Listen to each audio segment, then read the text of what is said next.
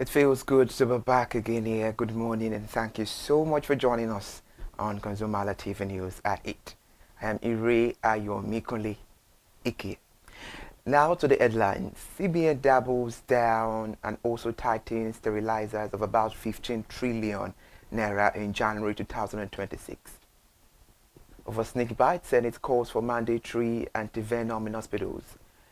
Federal government allocate 881 million to boost the non-oil export. It's a wrap from the headlines. Thank you so much for joining us on the news at 8 this morning. Nigeria's financial market entered 2026 under intense pressure as the CBN withdrew more than 15 trillion naira from the banking system in January, reinforcing its tight monetary stance amid persistent inflation and foreign exchange risk.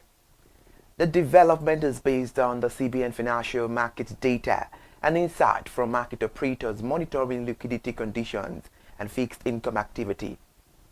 While headline system liquidity improved slightly compared with December, analysts say the scale of cash sterilization signals that borrowing costs remain elevated, also with the investment strategies. Furthermore, reports say average system liquidity closed January at a net negative of 2.4 trillion naira, an improvement from the 2.9 trillion naira deficit recorded in December 2025. The Senate has called on the Ministry of Health and Social Welfare and the National Agency for Food and Drug Administration and Control to ensure the procurement and nationwide availability of antivenoms in public and private hospitals. This is according to a statement by the Senate President, Senator Godswill Akpabio, during plenary deliberations. The call follows growing concerns over preventable deaths linked to the absence of life-saving antidotes in health facilities, especially in high-risk regions across the country. According to Senator Akpabio, Nigeria must urgently strengthen its emergency healthcare response to prevent avoidable fatalities. The resolution followed the consideration of a motion sponsored by Senator Adebule Idiat Oluranti, which drew attention to the urgent need for federal and state government to guarantee adequate stocking, availability, and access to life-saving antidote and emergency medicines nationwide. Let's focus on the federal government. The federal government allocated about 800. All right, let's go on a short break. We'll be right back.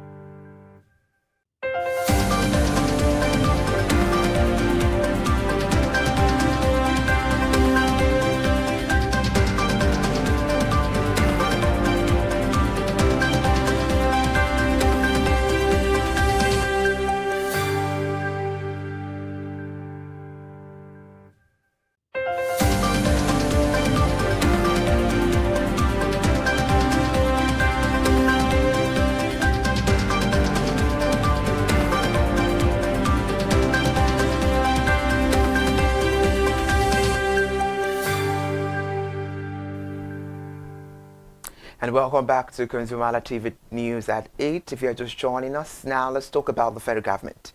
The federal government has allocated 881 million naira to total capital project of the Nigerian Export Promotion Council in the 2026 appropriation bill, following an all-time high non-oil export record of $6.1 billion in 2025. The data from the 2026 budget proposal submitted to the National Assembly show that the allocation targets institutional strengthening, export infrastructure, certification, market access, and value chain development across the 6 geopolitical zones. The allocation is included in the proposed 58.47 trillion naira federal budget, and growing the policy lay emphasis on diversifying foreign exchange earnings away from crude oil. A breakdown of the NEPC capital vote showed that the highest allocation of 143.99 million naira went to the establishment of clusters, aggregation centers and hubs in the 6 geopolitical zones, and 133 million naira was set aside for the establishment of common facility centers and export skills acquisition centers in 4 geopolitical zones for top regional product. We're still giving you a report from the federal government. The federal government has moved to end the practice of carrying electricity subsidy cost alone, announcing a framework that will spread the burden across federal, state, and local government from 2026. The Director General of the Budget Office of the Federation, Tanimu Yakubu, disclosed this on Monday in Abuja during a training and sensitization workshop for ministries, departments, and agencies on the 2026 post-budget preparation process using the Government Integrated Financial Management Information System Budget Preparation Subsystem. Mr. Yakubu said President Bola Ahmed Tinubu had directed electricity subsidy costs be made explicit, tracked, and fairly shared across tiers of government, warning that the current approach creates hidden liabilities and recurring crises in the power market. The United Arab Emirates has positioned Nigeria as a major destination for multi-billion-dollar investment, spanning agriculture, technology, infrastructure, mining, and trade, while the country's Minister of Investment, Mohammed Al-Suwaidi, admitting that Gulf capital is currently underexposed to Africa's largest economy. Mr. Al-Suwaidi said this at the first Investopia Africa event held in Lagos on Monday during this week, where discussions surrounded a wide range of opportunities that could translate into investment running from hundreds of millions to several billions of dollars, depending on sector readiness, regulatory clarity, and the availability of credible local partners.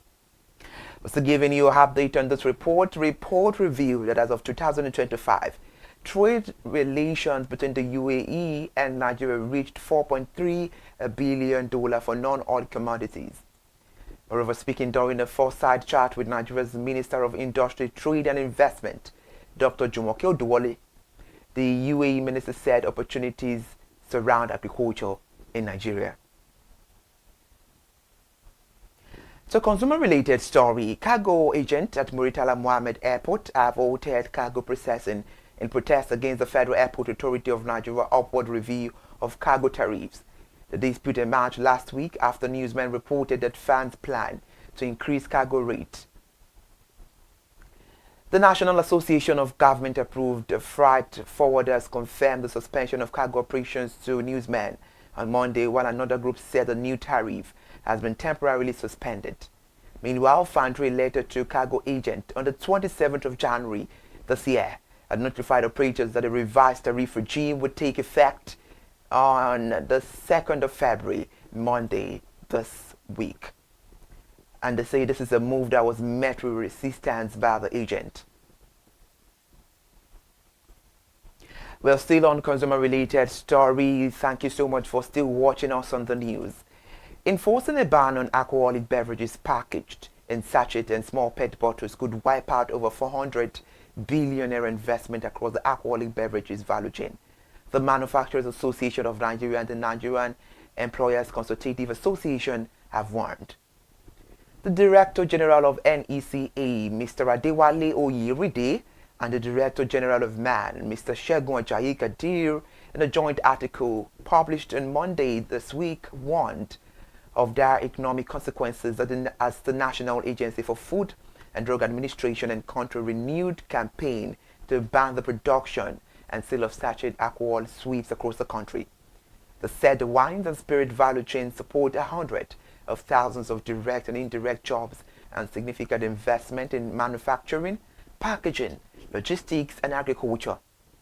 But the private sector leaders warned that regulatory actions referring to NAFTA ban is a risk that depends on unemployment and is also informal and unregulated market. The National Bureau of Statistics says price of major food items including rice, beans, curry, tomatoes and onions fell slightly in November 2025. The NBS disclosed this in its Selected Food Prices Watch report for November 2025, released in Abuja on Monday. According to the report, the average price of 1 kilogram of local rice dropped by 5% year-on-year to 1,000 861 naira 95 kobo in November 2025. Report says on a month-on-month basis, the price of rice also decreased by 2.71% from 1,913 naira 78 kobo recorded in October 2025. The report showed that the average price of 1 kilogram of brown beans declined by 43.14% year-on-year to 1,547 naira in November 2025. However, on a month-on-month basis, report also says the price also fell by 12.13% from 1,760 naira 53 kobo recorded in October 2025. The report further says that the average price of 1 kilogram of white gari fell by 32% year-on-year to 819 naira 70 kobo in November 2025.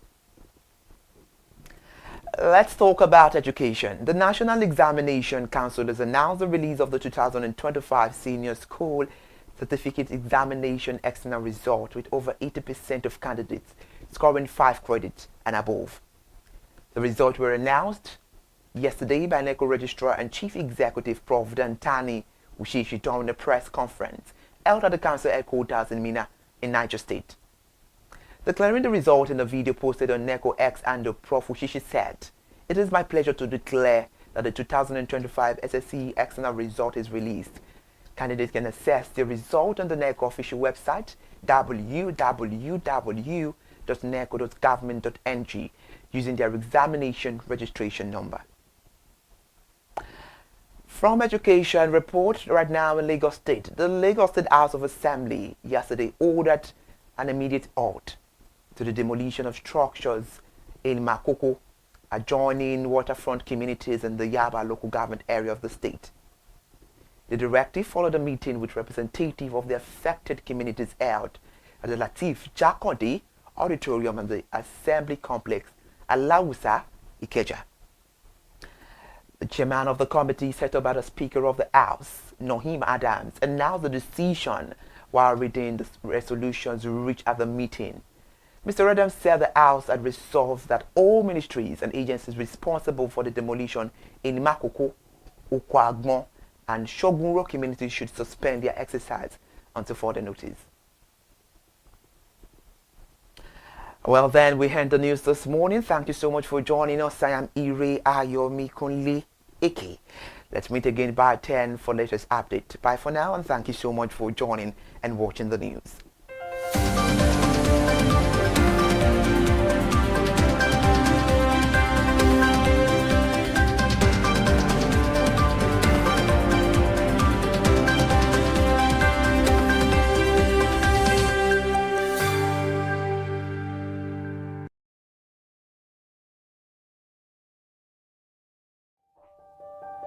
Hey there, do you know in the world today, everyone is a consumer, and as consumers, we all have the right to be heard. In Nigeria today, as a consumer, you have all right to product information, right to fair pricing, right to return goods, right to product labeling, right to fair dealings, and a lot more.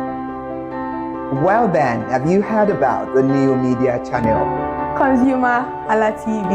ConsumerHallaTV. ConsumerHallaTV. At ConsumerHallaTV, our goal is to inform and educate consumers in Nigeria with insightful news alongside development within the fast-paced world of consumers through well-researched, specialized, and analytical content. Our vision at ConsumerHallaTV is to create an engaging platform that provides right connections for meaningful brands in Nigeria, thus creating a more caring world for consumers where business thrive. And guess what? Our ConsumerHalla brand is the first consumer complaint resolution portal in Nigeria, powered by a 72-hour feedback mechanism. We offer consumer advocacy, informative talk shows, branding promotions, advertising, and lots more. Connect with us via our YouTube channel at ConsumerHallaTV. Follow us on our Facebook page, ConsumerHallaTV, our Instagram page, ConsumerHallaTV, and do well to subscribe to our YouTube channel. Subscription is free. ConsumerHallaTV. At ConsumerHallaTV, you deserve to be heard. At ConsumerHallaTV, you deserve to be heard.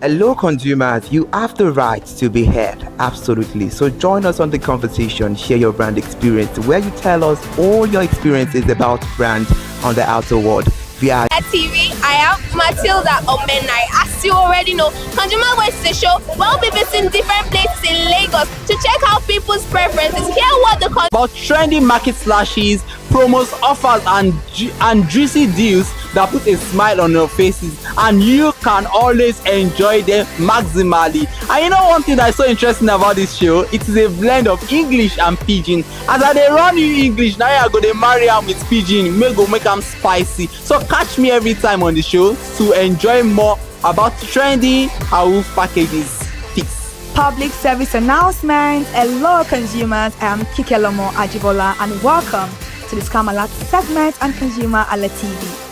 Scam Alert educates viewers about various scams affecting consumers.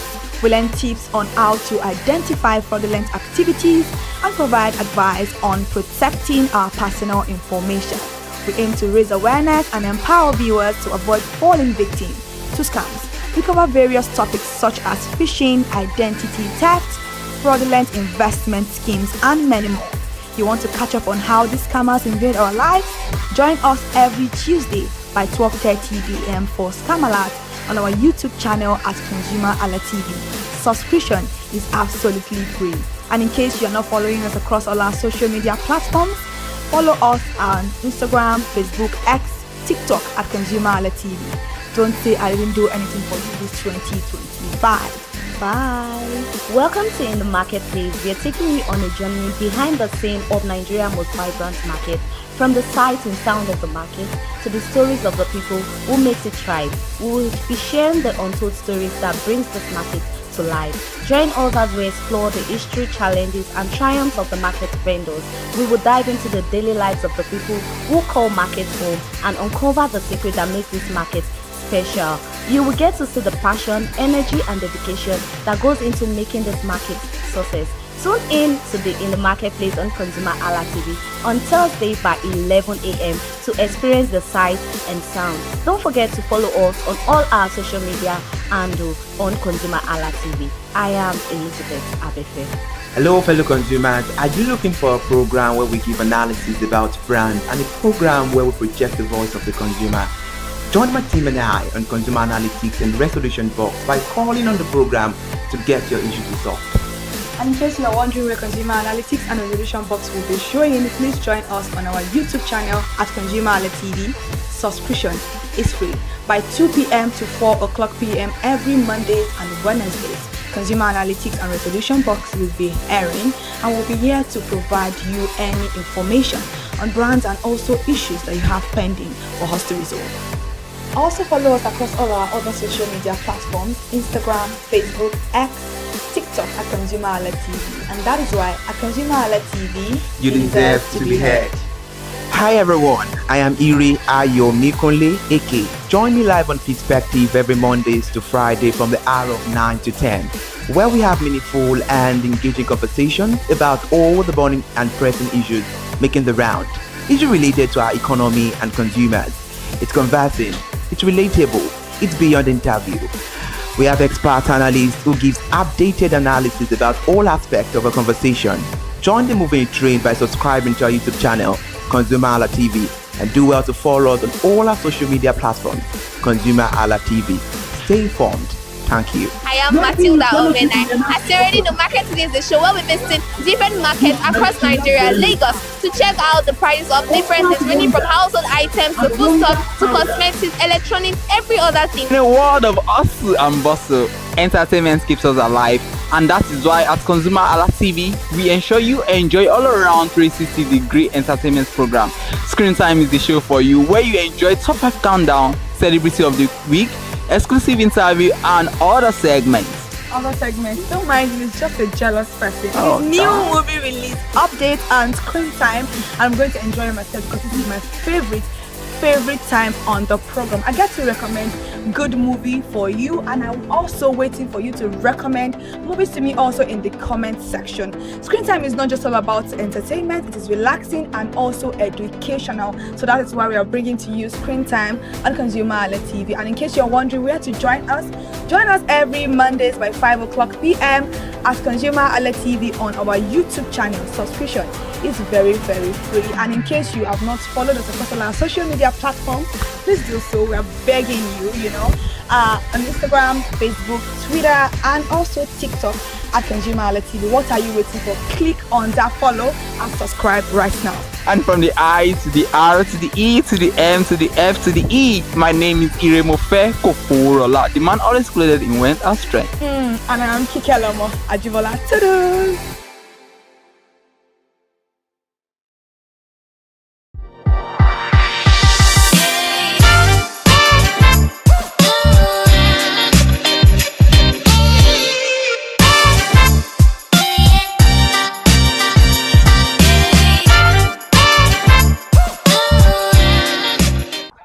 It is not too big, nor is it too small. It is just the right size that serves the right number of people that floods this market. Hello, consumers. It is another episode of Market Today on ConsumerHalla TV, and we are live at Ipodo Market, just around the corner, near Ikeja, near Computer Village at Ikeja. This market serves every food item that you need based on the budget, the quality, and the quantity. My name is Nwoke Peace, and this is Market Today on ConsumerHalla TV. So come with me, let's explore food prices.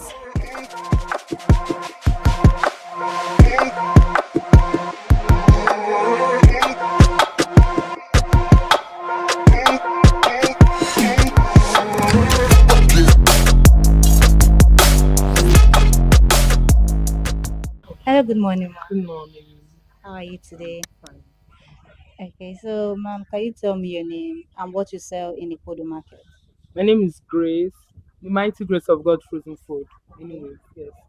We sell frozen food, turkey, chicken, gizzard, sausage, fries, small chops, anything frozen, Oh. seafood. Oh, okay. So let's talk about. We already know that you sell frozen foods. So let's talk about the prices. So for the turkey, the chicken, the sausage, the what again? Fries and all that. Yeah, the fries, the small chops. So just give us the prices. For Orobo, the price is not stable Okay. because during the festive period, the price went up. So the price is not stable now. We sell kilo for 6,000 now. Okay. So we don't know what we even get next week. Turkey is 9,000. Chicken wings is 7,000. The prices are dropping. Turkey gizzard is 8,000. Chicken gizzard 6,000. Depending on how the supply is. We have small chops 2.5 per pack of 12. Fries we have 1 kg. We have 2.5. The 2.5 is 12.5, 13,000, depending on the brand we get. Then the small chops is 2.5 per pack of 12 pieces. We have shrimps 8,000. The prawn, no, shrimps is 6,000 as I what they supplied yesterday. The price for 500 gram, the price went up. The prawn is 8,000, shrimps is 6,000. What else? Soft chicken is 5,000 per kilo. Sausage, depending on the brand as well too. Yeah. There's by 10, there's by 12, there's beef sausage. The beef sausage is 3,000. We have menu mena, those ones 2,000, 2,1, depending on how they supply it as well too. Then there are sausages for 1.5, depending on the brand. So your shop is basically a shop for frozen foods. But then you've mentioned the major. I mean, you've mentioned some frozen foods that you sell, here, but you've not mentioned a major frozen food. That's fish. You don't sell No, fish. we don't sell fish. Yeah, those selling fish are much. Okay. So we are not allowed to sell fish. We are selling turkey, chicken. We can't sell fish. Oh, okay. So that's the rule of the market. All right, ma'am. So how long have you been in this market? Hey, will I say this is inherited? Because my mom that was here before. Okay. So when she died, took it off.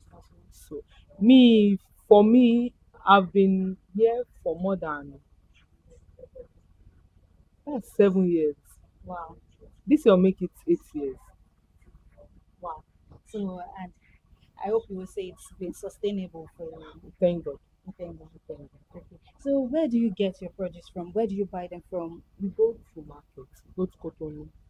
Either we send somebody, Yeah. or if you feel, oh, the road is too tight, you can buy outside. But majorly we go to the market. You go to the market. So, in this shop you have frozen fruits. What is the most expensive frozen item I can get here? It's turkey, Turkey, and that goes for 9,000. 9,000. Okay, so if we are talking the most affordable, we'll be talking the Soft chicken. soft chicken. Yes. Spring roll is not meat, it's small chops. Yeah. Okay. Because I wanted to say this. Down is small chops. Yeah. But the affordable protein Yeah. available is soft chicken. Soft chicken, and that goes for 5,000 per kilo. per kilo. Per kilo. Okay. So, ma'am, do you think you have a loyal customer base? I mean, people that will always Yes. buy from you no matter what. Yes. Why do you think they always come back? One, your behavior. Mm. The attitude you give to them. Yes. So you would Yes. say you're very accommodating. Yes. We are trying. That's where we have issue. Because before we change 1,000 sefa for like 400 now, 400 naira. Okay. But now we are using almost 2,000, our own 2,000 plus to collect 1,000 sefa. So that's the only challenges we have Wow. is the exchange rate. Aside that, the rest is minor. Yes. Okay. Okay, you mentioned that during the festive period the price Went up, went yes. up, everything went up. So should I assume or should I say it, emphatically that it was because of the festive season that the price went up? No, they had issues Okay. at Cotonou that Okay. period, so it affected the goods. But and then the demand was much, Yeah. so they used the opportunity that they have issues and the demand is on the high side. That was what happened. But now the demand has reduced, so and they are trying to settle their issues. So the exchange rate is dropping as well. Would you say that based on what you sell, the economy is stable? Hmm. Economy, I don't really know how to respond to this one now. Okay, would you say that the prices of what you sell, or based on how your customers buy No, from don't you, selfish. It's different. based on how your customers have been buying, would you say that the price is stable? What would you say about the Price is economy? not Do you stable think it's because stable? those that buy carton before Mm-hmm. have reduced to like half carton. The companies, hotels that collect much before, they can't collect much like that again because of the price of the market. Okay. So it is not stable. Will you compare when we sell a kilo for 700 naira to now that we are selling a kilo for 6,000 naira? So Okay, you've mentioned hotels that buy from you. So, who do you think your customer base are? Is it only hotels? Is it no, people that even buy people for that family? buy, yes, Yeah, family use, those that they buy for self-consumption, Yeah. and hotels that buy for resale. So is it only hotels that buy for resale? That buy No, what no, about other even people that want to resell? yes, those that want to resell, I don't really have those customers. Okay. I don't really have those customers, but hotels that want to resell, those cooking it to resell, yes, yes, I have them more than those that want to cook and eat themselves. Yes, those are the people I really sell to. Okay, one last question, and this might be a little bit tricky, but in the next 3 months, do you have a prediction for how the prices will be? Do you think it will be higher? Do you think it will be more stable? I think it will drop. It will drop than this, yes. I think, and I pray so, because if it drops, people will buy more. Yeah. So that's our prayer that it keep on dropping. Okay. Let's watch out for the next 3 months then. Okay, thank you so much for your time.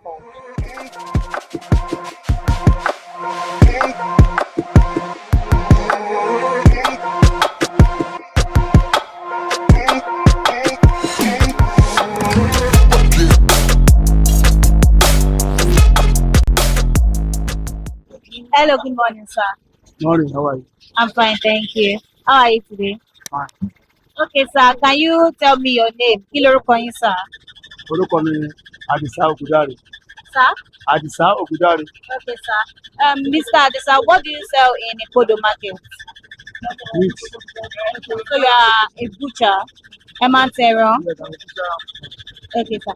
So, sir, how long have you been in this market? Tí wàá ṣe ń tẹran àti ń rà. No, àtijọ́ wo lẹ ti wà nínú ọjà yìí? Ó ti pẹ́ o, ó ti pẹ́ o, ló ti. Ọdún mélòó? How many years? Ó ti lé ní over 50. Wow, that's a long time. Okay, sir. Can you tell me how you sell? Báwo lẹ ṣe máa ń ta ẹran? Tíyàn bá fẹ́ táwọn èèyàn bá fẹ́ wá ra ẹran lọ́wọ́ yín báyìí sí, ẹ mọ̀ pé àwọn èèyàn kì í ra ẹran bákan. So how do you sell meat? Bá a ṣe máa ń tẹran, ní ti pé owó ò dọ́gba. Bá a ṣe ń tà, ó ní 4,000 wà, ó ní 3,000 wà. Ó ṣe wà ìbílẹ̀ tó wà ní ìsìn báyìí, ilé 30, 35. Irú àwọn ilé ó ṣe wà ilé yìí sì 20. Irú àwọn ilé 30, 25. Irú àwọn ilé yìí sì 15,000. Irú àwọn ilé 10,000. Àwọn ilé bíi 4,000, 4,000. Irú àwọn méjì, ara méjì ní 500,000, ara méjì láti. Ìtúlẹ̀ 500,000. ara méjì. That's too late. Yes, láti 50,51. Pàṣẹ ra ní abattoir. Ilé ní. Ẹni sì báyìí, kò sọ́jà. Everything first price. Kò sọ́jà rárá. Ilé ní ìsìn. Àti máa wẹ̀ ní ìsìn. Àbẹ̀ ti gbé gbogbo kọ́ máa sókè. Ọ̀dà bá àwọn ìjọba náà sọ̀rọ̀ kán èèpo wa. Ẹni pé kí gbogbo ọjọ́ ẹ̀lẹ́ ó lè calm down. Ata tí wọ́n ní ìsìn. Ata àtẹná. Haúsá lónìí. Ní ti Yorùbá lónìí. So a ṣe ń tà náà nìyẹn jẹ́ pé abáta kan tán a máa lọ rà mí ní ìjọ kejì. Àwọn tó rẹ̀ ta àwìfún amọ́bí tàtijọ́ tó bá rẹ̀ rajà nísìn tó máa lówó lọ́wọ́ ni ìgbóhùn tó báyìí market is very money before ṣe kàn kú. So now that's no market now. That's no market. Everything cost now. Everything very cost now. So nǹkan wọ́n lọ́wọ́ yìí. Kó wá ìbẹ̀jọba kọjá sí ìlú kó wálẹ̀ nínú Nàìjíríà náà máa dùn. Nínú àwọn ọlọ́jà náà a máa dùn. Àwọn náà là ń dìbò fún àwọn tó wọlé. Ọlọ́jà ló dìbò tó pọ̀ jù.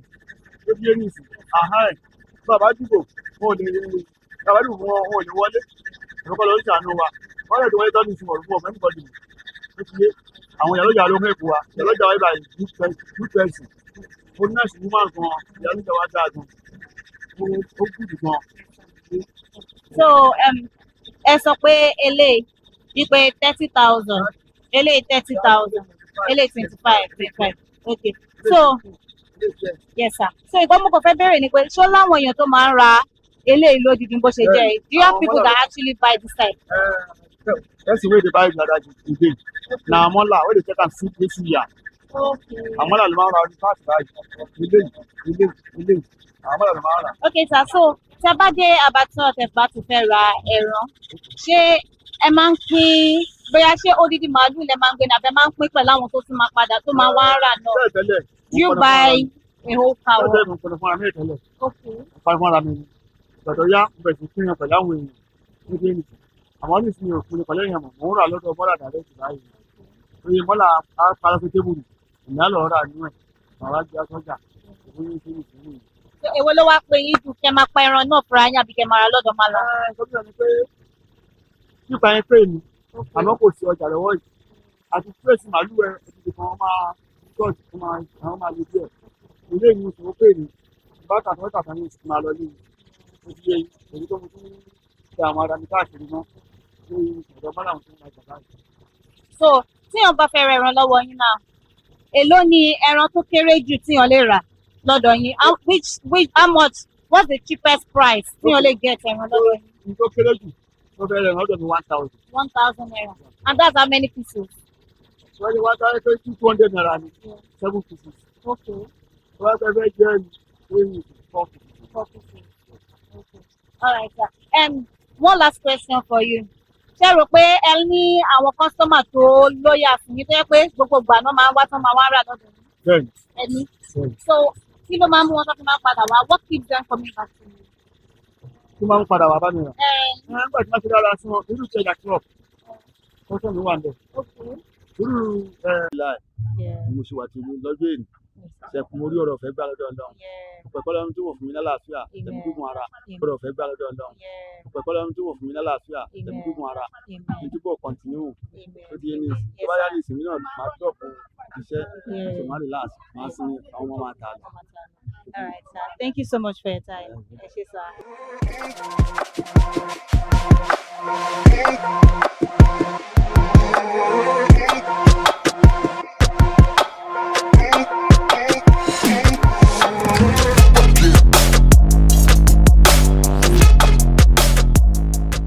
Hello, good morning, ma. Good morning. How are you today? I'm fine.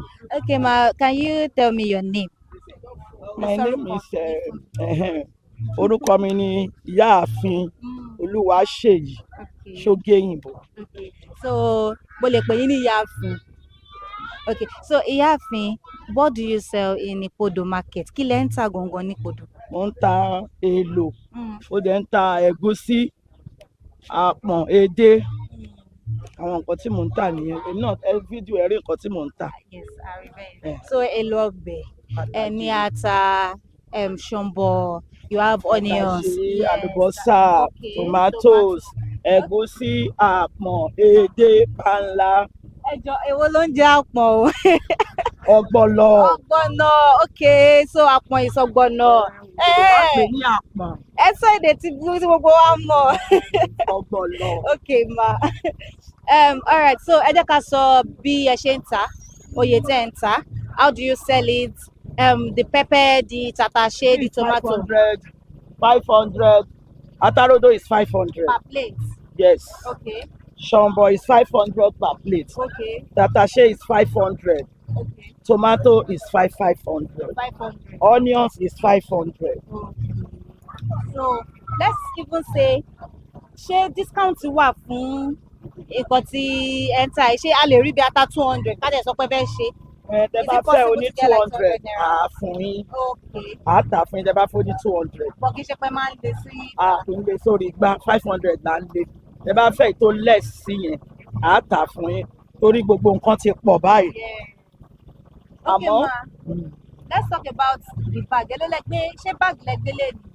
Báàgì ni. Báàgì. So èló ni báàgì tomato Bátà lẹ́gbẹ́lẹ́ ni? tomato crate lẹ́yìn Okay. 15,000 The crate. crate. Okay. Apẹ̀rẹ̀ 28, 30 wọ́n ṣe tà nìyẹn. So mọ́mi ṣé ẹ rò pé ọjà yìí ó wálẹ̀ sí ni àbóńgòkè sí? Ó ń wálẹ̀ sí àmọ́ kò sówó tá a fi ń rà á. Àmọ́ bí tẹ̀yìn ọmọ Nàìjíríà kówó sí. Ó wálẹ̀, ọjà wálẹ̀, àrówó rà. Yeah, okay. All right, ma. Compared to December, that was the festive period, ìgbà Christmas yẹn, ìgbà New Year. Do you think that the price during that time, ṣé ó gòkè sí ni àbówó wálẹ̀? Ó gòkè kò pọ̀ púpọ̀. Unlike January nsìn, gbogbo ẹ̀ ti wá ṣe jábúrátà. Àmọ́ àrówó ra jábúrátà. Èyí tó bá ká lára. So now let's leave the èlò ọbẹ̀ ká fi wọ́n sílẹ̀ náà ká bọ́ sí èyí tó wà lọ́wọ́ yín. Ewé wo ló wà lọ́wọ́ yín? What is this for? Ó ti sálè. Ẹ lè fi sí àpọ̀n. Ẹ lè fi sínú ẹ̀gúsí. So for those of you that don't know àpọ̀n, it's ọ̀gbọ̀nọ̀. Ọ̀gbọ̀nọ̀. Ẹ lè fi sínú ọ̀gbọ̀nọ̀. Ẹ lè fi sínú ẹ̀gúsí. Okay. All right. Ẹ dẹ̀ lè gé sínú ńlá. 200 naira lélẹ̀ ìbáyìí. 200 naira. Tẹ́lẹ̀ ìta táǹtà ní 200 naira. Before kò tó yìí ó kéré. But ó wálẹ̀. So ó wà lọ́jà báyìí. Ó wà lọ́jà. All right, ma. So let's leave this. Let's talk about the egusi, the ogbono, the this fish that you have here, this dry fish, the crayfish, the stockfish that you have. So èló lẹ ń tà, báwo lẹ ṣe ń ta gbogbo àwọn èlò ọbẹ̀ kejì tó wà ní? Ọ̀pọ̀lọ yẹn cup 2005 fún mi. Cup ọ̀gbọ̀nọ̀. 2005. 25, okay. Ẹ̀gúsí cup 500. Cup 500. Panla oní 10,000, oní 1,000 wà, oní 2,000 wà, oní 2,500 wà. Bó bá ṣe tóbi sí ni price ẹ̀ ṣe wà sí. Edé yẹn kọ́. Edé cup. Edé kékeré, edé ńlá wà. Edé ńlá cup 2,000 naira. Edé kékeré cup 1,000 naira. So ma, how long have you been in this market? Ọjọ́ àtijọ́ wo lẹ ti wà ní ọjà yìí? Inú ọjà iná bí mi sí o, ó ní mo dẹ̀ dàgbà sí. Wow. Bí náà mo ti lọ school primary, my secondary. You did it. Bí You've náà. been doing it here. Yes. Wow. You did it here rather. Wow. So báwo ni ọjà yẹn ti ṣe rí fún yín? Ṣé ó wà sustainable fún yín? Do you think it's sustainable for you? Yes. Wow. I mean, that's really good. So, one last question, ma'am. Is there any challenge that you face in this market that affects how you buy and how you sell to your customers? Fèsì challenge kankan torí bí ìkọlà ti ń rà. A máa lọ sóyìnbó lọ rà á. Irú àwọn ilé ẹ̀gúsí yẹn òyìnbó ni. Irú àwọn èèyàn tomatoes máa 12 ni. So bàbá tẹ̀ máa fèsì challenges ọ̀hún yẹn ni. Tá a bá ti gbé débi ká lé ká tà á ni. Kò jù bẹ́ẹ̀ lọ. So, Tabade Mile 12 here, is it that you have a regular supplier or ẹ kọ́ lọ sí ọ̀dọ̀ anybody? Kò sí àní supplier tẹ́ bá ti débẹ̀ ẹ máa wo nǹkan tí ẹ fẹ́. Tó bá fine tó wùn ní tí price ẹ̀ dẹ̀ wà affordable la máa ń rà. Ẹ máa rà. So ṣé wọ́n máa ń dá sílẹ̀ tẹ́ máa rí ni? Ó máa wà nínú apẹ̀rẹ̀ ni ẹ máa wò ó. Ẹ máa wò ó. Tó bá jẹ́ tó wà nínú crate ni ẹ wò ó ìtẹ́ bá láì. Báwo ni ẹ wá máa wọn tó bá ti bàjẹ́ sínú? Kò sọ́gbọ́n ẹ̀kẹ́ máa mọ̀ torí ẹ máa rí kì í ṣọ́jú òkùnkùn. Ẹ mọ̀ pé tó bá ti gbé ẹ bá ti rápẹ̀rẹ̀ bá ẹ tú ẹ wò ó lẹ́gbẹ̀ẹ́. Tó tẹ́ bá láìkẹ́ tó bá yẹ pé kò lẹ́ṣà púpọ̀ ẹ rà. All right, thank you so much for your time, man. Thank you for.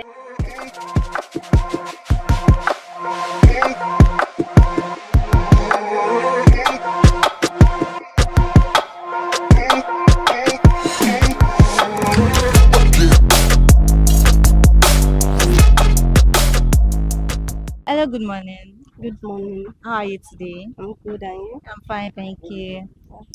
So can you tell me your name and what you sell in Podo Market? Okay. My name is Chine Omesi. Okay. I sell food stuff. Okay. Yeah. So you sell. I see that you have ogbono, you have stockfish, Yeah. you have pepper. I'm seeing different types of pepper Crayfish, there. So, okay, can you just walk me through the different types of food items that you have here? Okay. I have crayfish. Mm-hmm. I have stockfish. Okay. Egusi, Mm. pepper, 2 different type of pepper. Yeah. Yeah. And stockfish is actually about 3 or 4 different types. Okay. Yeah. Yes. I sell red oil, vegetable oil, and other food stuff. Okay, so Yeah. let's talk about. I'm actually interested in that pepper. So because I see that you have 2 different types of pepper. Mm. What are their names? And Okay. that black one, is it the one used for Cameroon pepper? Yeah, that's the Cameroon pepper. Okay. Then the red one is just normal pepper. Okay. Yeah. So so how much? Can you tell me the prices of these food items that you have here? How do Okay. you sell them? Okay. Crayfish. I sell paints. Okay.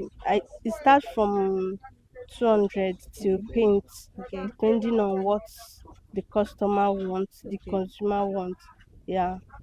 Paint is 12,000, Okay. depending on how we buy On actually, how you buy here. because crayfish is not on fixed price. Mhm. The price can go higher tomorrow and it can come down today, so we don't have fixed Fixed price price for it. for crayfish. Okay. Then the same thing goes to pepper and egusi. We have engine pea and hand pea. Hand pea is the one that is peeled manually, while this one is the one that machine actually peeled it. Yeah. And the hand peel is more expensive than the engine peel. Okay. And that one, the Rika, we say the Rika paint, the Rika is 2,500 for the hand peel, Okay. while the machine peel is 2,000 naira. 2,000. Yes, but still, the machine peel, we've already selected it. Okay. There are some people that just sell it like that when they have not selected it. Okay. So that one, they can say 1,500, but we say 2,000 because we have done the work already. know, yeah. Yes, they don't have any work to do there. Yeah. Okay, so I see that you have this fish. Yeah. How much is this one? This one is 2,000. 2,000 naira. Yes. Okay. Then the ogbono. How The much ogbono. is what a cup? The Rika? How do you A sell? cup is 2,000 naira for this ungrounded one. We have grounded one. Okay. This seed one is 2,000 from a milk cup. The half the Reka 2,000. Okay. So that's how it is. And we have the grounded one like this. Okay. Just a piece is 200 200 naira. naira. Yes.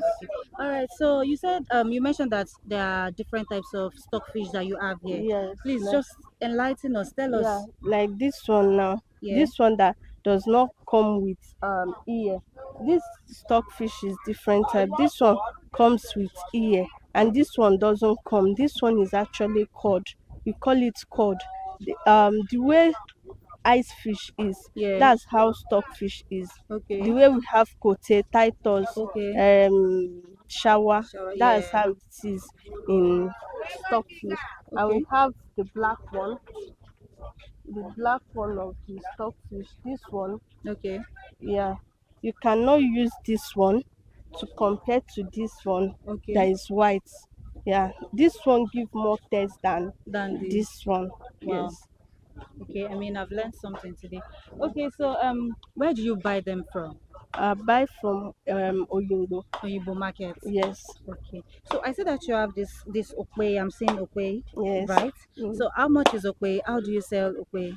Okpei is 100 naira, 200. Okay. Um, Okay. Okay. So you buy the okwe too from Oyinbo market. yes. Almost everything I sell. You sell here. Yes, it's just oil that I don't buy there. Where do you buy the oil from? They bring it for us. From where? People that sell it bring it to us. We don't have just one particular person that brings it. That brings it to Yes.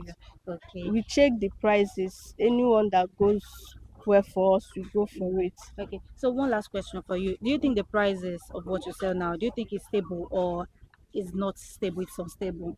It's unstable. The prices are unstable. Okay, just like crayfish, 10.15 kg. Yeah. On last think last Friday, I got it for 177,000. Then 2 days ago, I got it for 130. Wow. So, and maybe next week now, I don't pray for such, but next week now I might get it like 200. Yeah. Yeah, that's how it is. Wow. And do you think it affects how you sell to your customers? It affects, and customers also complain because they might buy it cheaper now. Then next time they will come, they will buy it higher price, or it will not be the same quantity with what they get before. Yeah. Okay. Yeah. So thank you so much for your time. You're welcome.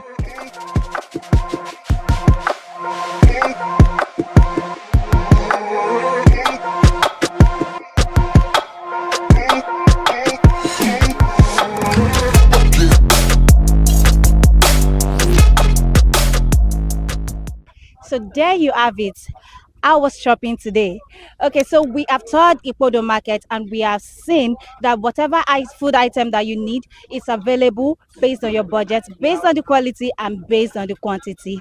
You have seen that you can get items as low as 200 naira. Is it fresh pepper? Is it grinded pepper? Whatever amount you have, you can get any food item here at Ipodo market. So it is not over, but until the next episode, you can catch us on ConsumerHallaTV on Instagram, Twitter, Facebook, YouTube, and TikTok. My name is Nwoke Peace, and until the next episode, bye for now.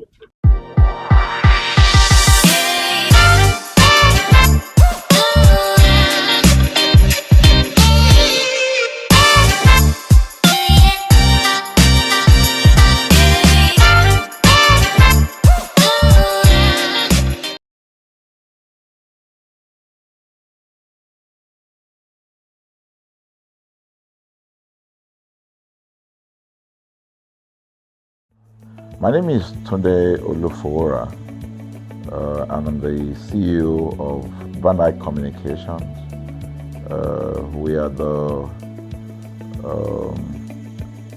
we call the publisher or the owner of the new initiative called ConsumerHallaTV.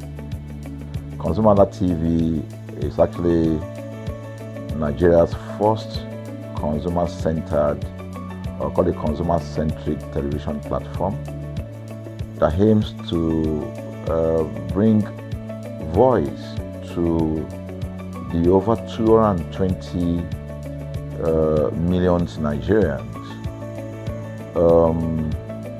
It was a vision that came to my heart about 10 years ago.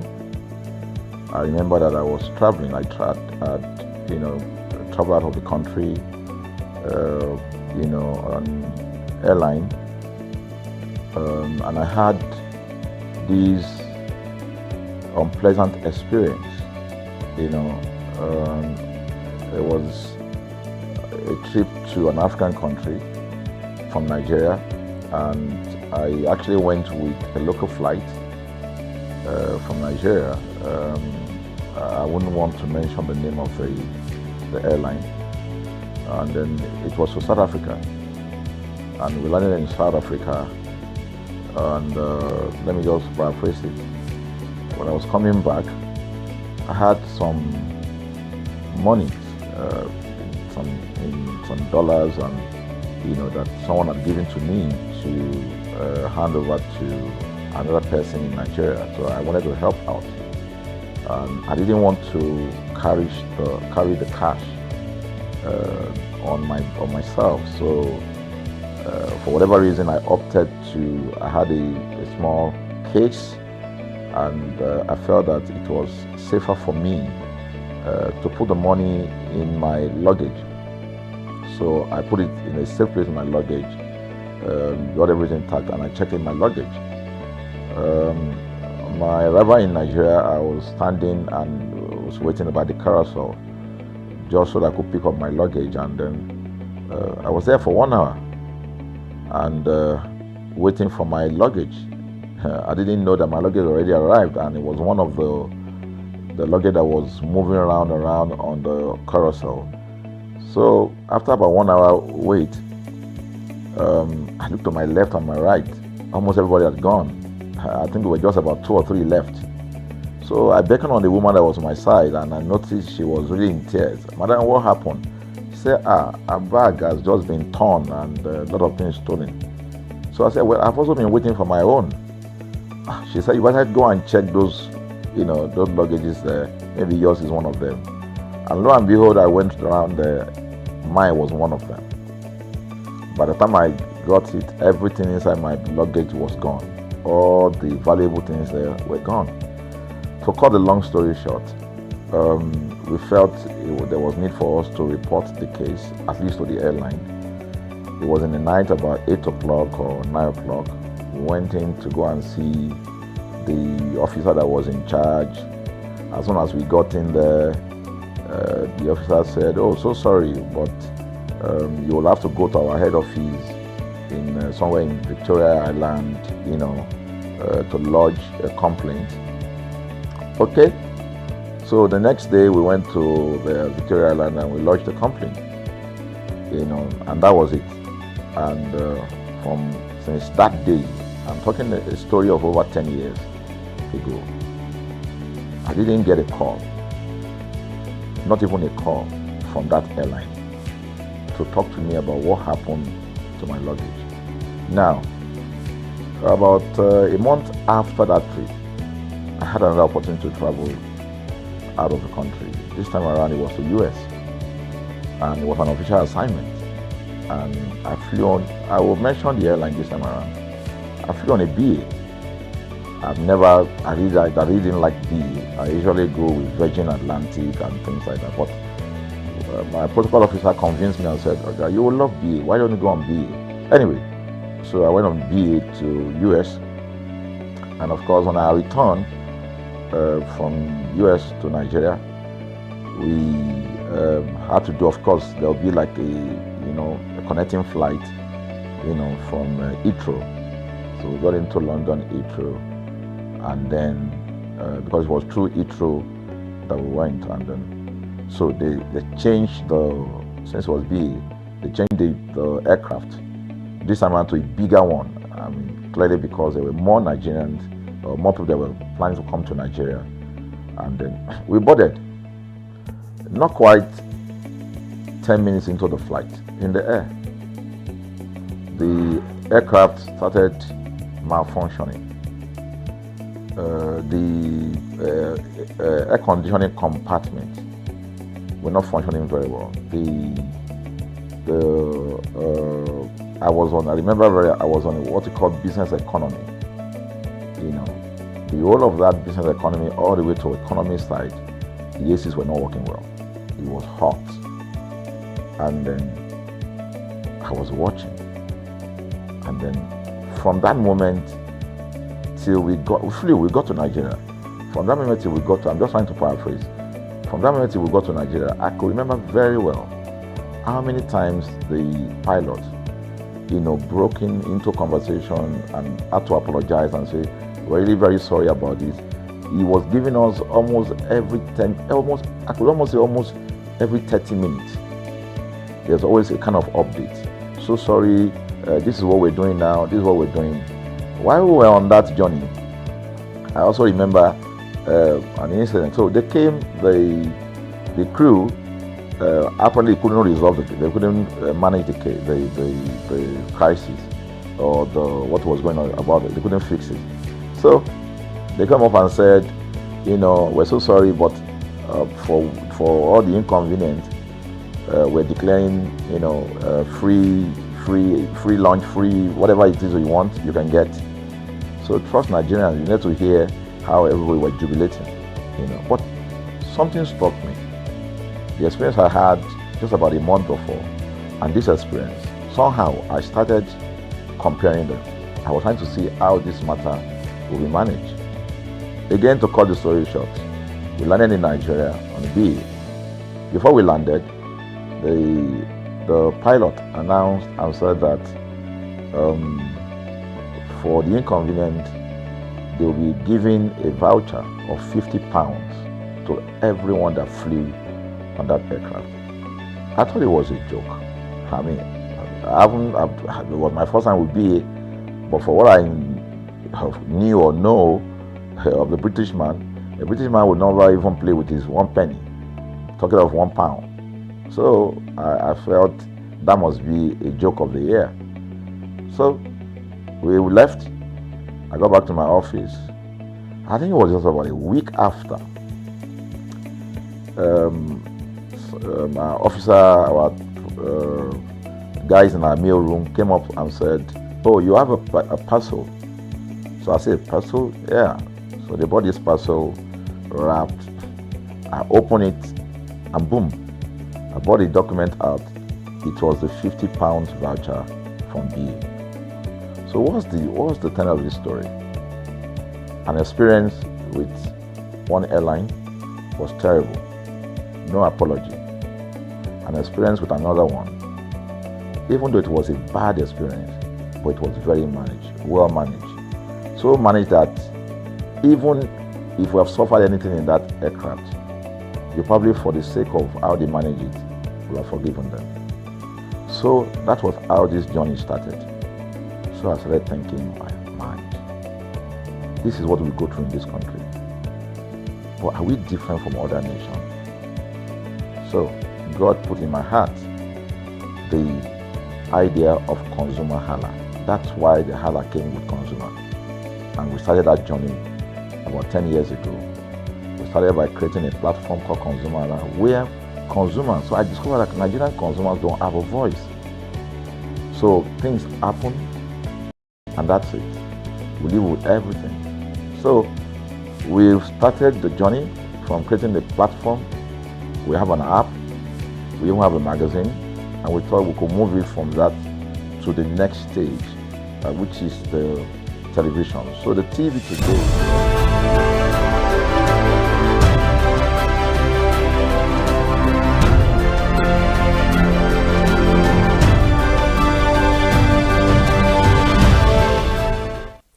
Good morning, Nigeria. Thank you so much for joining us on Perspective, the breakfast show on ConsumerHallaTV, where we talk about all pressing and burning issues making the rounds.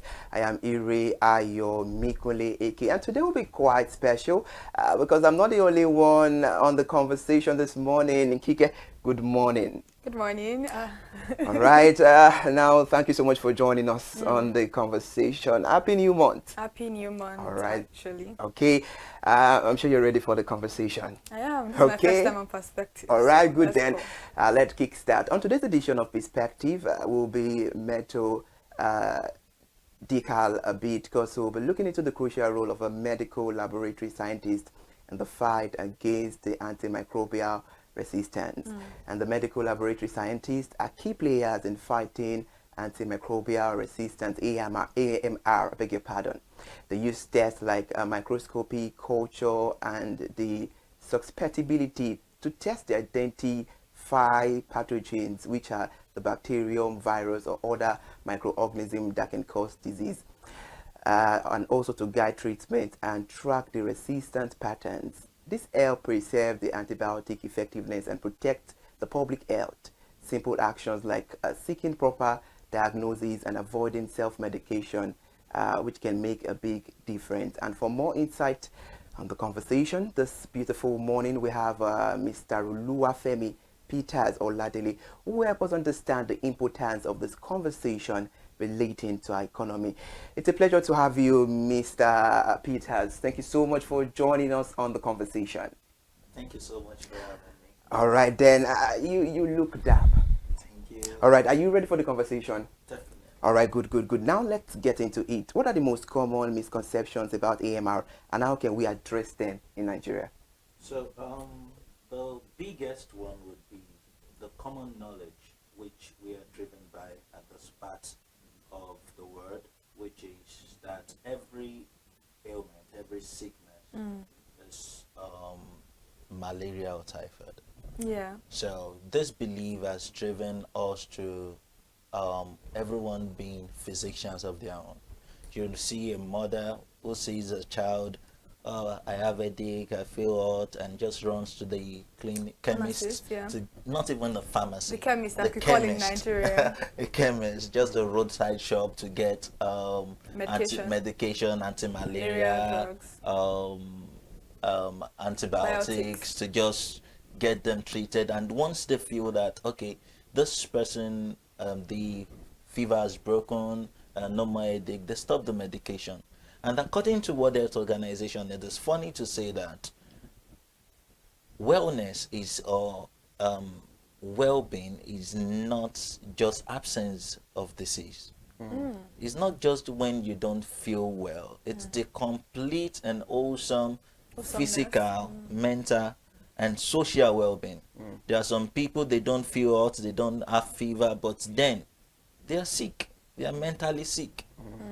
So if you not say that, okay, it's only when you have fever that you're sick, it's a fallacy.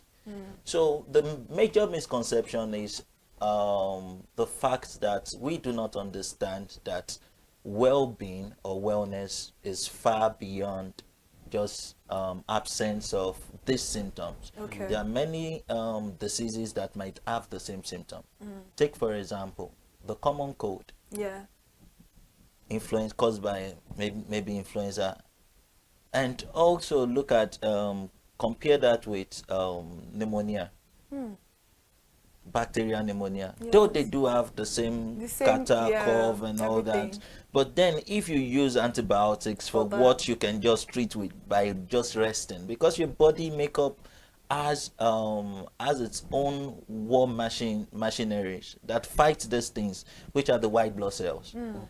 So sometimes what we just need is rest, but then everything is malaria, typhoid. So I believe that with this understanding that not everything needs treatment first, and the right way, how do you know that your the cause of your car's fault if you don't take it to a mechanic to diagnose it? Exactly. So we just see ourselves just doing things just because we feel like it. I think we even take care of our cars more than we take care of ourselves, because we all know that you cannot just open your bonnet and start, going through it. But when it comes to our body, ourselves, which is actually the engine of life, we don't get to take care of it as much as we do other things in life. But before we continue on the conversation this morning, I want to actually understand what AMR is. What is antimicrobial resistance? What causes them, and the fact that many Nigerians may be familiar of, oh, there is something that causes this particular thing, but they don't know what it is and why how they can avoid it. Okay. In simple terms, let's take for example, someone comes to you and gives you a slap through this door. The next day, the person comes through this door and gives you the same slap. The third day, the person comes through this door and gives you the same slap. What would be your response? You might want to close the door to prevent that kind of assault. So antimicrobial resistance, in simple terms, is when the drug, which is the antibiotics, we use for bacteria, because antibiotics is for bacteria. Okay. So when you use antibiotics for a viral infection, it won't work. So antimicrobial resistance is this: the bacteria that does antibiotics, as opposed to kill, they grow resistant. They create some kind of shell wall against the antibiotics that is being used. Okay. So that is the simple concept of what antimicrobial resistance is. So that is how this happens. So the general knowledge is this: we've seen that, you see people say that, okay, staph aureus, if you have this thing, staph aureus, you hear that this thing very commonly. And then when you see someone with maybe UTI, when you see someone with, maybe some people even STIs. I've seen a lady when I was doing my service. She just she told me that she was having some kind of feeling, and she brought out an antibiotics, just the one that she's been using before, and she just takes one or two, and she sees that she's feeling better. She leaves it. Yeah, they continue the medication. Yeah, they don't finish the medication. But then the thing is this: when you use antibiotics as prophylaxis, that is, you use it as a preventive measure. Or you continuously use it. Yes, it creates some kind of the bacteria. It kills some of them, while it immunizes some of them. Okay, it empowers them, so that when you use that drug subsequently, it won't work for that. For the one what you're targeting it for anymore. Yeah. So I get that. That means that it's in common terms, it has killed all the good bacteria that's supposed to protect you when you're using the particular drug. Yes, there is that. There is that. Okay. And there is the fact that when you're supposed to use, this is how it works. When you use a medication, it goes through processes. Okay. Your liver breaks it down, releases the active part of that drug into your system, and then it is transported to that target cell where you're going to, where it's needed. Okay. So what happens is that when you use that drug, and there's something we call bioavailability of the drug. So when you use that drug, it kills some of them, and that is why, and when it gets to a point, the availability of that drug in the system reduces. Okay. Which is why some people will tell you, use this drug twice in a day. Oh, use once a day. Yes, yes. So because it is believed that after like 9 hours or 12 hours, the concentration of that drug has reduced. Okay. So you need to replenish it. Okay. So that the effect of the drug would continue. And that is why they tell you that, okay, use this for 5 days. Exactly, in limited time, not stay on it for the rest of your life. So use this for 5 days, but then you see people say after 2 days they feel well and they stop it. Yeah, especially with malaria drugs. Nigerians, we do that a lot. All right, interesting. Mr. Oluwafemi, I love those analyses. They are LD and they are sharp. Now, let's look into this. How can the medical laboratory scientists collaborate with healthcare professionals to optimize antibiotic use and reduce AMR? Well, that's a very lovely question. I think we are doing better now compared to some 10 years ago, because medical practice now is working towards even personalized medicine. And what do I mean by that? We've come to understand the importance of collaboration in the healthcare space, in the medical space, where we see the importance of the doctor, with the importance of the pharmacist, the importance of the nurse, the importance of the medical laboratory scientist. Okay. Some years ago, we do not have that. I could remember when during my training as a medical laboratory scientist, I went to a doctor in our clinic then, and I told him that, see, I've done tests, and I've seen that I have malaria. And the guy was like, who told you that? It's only it's testing that will tell you that you have malaria. I was like, what are you even saying? The only way you can confirm if you have an ailment is when you go through testing. And now, because you want to prove some kind of superiority complex, you're trying to talk me down. And at the end of that conversation, he was telling me that, do you know you can still go back and do medicine? I was like, that's even out of the point. But now we've come to understand the unique roles of each healthcare professional. So the role of the medical laboratory scientist is even beyond diagnosis. We even do surveillance. Because you cannot say that a drug is resistant except we tell you that it's resistant. Because in a climb like ours, 2 weeks ago, I was in a conference, a summit, Impact Africa Summit. And then they asked a question like, okay, how do you know the effectiveness of the drug and all that? And the first thing the physician said was that, see, the first thing that comes to mind when you talk about, when you see a drug not functioning, is that you've prescribed or you've used a fake drug. There's that. There's that. And there is drug resistance. So the first thing that comes to mind for a random physician who is not that deep is that maybe it's a fake drug. Let's try and get from another source. But then you cannot confirm that a drug is resistant if we have not told you that it's resistant.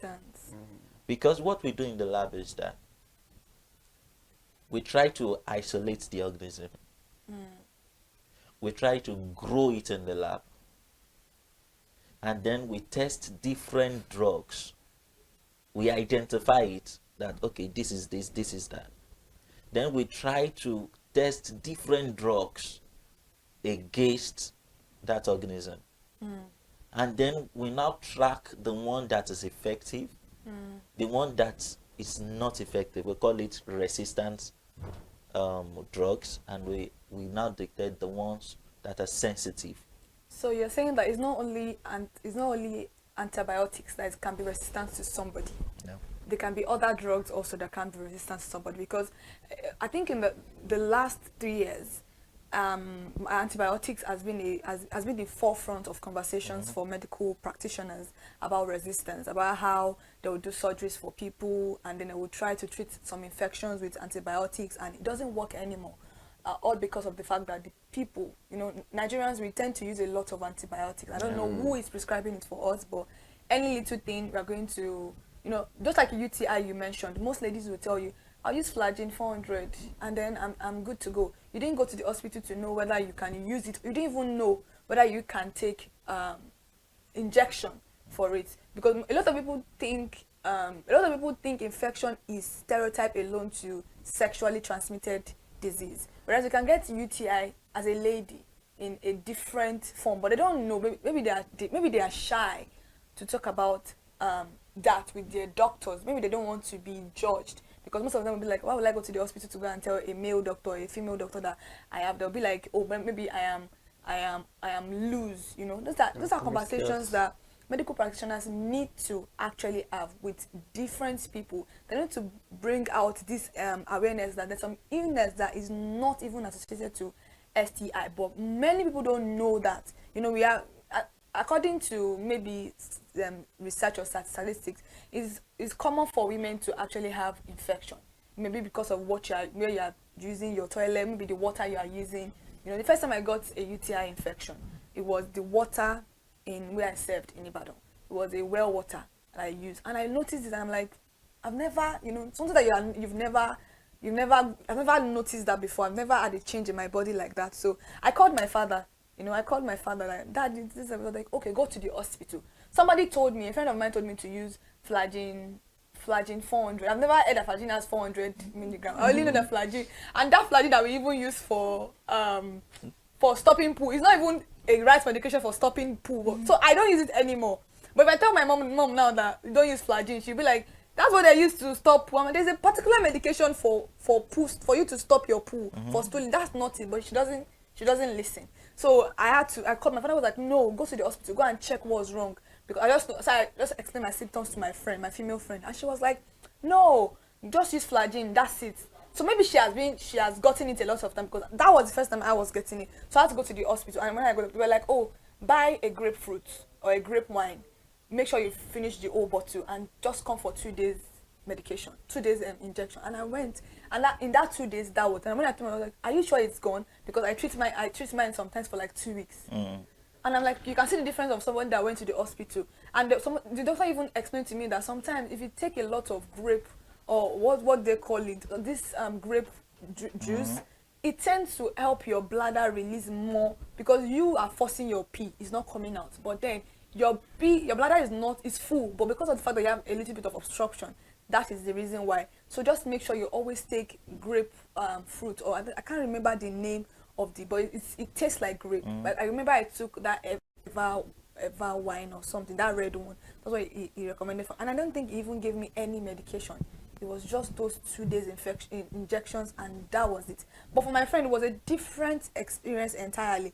So it could be that for her now, maybe she's already getting that resistance that you are talking about. But how can you be on that Flagyl is very bitter. So I don't know how you're using it for a whole. And she's telling me 1 in the morning, 1 in the night. So I think I'm going to use like 3 sachet for like, because I'm treating something. No, that's not going to work for it. So that's why I'm very particular about. It's not now just about antibiotics. There are also other medications that you can actually develop resistance for.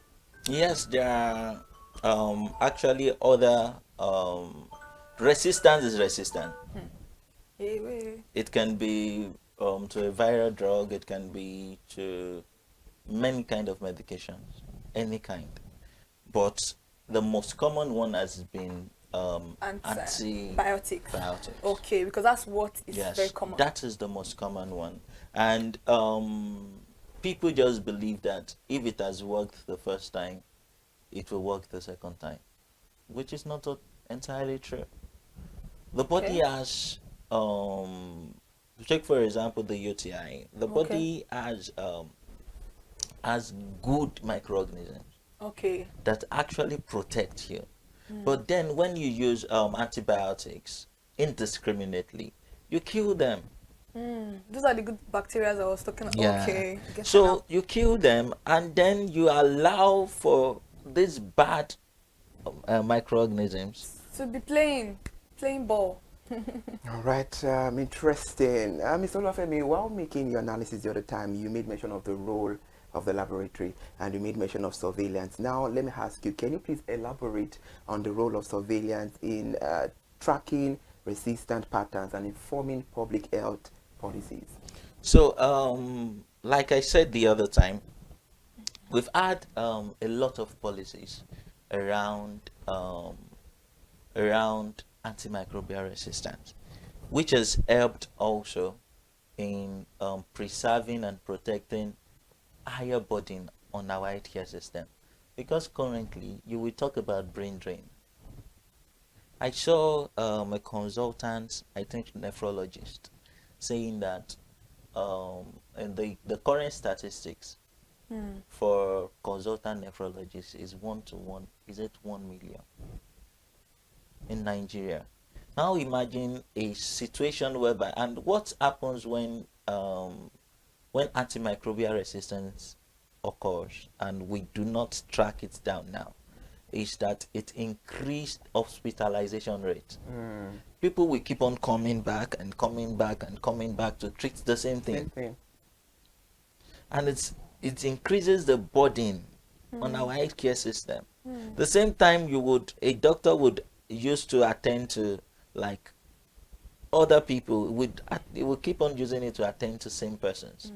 So we see that, and then we've had the role of the medical laboratory scientist to help the physician track down and know how to make their treatments more effective. So, like I said the other time, you cannot know if a drug is resistant if we do not tell you that it's resistant. We are the ones that know the pattern. We see it from the lab that, okay, after a while, and that is the reason for data. We have our data. So we see it from pattern that, okay, over a while, and for example, we have MRSA, which is the methicillin resistant Staphylococcus aureus, which is being tracked right now.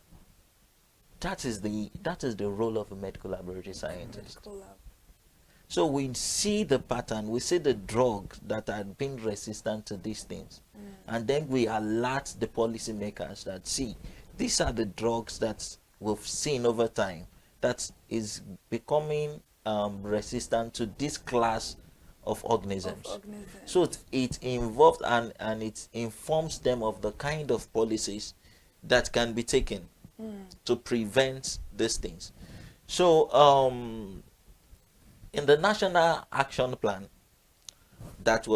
it took effect from last year 2024 to 2028, over a 4 years period. There is the antimicrobial stewardship, which is a policy that promotes the prudent use of antibiotics in both man and animal. Do you know, shockingly, that one of the major contributors for drug resistance, this particular question, is from animal. I wanted to ask you about agriculture, livestock. That's where my question is going to come from, because it's very, like, I'm aware of the fact that the medication they use in treating what we ingest can also cause a lot of antibiotic deposits in our body. So I wanted to ask you that. I wanted you to even explain in great detail how that's, because a lot of Nigerians consume chicken, beef, pork, stuff like that, and these are the medication that these what will I say? Will I say the owners of this poultry, they don't even have the knowledge. It's not as if they have a veterinary doctor that is taking care of their livestock. They just maybe let me just put antibiotics. Let me grind it into the water they are drinking. Let me do that, and then they are feeding these things, and for us consuming it also is depositing in our body. I wanted you to explain that for me. Those are one of the questions that I wanted to ask you.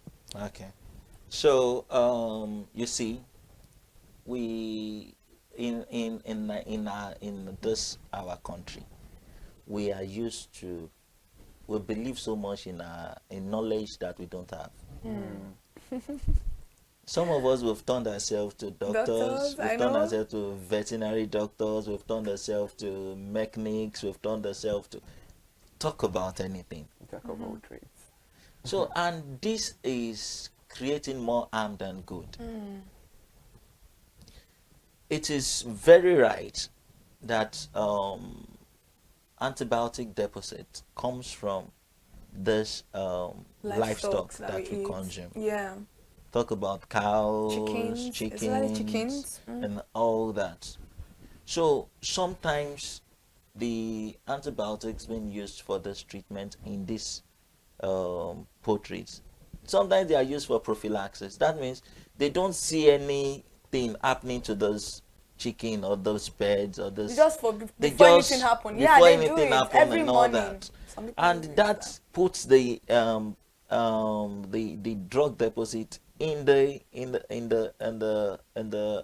meat that is produced from this livestock. So no matter the cooking that you cook, is still going to be there. It's still going to be there. It's not an organism that dies by maybe you eat them, you subject them to high temperatures and all that. No, that doesn't happen. So that means this particular drug doesn't have any effect, like negatively, because if they are giving So no, I'm talking about the livestock, not us. Yeah, it does have a very, very bad effect on us because that's what I'm talking about right now.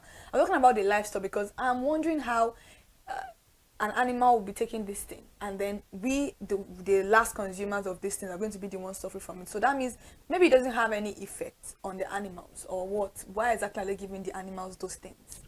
Drug resistance to happen in animals. Oh, okay. It does. Okay. It does. Okay. And what happens is that when we now consume this produce, we take these, we call them superbugs, because they've been exposed to these drugs over time, and they've built immunities against them.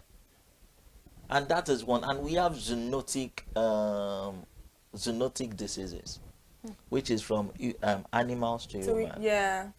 So as it affects them, it affects us too. Okay. Okay. And that is where the role of policies come in. That is where it comes in. All right, interesting. I know you're enjoying yourself on the conversation this morning on Perspective. We're discussing the crucial role of medical laboratory scientists in the fight of antimicrobial resistance, and we have Mr. Oluwafemi Peters Oladele on the conversation. Let's go on a short break. When we come back, we dissect and ponder better on this issue. We'll be right back. Thank you so much for staying with us. Please sip your coffee. We'll be right back.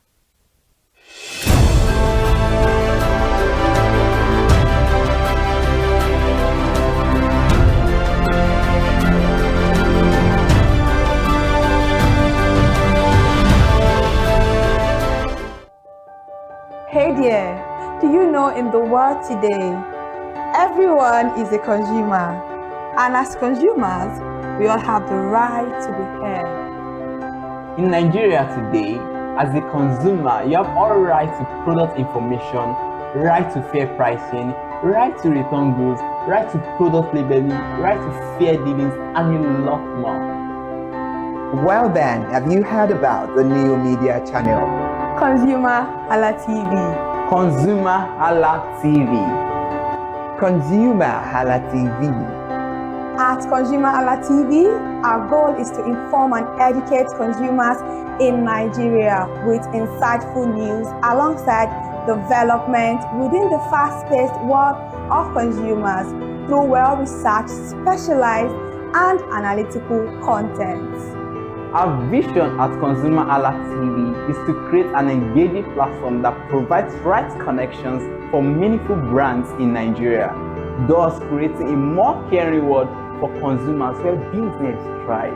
And guess what? Our ConsumerHalla brand is the first consumer complaint resolution portal in Nigeria, powered by a 72-hour feedback mechanism. We offer consumer advocacy, informative talk shows, branding promotions, advertising, and lots more. Connect with us via our YouTube channel at ConsumerHallaTV. Follow us on our Facebook page, ConsumerHallaTV, our Instagram page, ConsumerHallaTV, and do well to subscribe to our YouTube channel. Subscription is free. ConsumerHallaTV. At ConsumerHallaTV, you deserve to be heard. At ConsumerHallaTV, you deserve to be heard.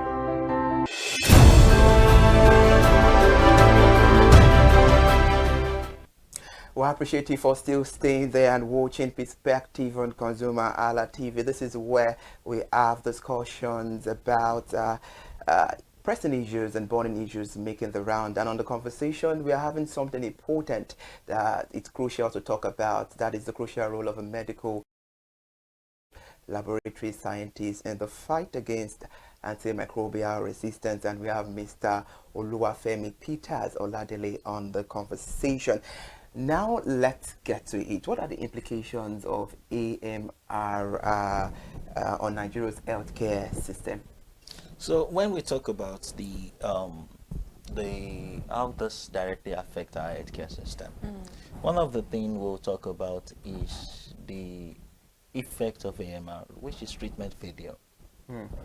You notice that you keep on treating the same thing over and over again. And then this is increasing the burden on our healthcare system.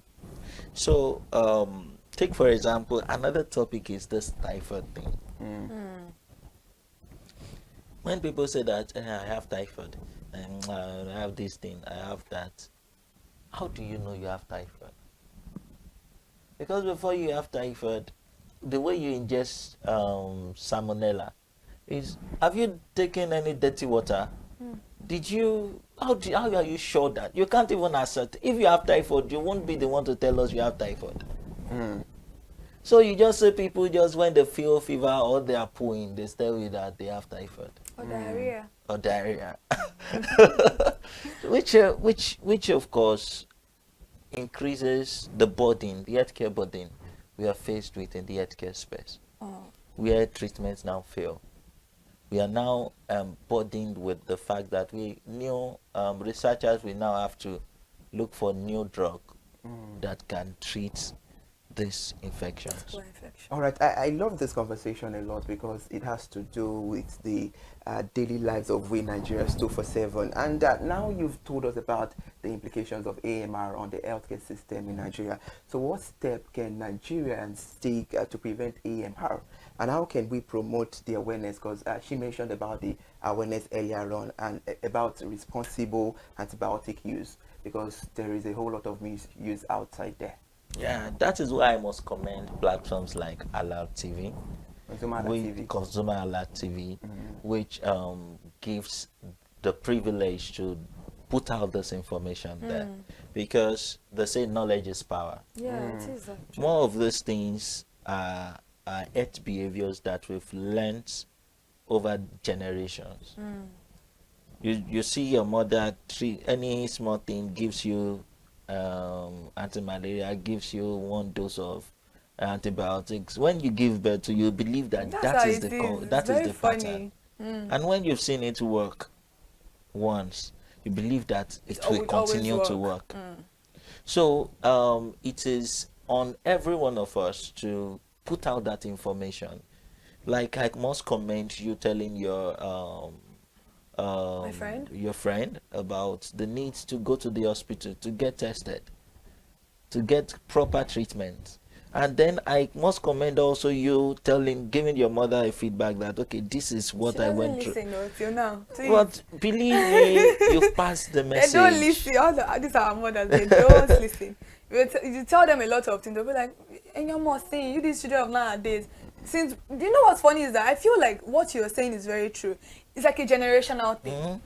My mother did it, so why is it going to be a problem for me? This issue of dusting powder, all this rub for children. If I tell my mother, when I give birth, you will not shake my baby because of shaking baby syndrome.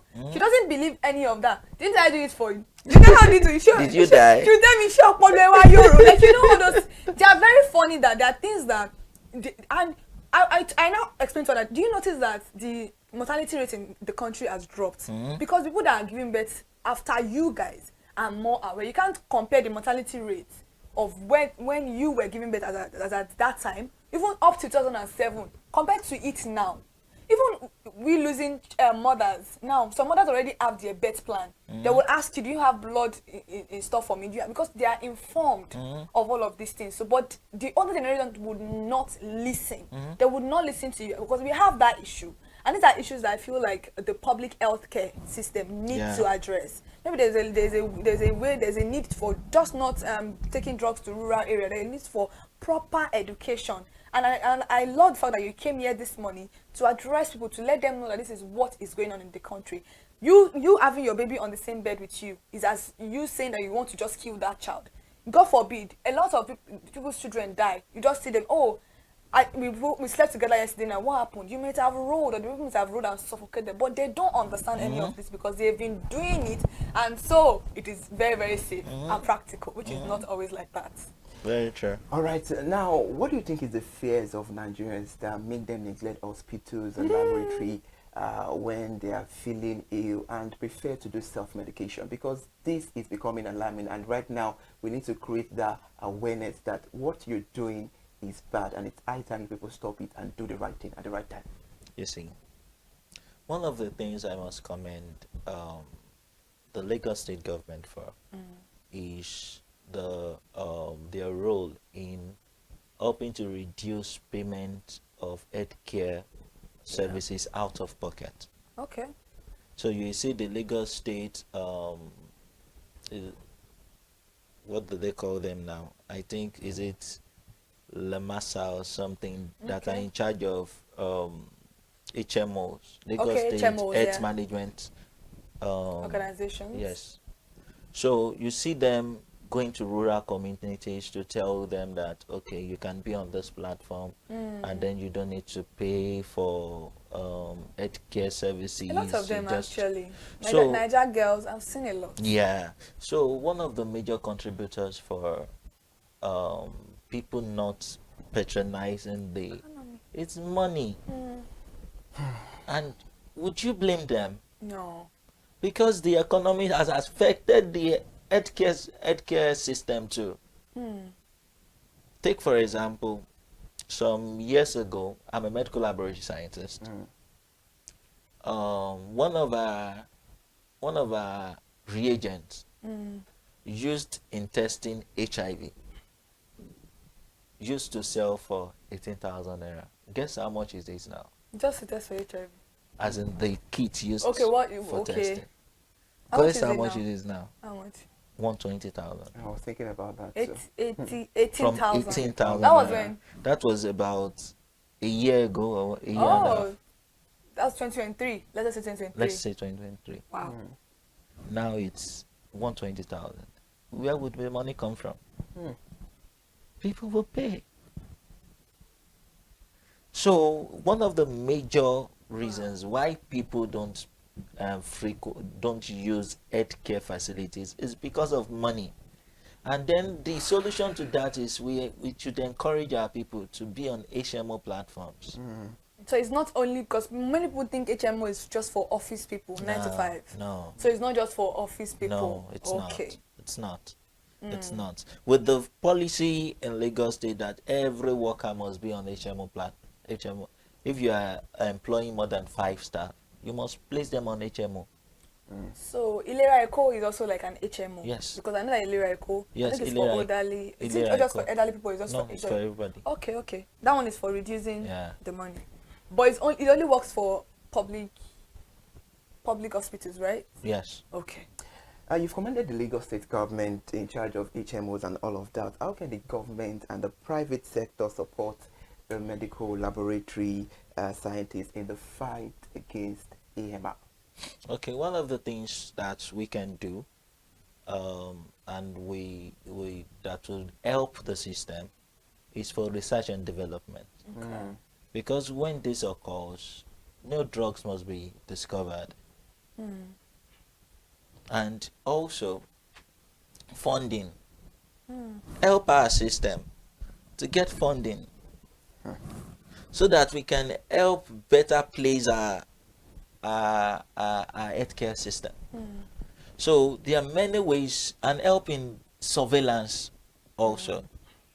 So these are ways that the public and private partnerships can help in curbing this particular issue, because it's a menace. It is a menace. According to the World Health Organization, about 1.2 million people face this yearly. Yearly, not the total. Wow. All Sorry, right. before you go, because I know we are almost at the end of the program, I want you to help educate the audience watching right now at home, and people are going to still watch the program after we are done with this program, about the fact that AMR is a very important conversation and it's a very important issue that is affecting us. Does it have a cure? These are things I know many of us will want to know. Is it curable, or once you have that particular resistance, you have to be placed on other diagnoses? Well, antimicrobial resistance for organisms, it's not curable, and it's not, how do I put this now? Malaria is UTI is an infection, it's a disease. STIs can be diseases and all that. But for antimicrobial resistance, it can happen across board. It can happen to just anything, any disease. So if you are resistant to a drug, the thing is that we try to get other drugs that can work for you. That's what I was talking about, the personalized medication. So, and that's a lot of money, more than the one you're supposed to avoid. The thing is that if a drug A doesn't work for you, we look for higher strength, which will cost you more money. You could have avoided that by going to the hospital or by going to a laboratory to, check on what is going on. So what we are saying is that if you develop this particular resistance, which is AMR, antimicrobial resistance, there is no cure for it. So you need, you and your medical team need to look for other medications that would work for you. And trust me, if you don't know that you have this particular issue, it is also an issue that can lead to death. Am I right? Yes, yes. Because there's some people that go for major surgeries and then they have infection from those surgeries, but you cannot treat them with antifungal or anti-malaria anymore because you're already used to that particular one and it's not working for you. And these infections can be, a facilitator of death. A lot of people have died due to this particular issue. So that's what we are talking about this morning. All right, Thank you. interesting. Now to brush things up because we have to round the conversation up this morning. What message would you like to convey to Nigerians about the importance of the medical laboratory scientists in combating AMR? What I would say to us is, beyond seeking medical attention, make sure that when you have things like UTIs, get tested. Exactly. Because that's the only way you can know what drug will work for you. That's true. Drugs is not one shoe fits all. It's not one shoe fits all. The same this infection that person A has and person B has, maybe one of the drugs can treat A and not treat B. Really? So it's due to the exposures we've had over time. Okay. So the thing is, when you have you believe that you are feeling sick, seek proper medical attention. Please do. And then when you need to use antibiotics, your doctor needs to use antibiotics on you, get tested. All right, interesting. It's been a insightful and engaging conversation with the help of Mr. Oluwafemi Peters Oladele, joining us on Perspective Live in the studio this beautiful morning to talk about the crucial role of a medical laboratory scientist in the fight against antimicrobial resistance. And hopefully you've said all these things. I hope we, because I don't want to use Nigerians, because we all are Nigerians. So I hope we act swiftly to all these things, and definitely we might overcome the issue of AMR in Nigeria. It's a very beautiful conversation. Mr. Oluwafemi, thank you so much for joining us on the conversation once again. All right, we need to bring all things to an end on Perspective. Another beautiful edition of Perspective will be back tomorrow. Remember, Perspective is where we talk about all the pressing and burning issues making the round. I am Iri Ayo Mikuleke. Bye for now, and do well to enjoy the rest of your day by being productive.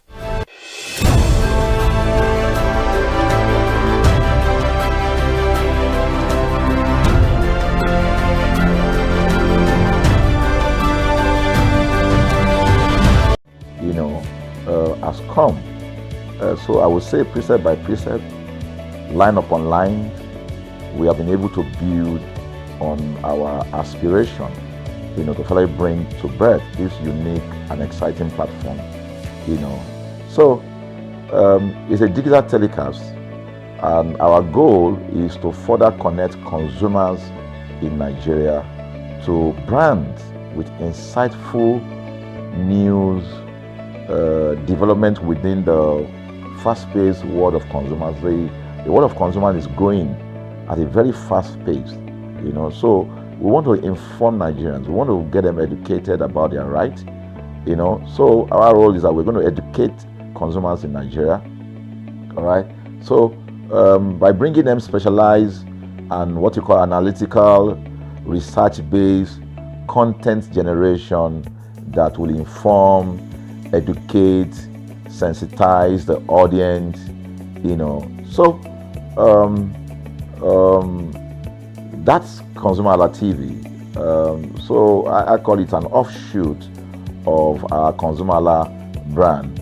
ConsumerHalla brand actually was the first we call it the first complaint or consumer complaint resolution portal. When we started it about 10 years ago, or about 7 years ago, it became the first complaint resolution portal.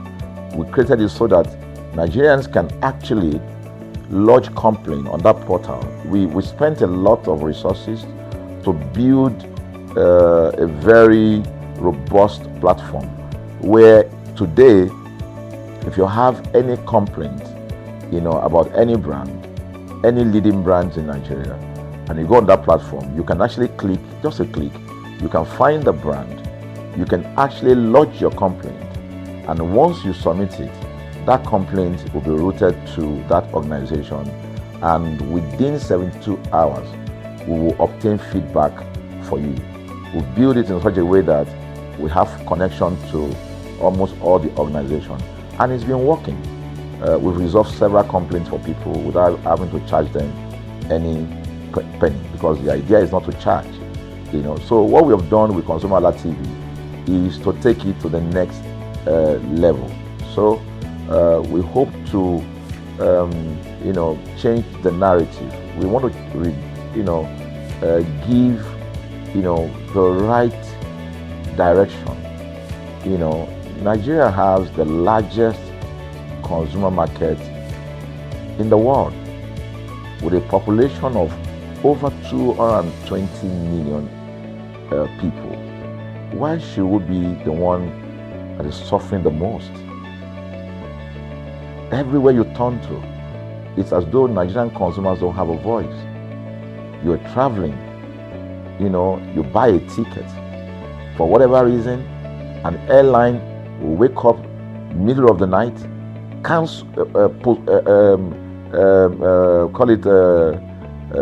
delay the flight for whatever reason, and then you'll be waiting at the airport for hours. You'll be there for 2 hours, 3 hours, no any explanation. Then while you're there, they can even wake up and say, oh, flight has been cancelled. So everybody carry their luggage and go home. Nothing happened. Of course, things are changing. We must commend government, because government is beginning to wake up, but there's still a lot to be done. And we believe that we can help to make, bring about those right changes. So we offer deliberately, part of what we do is that we also offer advocacy. All right. We're not just an advocacy organization, but we offer advocacy. We have a legal team. We have lawyers that are registered on our platform. All right. That can also take up cases. Okay. So, and we've taken up many cases like that, and won those cases. So ConsumerHalla is a platform to help consumers to, we're not fighting brands, but rather we say we're bringing about an amicable, resolution of conflict, such that it will be beneficial to the consumers and also be beneficial to the brand. I remember the word of Jeff Bezos. Bezos is the founder of Amazon.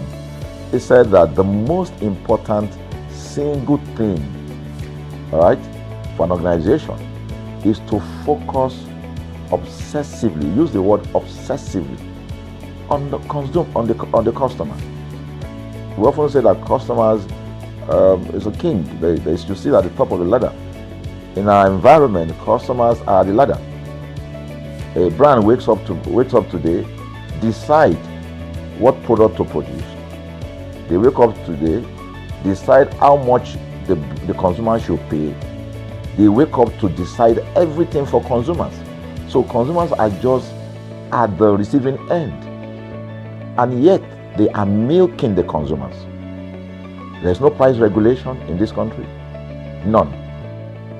People just wake up and fix prices. Look at the power. Government wakes up, we change policy, we wake up and we get people to pay more. We think it's time for consumers to begin to speak out. In speaking out, in engaging, we can get the brand to begin to do what is right. And of course, I know that the consumers themselves need to be educated. So our role, our vision also is to ensure that we educate consumers, we bring awareness. A lot of Nigerian consumers don't even know about their rights. You buy a product from a supermarket. I've had this experience. You buy a product from a supermarket, all right? For whatever reason, you take that product back to your house, and maybe something went wrong somewhere. By the time you take that product back to the shop where you bought it from, and you say, Oga, this thing, you know what's going to tell you? Oga, na me make am. Na me make am now. That's why I buy am. Meaning that there's nothing I can do to the product. So you lose the product, then you lose your money, because the money is not refunded. The product you can't use. Only in Nigeria. Only in Nigeria. Let me give you another experience I had. In the course of this, because I did a lot of, I went around, you know, in doing this. I was in US, I was in UK, I was in South Africa, I was in Germany, just because of this, to just study the environment. You know, I was in a friend's house in UK, in London, you know, and then what happened? We were going to go out, and he was going to dress up. So he said, oh, to me, I was seated in his sitting room. So he said, oh, wait a minute, I picked up an iron, that's the pressing iron, 2 days ago or so from a store. You know, oh, let me try this, let me just stand, use that to iron my shirt, and we can go out. So I was seated, the TV was on, I was watching. While I watched him, he brought out the pressing board, you know, spread it out, brought the iron out in my presence, plugged in the iron, and then as soon as he switched on the power button, we just had a spark. Boom! Ooh. The guy was raged. Then he goes, what just happened? So he said, no, these guys are in trouble, they're in soup. I was thinking, what are you going to do? You know, I was trying to compare that experience to what would have happened in Nigeria. In my presence there, he opened the pack. There was a card inside it. Inside that card was a call, number to call. And they called the shop or wherever he got the thing from. I was hearing the conversation that was going on. And all he said to them on the phone was, look, you know, by the time he even called, you know, clearly because they already, through the call, they could trace where he was calling from and who was calling. He said, yeah, I picked up this number, I picked up this iron yesterday, and guess what? I just plugged it to power, and then this thing just, you know, didn't work. At the other hand, I could hear the voice, oh, we're so sorry. We're sorry about that. And they said, this is your address, yeah. Don't worry, we'll get you a replacement. All right. So my friend ended the call and dropped the. So I said, so what's going to happen? He said, don't worry yourself now. Shebi, we're here. They will bring a replacement. I said, they will bring a replacement. He said, yes. I said, they won't even try to check whether it was your fault, because it could have been your fault. Maybe you didn't do something well about the first. No, it can't be his fault. Shebi is a brand new item that he bought. While we were still talking, in fact, I'm not even sure it was up to 30 minutes or so, we had a knock on the door. He himself said he must be the dispatch person. By the time he opened the door, it was a dispatch man that was on the other side. And then the dispatch man was at the door. Just watch this. Was at the door. I was seated in the sitting room. The guy was at the door to meet with the dispatch guy. The dispatch man that brought the replacement iron, you know, I heard him say, we're so sorry. So I was so shocked. I mean, a dispatch man, this guy is a dispatch, so also apologize. I was so touched by it that even a dispatch man was so trained, you know, to tell the guy, we are so sorry. And guess what? He brought the replacement iron. By the time my guy opened the iron, it was a bigger size iron. So they replaced with a bigger size iron. The guy never asked for the one that went bad. He didn't say, okay, where is the other one that we gave to you, so that he could take it back? No. He just bought a new one and gave it back. So I asked my friend, I said, can you interpret this to me? He said, here in London, if they didn't do this, they know the next thing I would do. So I'm just going to grab a lawyer. And I'm going to tell them they've destroyed something in my house. By the time I'm done, they will pay through their nose. Because the brand, the consumers are conscious of their rights. In Nigerian consumers, even those who are aware, won't even take the battle up. Everybody just go, what can we do now? Today they wake up and ban this. What can we do now? So we're going to change the narrative. We have to stand up.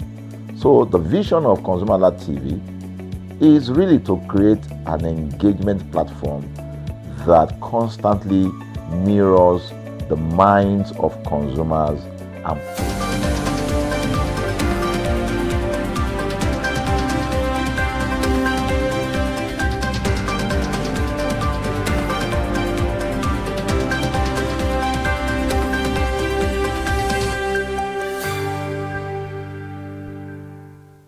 Good morning, everyone. Thank you for joining us on ConsumerHallaTV News at 10. I am Iri Ayomikunle Ike. Nigeria's financial market entered 2026 under intense pressure as the CBN withdrew more than 15 trillion naira from the banking system in January, reinforcing a tight monetary stance amid persistent inflation and foreign exchange risk. The development is based on CBN financial markets data and insight from market operators monitoring liquidity conditions and fixed income activity. While headline system liquidity improved slightly compared with December, analysts say the scale of cash sterilization signals that borrowing costs will remain elevated, also with the investment strategies. Furthermore, reports say average system liquidity closed January at a net negative of 2.4 trillion naira, an improvement from the 2.9 trillion naira deficit recorded in December 2025.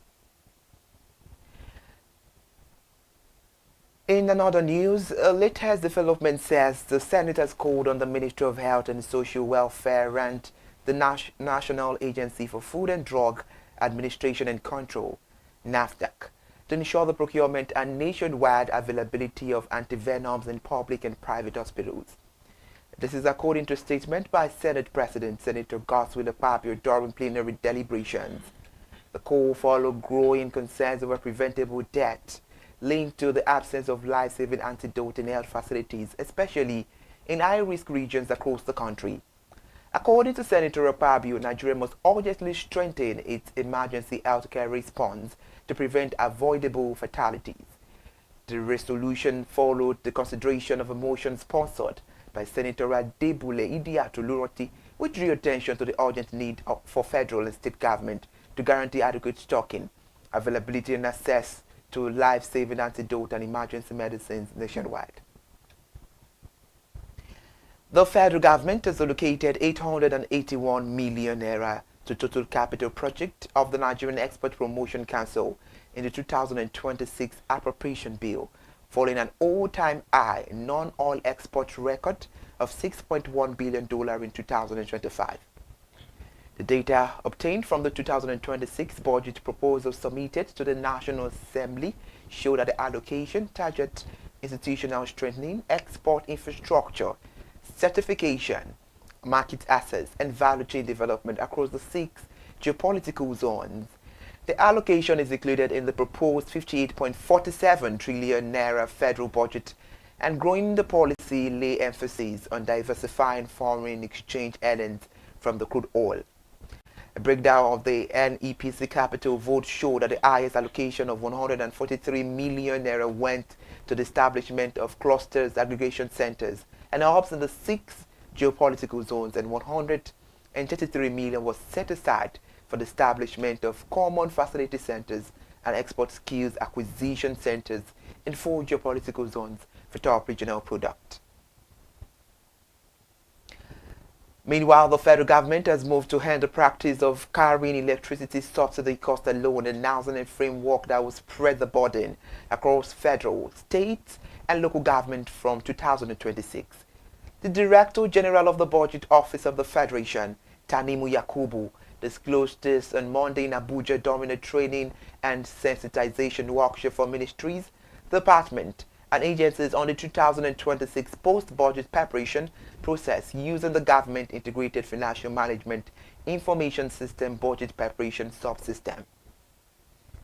Mr. Yakubu said President Bola Ahmed Tinubu had directed that electricity subsidy costs be made explicit, tracked, and fairly shared across tiers of government, warning that the current approach creates hidden liabilities and recurring crises in the power market.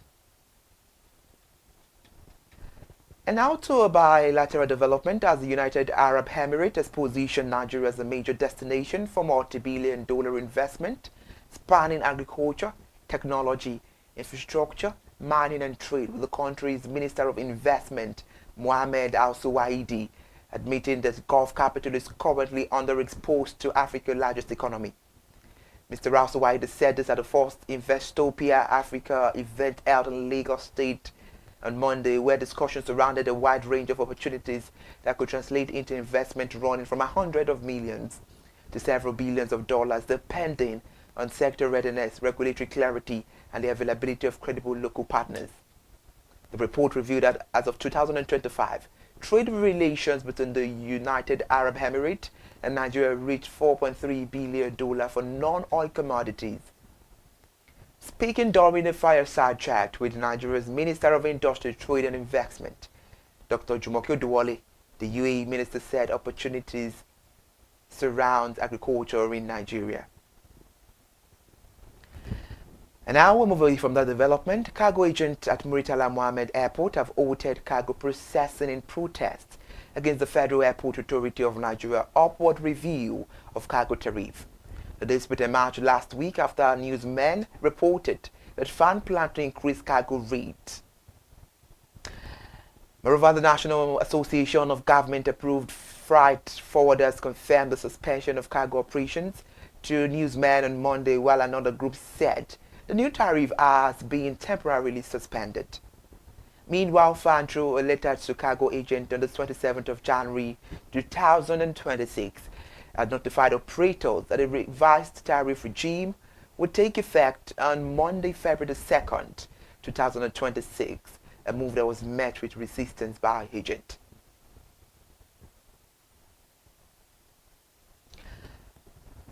A consumer-related story says enforcing a ban on alcoholic beverages packaged in sachet and small PET bottles could wipe out over 400 billion naira investment across the alcoholic beverages value chain. The Manufacturers Association of Nigeria and the Nigeria Employers Consultative Association have warned. In regard to the story, the Director General of NECA, Adewale Oyeride, and the Director General of MAN, Mr. Segun Ajayi Kadir, in a joint article published on Monday, warned of the economic consequences as the National Agency for Food and Drug Administration and Control renewed campaign to ban the production and sale of sachet alcohol sweeps across the country. The set, the wines and spirit value chain support hundreds of thousands of direct and indirect jobs and significant investment in manufacturing, packaging, logistics, and agriculture. But private sector leaders warned that the regulatory actions referring to NAFDAC ban is about a big risk, and this will lead to unemployment and expanding the informal and unregulated markets.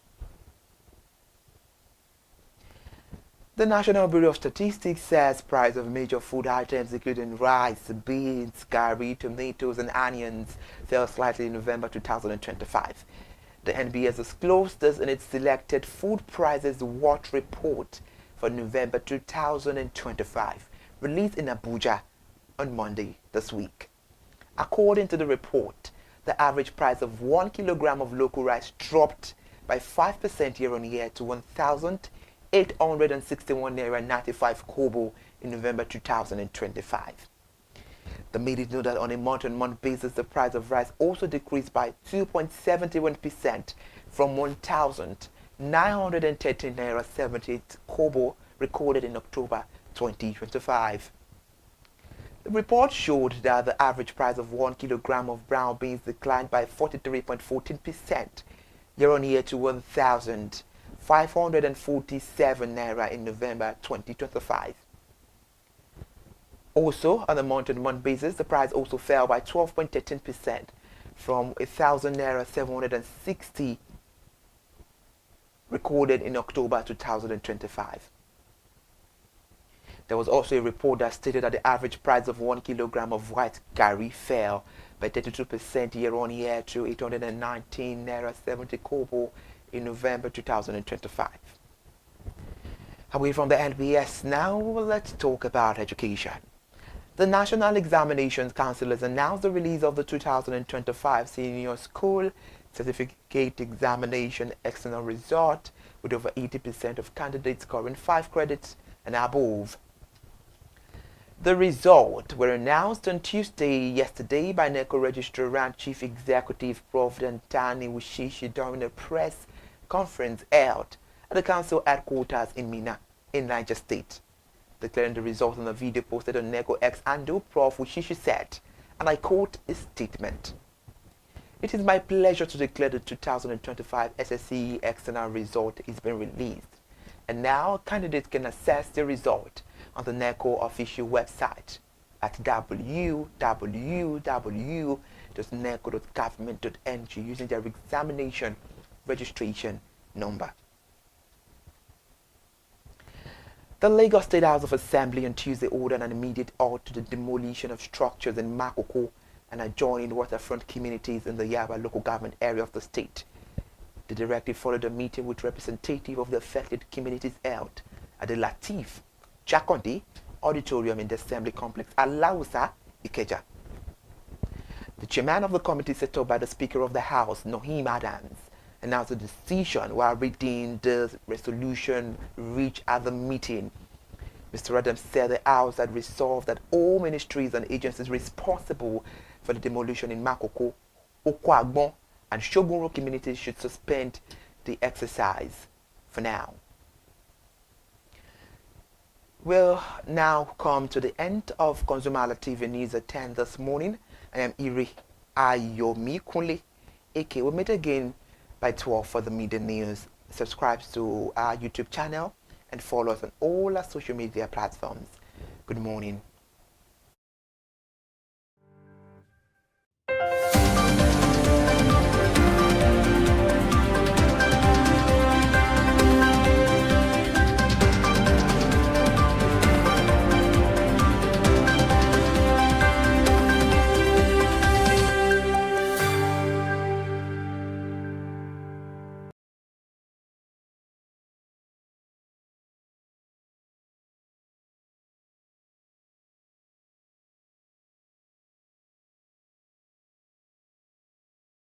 Hi people, my name is Mo Fakorede and I am a filmmaker and a film director, and you're watching ConsumerHalla TV.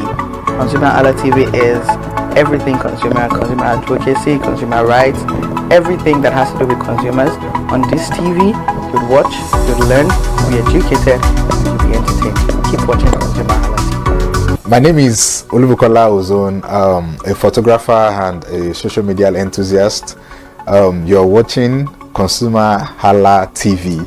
It's a consumer advocacy TV. If you have a problem, anything, any consumer related problem, just holla at them, just like their name implies, and they're going to get it sorted for you. Keep watching, stay tuned. Thank you very much. Hi guys, my name is Joba Ojalabi. I'm a marketing communications professional. I currently lead marketing at Flash Change, a fintech startup. Keep watching ConsumerHalla TV, a consumer advocacy channel. Hello, my name is Sharon Rotimi. I'm an actor and I am on ConsumerHalla TV. Now, ConsumerHalla TV is a consumer advocacy channel. So if you have any issues, consumer-related issues with brands and services, you can reach out to them and they'll be sure to handle it or to cater to you. Thank you so much. Hi guys, my name is Iyebiye Adeton. I'm a film poster designer and illustrator. This is ConsumerHalla TV. It's a consumer advocacy channel. We show content on consumers there's news, entertainment, and all of that. So I urge you guys to stay tuned to ConsumerHallaTV. My name is Anoluwapo Alao, a sales consultant for Star Times Nigeria. This is a ConsumerHallaTV, where they discuss anything consumer needs and get knowledge about anything about consumer. So keep watching. Hi, my name is Adebola Ogushino. I'm a filmmaker, and you're watching ConsumerHallaTV. Any consumer-related issues, they've got you. Hi, my name is Stephen Olorunshisi. I'm a strategy and sales professional, currently working with Obey, and you're watching ConsumerHallaTV. I mean, this is one of the channels that you don't want to but stay on. Consumer advocacy, brand promotion, everything consumer, what you need to learn for your business to grow. This is a channel where you learn, where you experience entertainment too, yeah. But it's good for businesses, for brands, and for an entrepreneur. If you want to know more about businesses, want to know more about brands, please stay watching. Alright, thank you so much, ConsumerHallaTV. Keep watching. Hello, good day. My name is Tunde Balogun. I'm the lead pastor at the Kingsborough Church in London. And you're watching ConsumerHallaTV, which is a new initiation into the TV industry in Nigeria, the first of its kind in Nigeria, and I know that it's going to bring value and quality into the service industry. ConsumerHallaTV is here to offer value to service industry and to give a voice to consumers, bring awareness to the brand industry, and also bring education to what it is to have quality for what you paid for. I know that through ConsumerHallaTV, you are going to be able to get what you have paid for quality-wise and also give a voice to you in wherever it is that you do. I am here to support and give a shout out to say that keep watching ConsumerHallaTV and we'll have a better quality for value in Nigeria and in the global space. Please continue to watch ConsumerHallaTV because it is here to make things work better for you. It is on this note that I would like to say a big congratulations to the chairman and CEO of ConsumerHallaTV, Pastor Tunde Olufowora, and all the staffs of this great organization. Thank you for what you do. You are making things happen for us, and I pray that God bless you. Thank you. Hello, my name is Toyin Balogun. I'm here to give a shout out to ConsumerHallaTV, #1 platform helping you to shop smart, spend wisely, and live better. Anytime you have any kind of issues with your shopping, or you want to know a very honest review, please contact ConsumerHallaTV, here to help you. And please join the community where we can all make life easy and better for all of us. Hey there, do you know in the world today, everyone is a consumer. And as consumers, we all have the right to be heard. In Nigeria today, as a consumer, you have all right to product information, right to fair pricing, right to return goods, right to product labeling, right to fair dealings, and a lot more. Well then, have you heard about the new media channel? ConsumerHallaTV. ConsumerHallaTV. ConsumerHallaTV. At ConsumerHallaTV, our goal is to inform and educate consumers in Nigeria with insightful news alongside development within the fast-paced world of consumers through well-researched, specialized, and analytical content. Our vision at ConsumerHallaTV is to create an engaging platform that provides right connections for meaningful brands in Nigeria, thus creating a more caring world for consumers where business thrive. And guess what? Our ConsumerHalla brand is the first consumer complaint resolution portal in Nigeria, powered by a 72-hour feedback mechanism. We offer consumer advocacy, informative talk shows, branding promotions, advertising, and lots more. Connect with us via our YouTube channel at ConsumerHallaTV. Follow us on our Facebook page, ConsumerHallaTV, our Instagram page, ConsumerHallaTV, and do well to subscribe to our YouTube channel. Subscription is free. ConsumerHallaTV. At ConsumerHallaTV, you deserve to be heard. At ConsumerHallaTV, you deserve to be heard.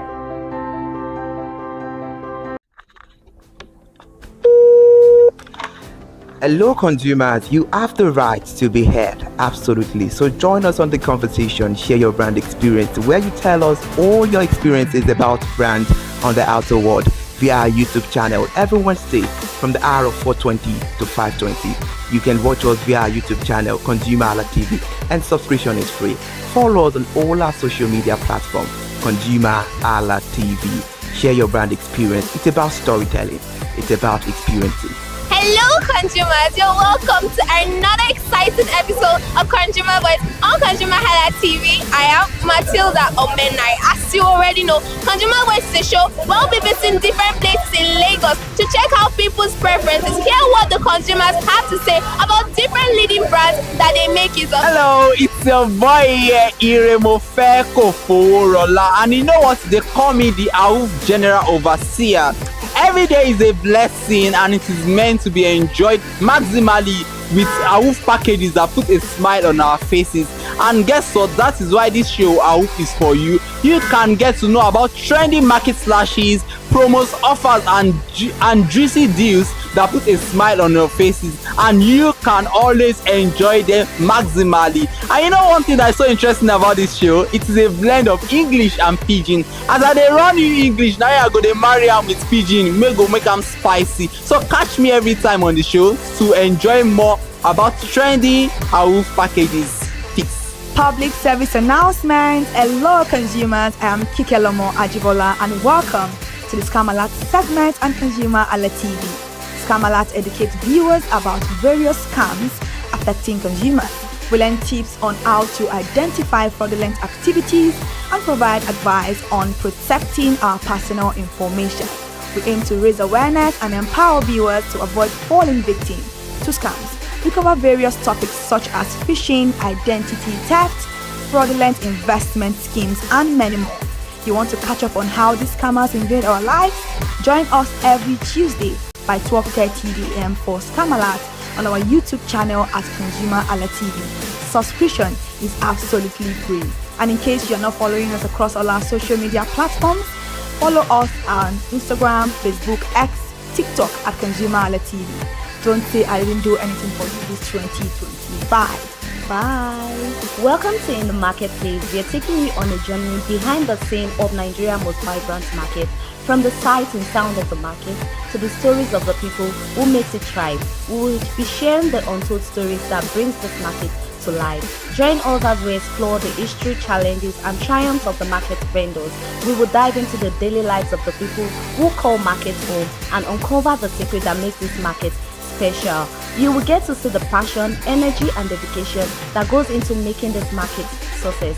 Tune in to the In the Marketplace on ConsumerHallaTV on Thursday by 11 a.m. to experience the sight and sound. Don't forget to follow us on all our social media handle on ConsumerHallaTV. I am Elizabeth Abefe. Hello fellow consumers, are you looking for a program where we give analysis about brands and a program where we project the voice of the consumer? Join my team and I on Consumer Analytics and Resolution Box by calling on the program to get your issues resolved. And in case you are wondering where Consumer Analytics and Resolution Box will be showing, please join us on our YouTube channel at ConsumerHallaTV.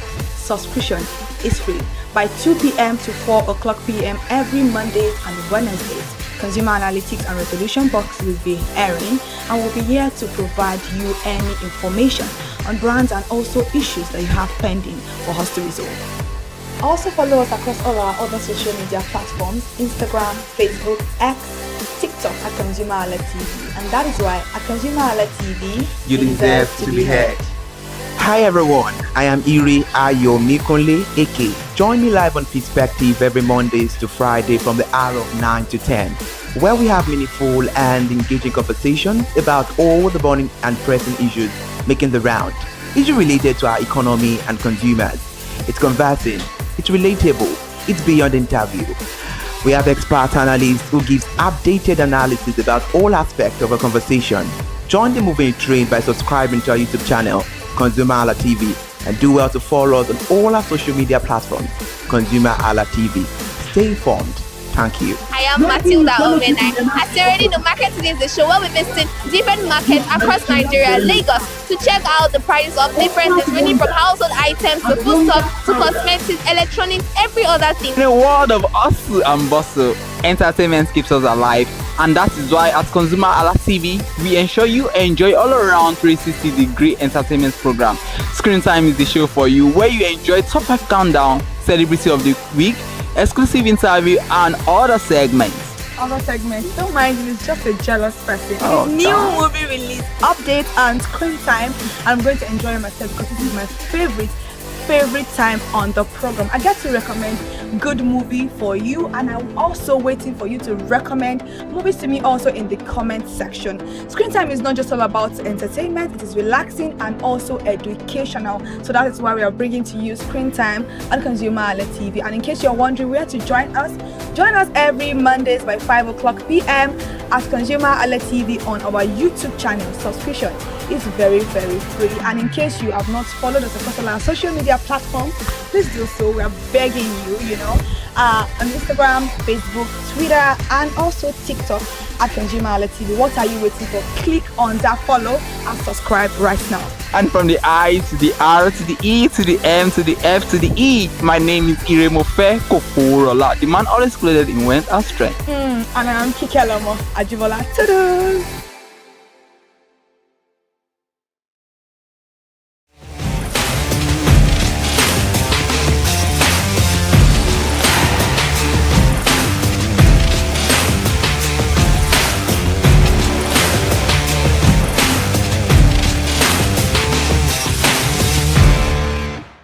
Hi consumers, Semo, short form for semolina, is a popular swallow enjoyed in many Nigerian homes. But with so many brands out there, which one do consumer like? Whether for lunch or dinner, semo means different things to many people. I am Elizabeth Abefe and I'm live here in Lagos, Nigeria. But this edition is called Market Edition, whereby we are bringing semo to the market to ask consumers what do they like about this particular brand? What makes it special?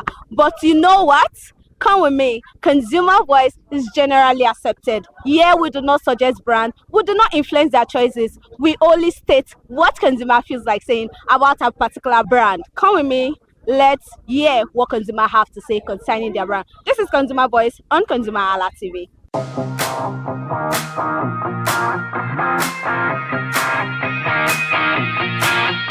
Good morning, ma. Good morning. I'm fine. How are you? I'm fine too. Okay, so what is your name? My name is Mrs. Drojaye. Mama, do you eat semo?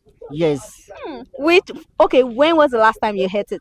I ate it last week Sunday. Last week Sunday? Yes. Which brand do you like eating? Golden Penny. Golden Penny Semovita. Apart from Semovita, which other brand of semo do you know of? The semolina. Semolina. So why do you prefer Semovita? Because it's the good product and it has been long. It is outside. So when you do it, you will like it. Even though the second day you can eat it. Okay, so tell us how you prepare your own semo. Okay.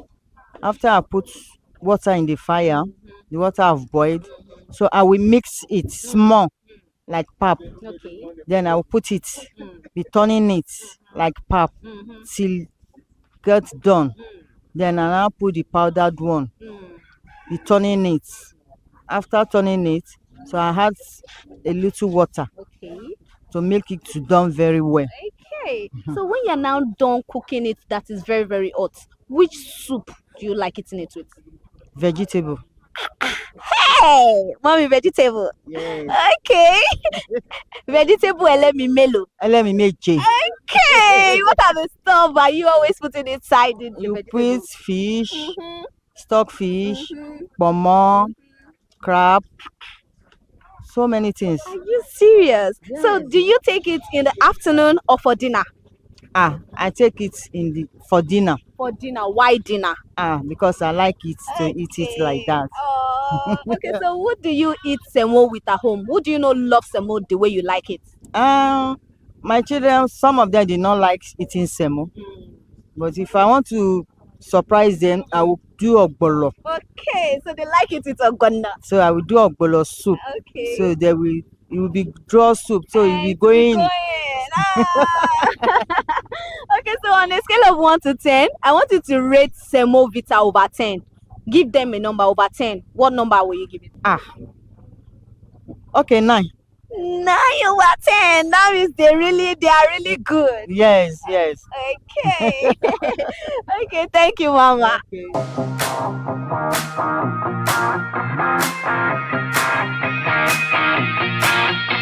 Good morning, Ma. Good morning, sis. How are you? I'm fine, I'm cool. Okay, so what is your name? My name is Oyeka. Do you eat semo? I eat semo very well, and I said semo. Okay, so when last did you eat semo? I eat semo every day. I love eating semo and fufu. Yes. Okay, so which brand of semo do you like? Golden penny semo. Golden penny. So, apart from Golden penny, which other brand of semo do you know? Well, I chop wheat. I chop golden penny. I chop but I love golden penny semo. Okay, so on a scale of 1 to 10, I want you to rate Golden penny semo over 10. So over 10, give them a number, rate them over 10. Well, golden semo is okay.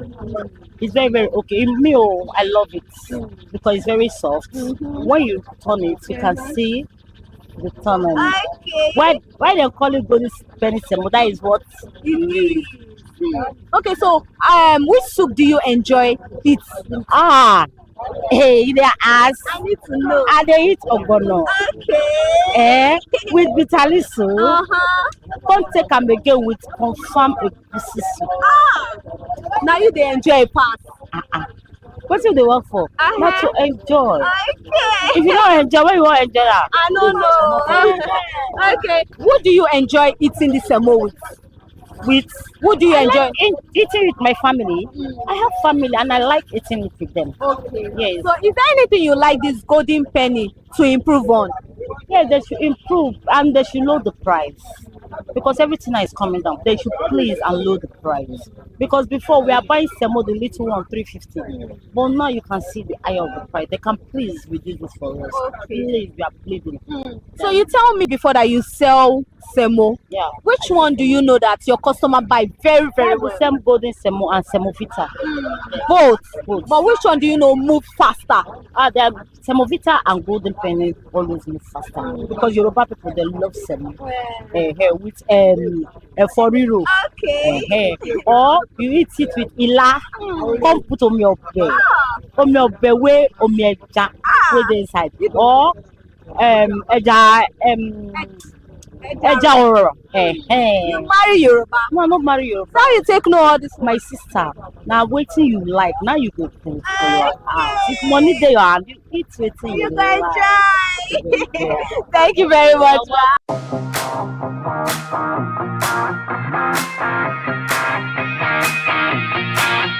Good morning, sir.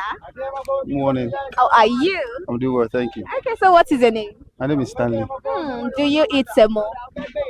Yeah, I do, but maybe seldomly.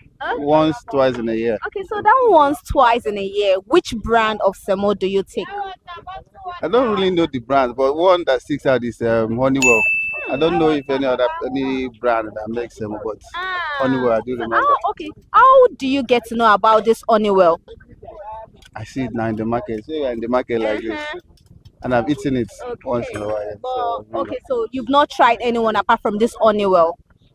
like I said, semo is not in my list of, so it's not in the top 2. You know, just like 3. Is there a reason why you don't really like semo? You don't want me to say that. I want you to say it. Okay. But I love pounded yam. Fufu too. And then it can get sticky when it's cold. Semo, yeah, that's why I don't. Okay, that's the main reason why you don't like it. Okay, so that once or twice in a year when you take semo, which soup do you take it with? Thinking of, I don't have a favorite soup. It will be maybe bitter leaf soup or oha.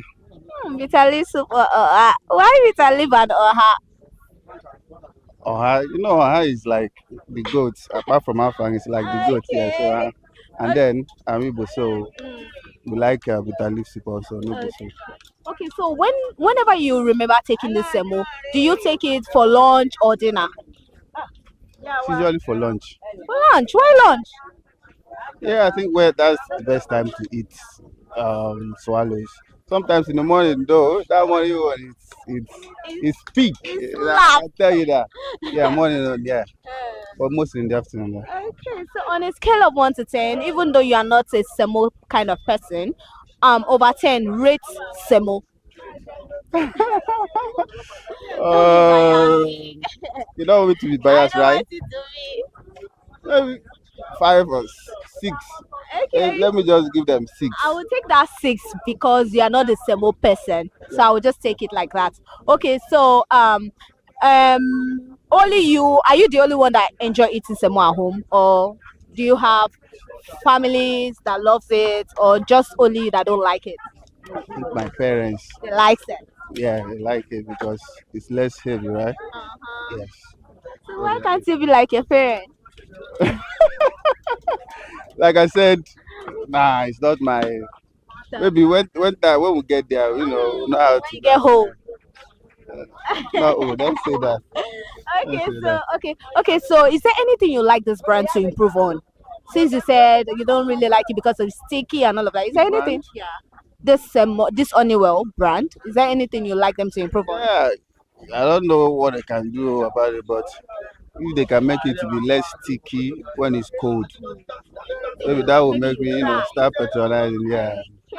Thank you very much, sir.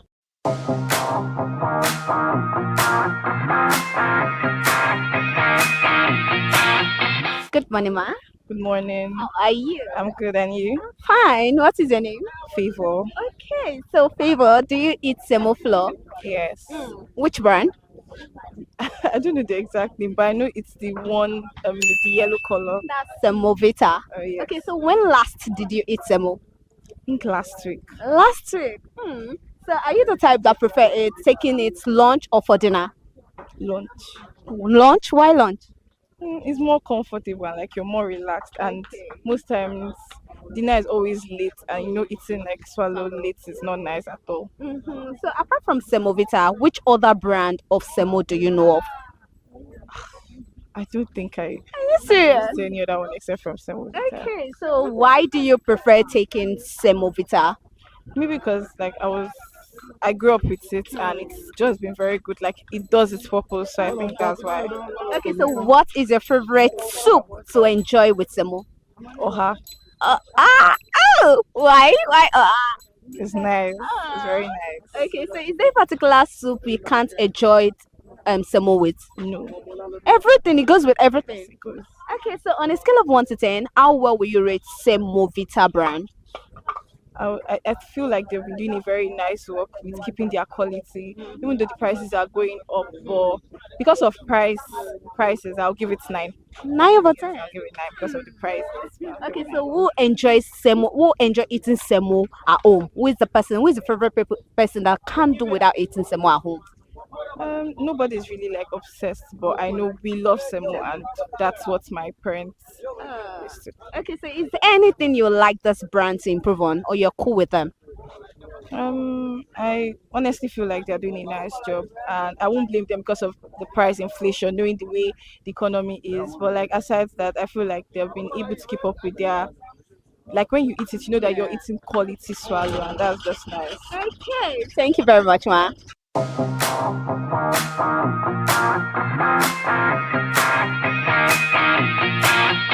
Good morning, ma. Good morning. How are you? Fine. Okay, so what is your name? My name is Eno. Eno. Okay, so do you eat semo? Yes. Which brand of semo? The Green Park. That's semolina. Yes. Okay, so when last did you eat semolina? Yesterday. Are you serious? Yeah. Okay, so are you the type that likes it for lunch or for dinner? For dinner. Why dinner? Because I like it. It's very soft, smooth. So I used to eat afang. Afang soup. Is it only afang soup, or you explore with other soup? With kusi. Okay, so for how long have you been eating semolina? more than 3 years now. Are you serious? Before semolina, do you know other brand apart from semolina? No, is that one I just like to buy. Okay. Okay, so on a scale of 1 to 10, how perfect are you making semo? How good are you preparing semo? It's very weird. I just put hot water, turn it like a bar. Good to go. Good to go. Okay, so on a scale of 1 to 10, how well will you rate this semolina brand? Over 10. Give them a number over 10. 90. 9 over 10. Okay, so how do you get to know about this particular brand? Who told you about semolina and you tried it? No, I just like it. The first that I bought, nobody told me. So you just went to the market, you saw it and you liked it? Yeah. And ever since then you've been eating it? Yeah. Okay, so is there anything you want this brand to improve on? Or you are just cool with them? Are they okay? Yeah, okay. Yeah, okay. How expensive is it? It's not too much. Okay, thank you very much, ma'am.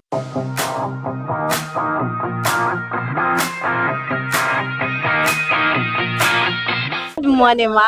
Good morning. How are you? I'm good. You look good. Thank you very much. Okay, so what is your name? My name is Alaja Bolaji. Okay, so do you eat semo? Of course. When last did you eat it? Last 2 days. Last 2 days? Yeah. Okay, so which favorite brand of semo do you like taking? I love semolina. Semolina, why semolina? Because if you prepare semolina, it used to be fluffy, very soft, and good with egusi soup. Oh my god! Okay, so which other brand of semo do you know of apart from semolina?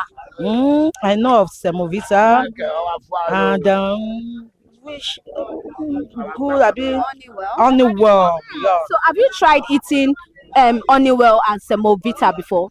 Yeah. So what is that thing you don't really like about them that you now stick to semolina? The Semovita, if you make it, it used to be strong. You cannot preserve it.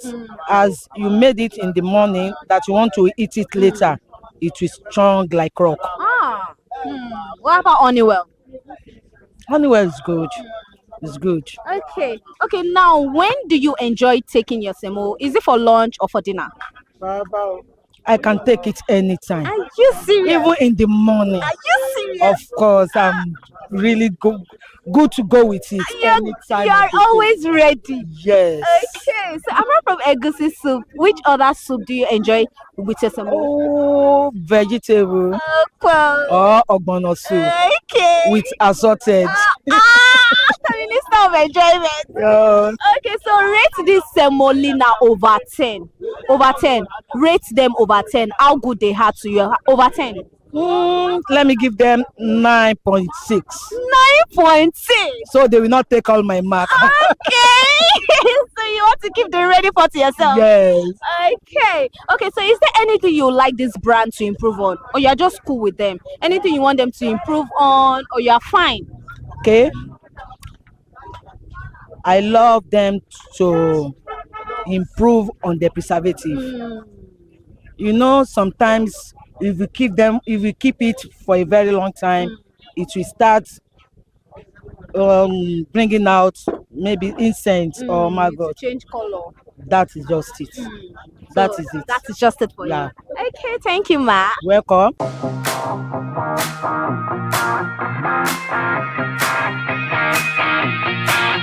Good morning, ma.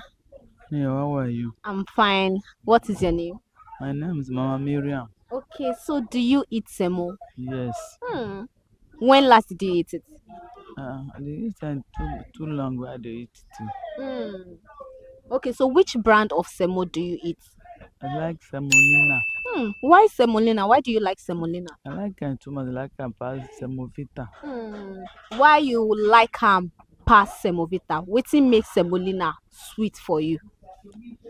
That way when I dey eat am, I like am. When I turn am, I too like am too. I like am well. For how long have you been eating semolina? Don tey, I don dey. How you take know semolina? I one day I just say this semolina, this semovita. Let me test it. I test it. I know I see say it too dey okay. I like am. When e turn, I go dey fine. Go draw, go be like amala. So I like. Tell us how you take they make the semolina whenever you want to make them. Make I just put water for fire. So I put small, make I turn am. Go done. When it done, so I go put the powder. They turn am, they put that, they turn am, they put that, they turn am. So when it turn am, when it dey okay, I put small water. Put am for fire, cover am back. And done like a 5 or 10 minutes. Open it and turn it back. And cut am and put am for plate. It's egusi soup. So now egusi soup you enjoy me you dey eat am with. Yes, egusi soup with ugu and pomo, shake, everything. Mama. Okay, so on a scale of 1 to 10, how well will you rate this semolina? Give this semolina number over 10.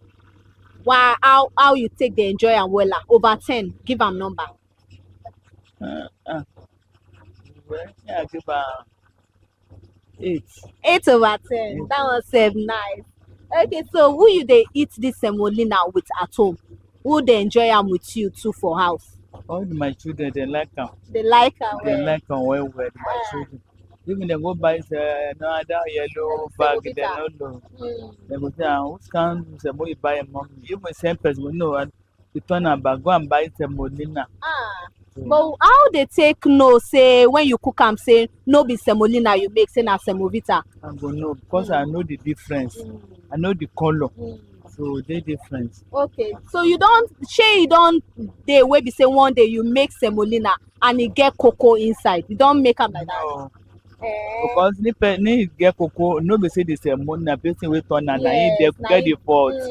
So and they turn am well. So mama now you dey tell us say you be good cook, you sabi make semo well. God do great cook, but me get cocoa sef I go eat it because I like am. Okay, shey you get one thing wey you want semolina to improve on, abi you dey satisfied as they do their thing? E dey okay like that. E dey okay. So they swell up, they fine.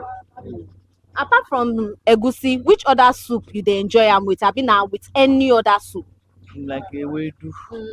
Ewedu when dem put egusi and stew. Or when dem cook catfish. Mama, you sabi enjoy. Thank you very much, ma.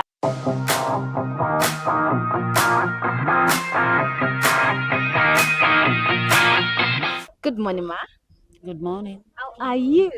I'm good. Okay, so what is your name? Mrs. Maureen. So Mrs. Maureen, do you eat semo? No. No. Oh, you sell semo? I do eat semo. Not often. Not often. Okay, when you want to eat it, which one do you prefer cooking? Anyone. Anyone. That means you don't have a specific one. No. Okay, now talking about you selling semo, because I can see semo in your shop. Which one do you think consumers buy the most? Golden penny. Golden penny semovita. Is there a reason why you think they prefer that particular one? It rises. It rises. Okay, so it's not even about the price. It's about it rises. Yeah.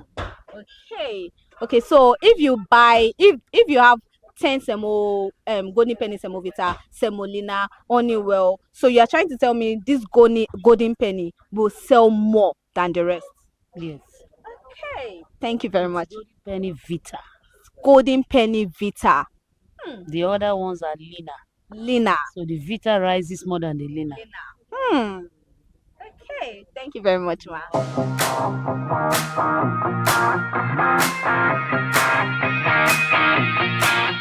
Good morning, ma. Good morning. How are you? I'm fine. Okay, so what is your name? Philip Joy. Okay, do you eat semo? Yeah. When last did you eat it? Even yesterday. Are you serious? Yeah. Okay, so which brand? Semolina. Semolina. For how long have you been eating semolina? Like 15 years now. 15 years? Yeah. How do you get to know about semolina? One of my auntie, because she doing a restaurant for Air Force Base. Okay. So she usually cook semolina because she said that it's very nice and smooth. Okay, so apart from semolina, which other semo brand do you know of? Semovita. So have you tried semovita before? I taste it like 2 times. So what is that thing you don't like about it that you now stick to semolina? I can't lie for you. I just like semolina. Okay, so which soup do you enjoy taking with semolina? I like vegetable and soup egusi. Are you serious? Yeah. Okay, so which soup don't take it with? I don't like. No, you no marry me. I don't like ogbono soup. So, but I like vegetable, egusi, and afan soup to eat with semolina. Okay, so when you want to eat this your semolina, do you like taking it for lunch or for dinner? Depends. Sometimes I usually love swallow. So anytime I can eat swallow. Okay, so anytime it goes. Anytime I can eat swallow. So I don't choose. Okay, this is the time that I will eat sem. No. Okay. Okay, so over 10 now, I want you to rate this brand over 10. Over 10, rate this semolina brand over 10. 9 over 10. 9 over 10. Okay, so is there anything you like this brand to improve on, or you're just okay with them? No, I'm okay with them, but I'm okay with them, Sha. How expensive is it? It's like both that big one. If I'm not mistaken, it be 17,000 because that December time. It's like 17,000 naira, or 15, something like that. And since then, it's still at home. Yeah, it's still at home. Okay, so who do you know enjoy eating semo with you at home? My sister. Oh, okay. Thank you very much, man.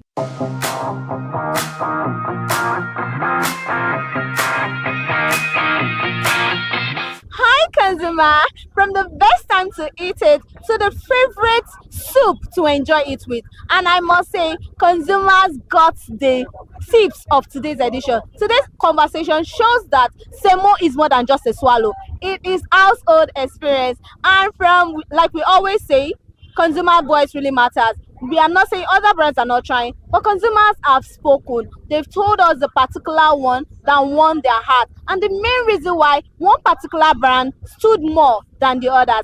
And today's edition, semolina has done the magic for consumers. I will say probably of what they grew up knowing and how it tastes, the texture, how easy it is to prepare. Consumers have said it. And that will be all on today's edition of Semo Flow from ConsumerHalla TV. And I am Elizabeth Abepe. Do not forget to like, subscribe, comment under the comment section which Semo has done the magic and which soup do you enjoy eating it with. Till I grace your screen again. Bye for now.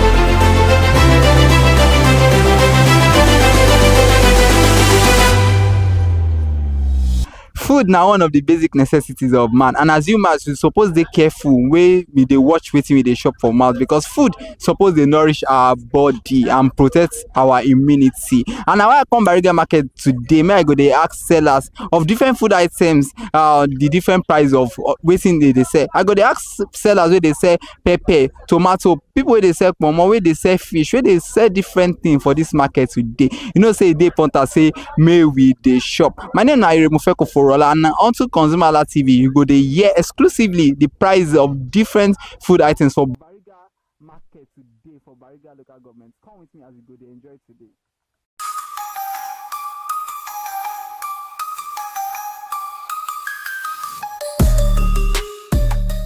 Good morning, sir. Wetin be the name? My name is Adele Kazi. Wetin dey sell for this Bariga market? Na Pomo Ijebu. Pomo Ijebu. Na here I dey sell here. Pomo Ijebu. So how the market be so far? In fact, the market dey okay. Very, very okay. So that's what I can say about it. And you know, Pomo Ijebu is that the food, I mean the meat that they are eating now, instead of meat or fish. You know, meat have already cost, fish have already cost, but Pomo, we do it in the sense that people can buy it and eat. So that is it.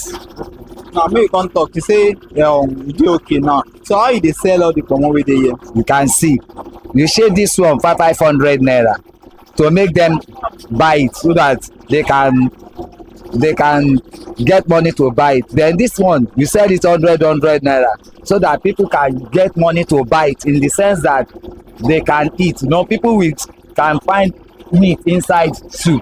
That's why I do this one 100 naira. Then we do this one 500 naira. You can see big one, big one. See as it big. So we do it 500 naira. See that one 200 naira. Nobody can come here and have money to buy something and they will not use it to buy. So that is it. So you have different price. Wey say you dey sell 500 na own, the 100 na own, 200 naira. So how you come dey sell? Is it one wey say na him dey sell for 100 naira or you get as you put am like this? No, you can see I said I share this one 500 naira. Now 4 dey inside. Instead of to sell it to 200 naira per one, we shade it for 4 so that people can get money to buy it. You know, we can not kill ourselves. That's it. Yeah. So that one wey say you talk say na 500, that one na one. That one that you see there is 100 naira. You know why I do that? Because people can get money to buy it. You can see. Wetin dey ask now be say you shade am 100 naira or na one be 100 naira? No, na one be 100 naira for that one. You can see as they show you is 100 naira. See this one as e dey. We sell it 200 naira. There are many there. So you can use it to do stood. So that is it, to make them happy. Okay. So now when you come look at this one, we say now Ijebu they buy am from. So wetin the process where they go through to buy am? In fact, the process long. If I say that I'm the one that doing it, I cannot do it because the process is too long. So you can go to Ijebu to buy it and come and sell it at Lagos. You understand? If you said you want to do it by yourself and you come and said you will kill yourself, so that is why. Okay, so when you talk now, this one will say they put 500 naira, that one will say they sell 500 naira per one. How much did they sell them before? The price go up or is just stable? It's very simple. You can see that the one that they are selling 100 naira, you cannot move. You cannot sell it 200 naira. The same price that you are selling it before. That's it, the price that you are selling it, because the normal something that they are buying it is the same thing. It did not increase, it did not decrease. That's why. So wetin we talk say for 2 years ago the price still the same thing? No, the difference is clear. The difference is clear. Before, how much they sell this one 50 naira. Now that part they go because now that one they ask. Before, even said the one that I sell, I'm selling to 100 naira. This very one that they are showing you, before said is 20 naira. It's 400 naira. Now we sell it 50 naira. There is one year we sell it 250 naira. There is one you sell it 50 naira. Now it's now 100 naira. You can see it can be tomorrow. Now you can sell it 50 naira because the way you are seeing it now, if like say something is changing, so that is why. So the price no dey stable. No, they go up, they come down. Up and down. That's it. Okay, so between markets then and now, which one we say come prefer? There is no one that is not good, but you cannot predict it. You know, the way you are seeing money by that time is different from the one that you are seeing now. So that is it. So that time we cannot compare with this time. This time something is hard, but we can manage. As I can said from beginning that the people that not get money to buy fish or meat, they can buy momo. It's very simple to buy because we said in lower price. So that is it. Okay. Thank you very much. Yeah. Thank you.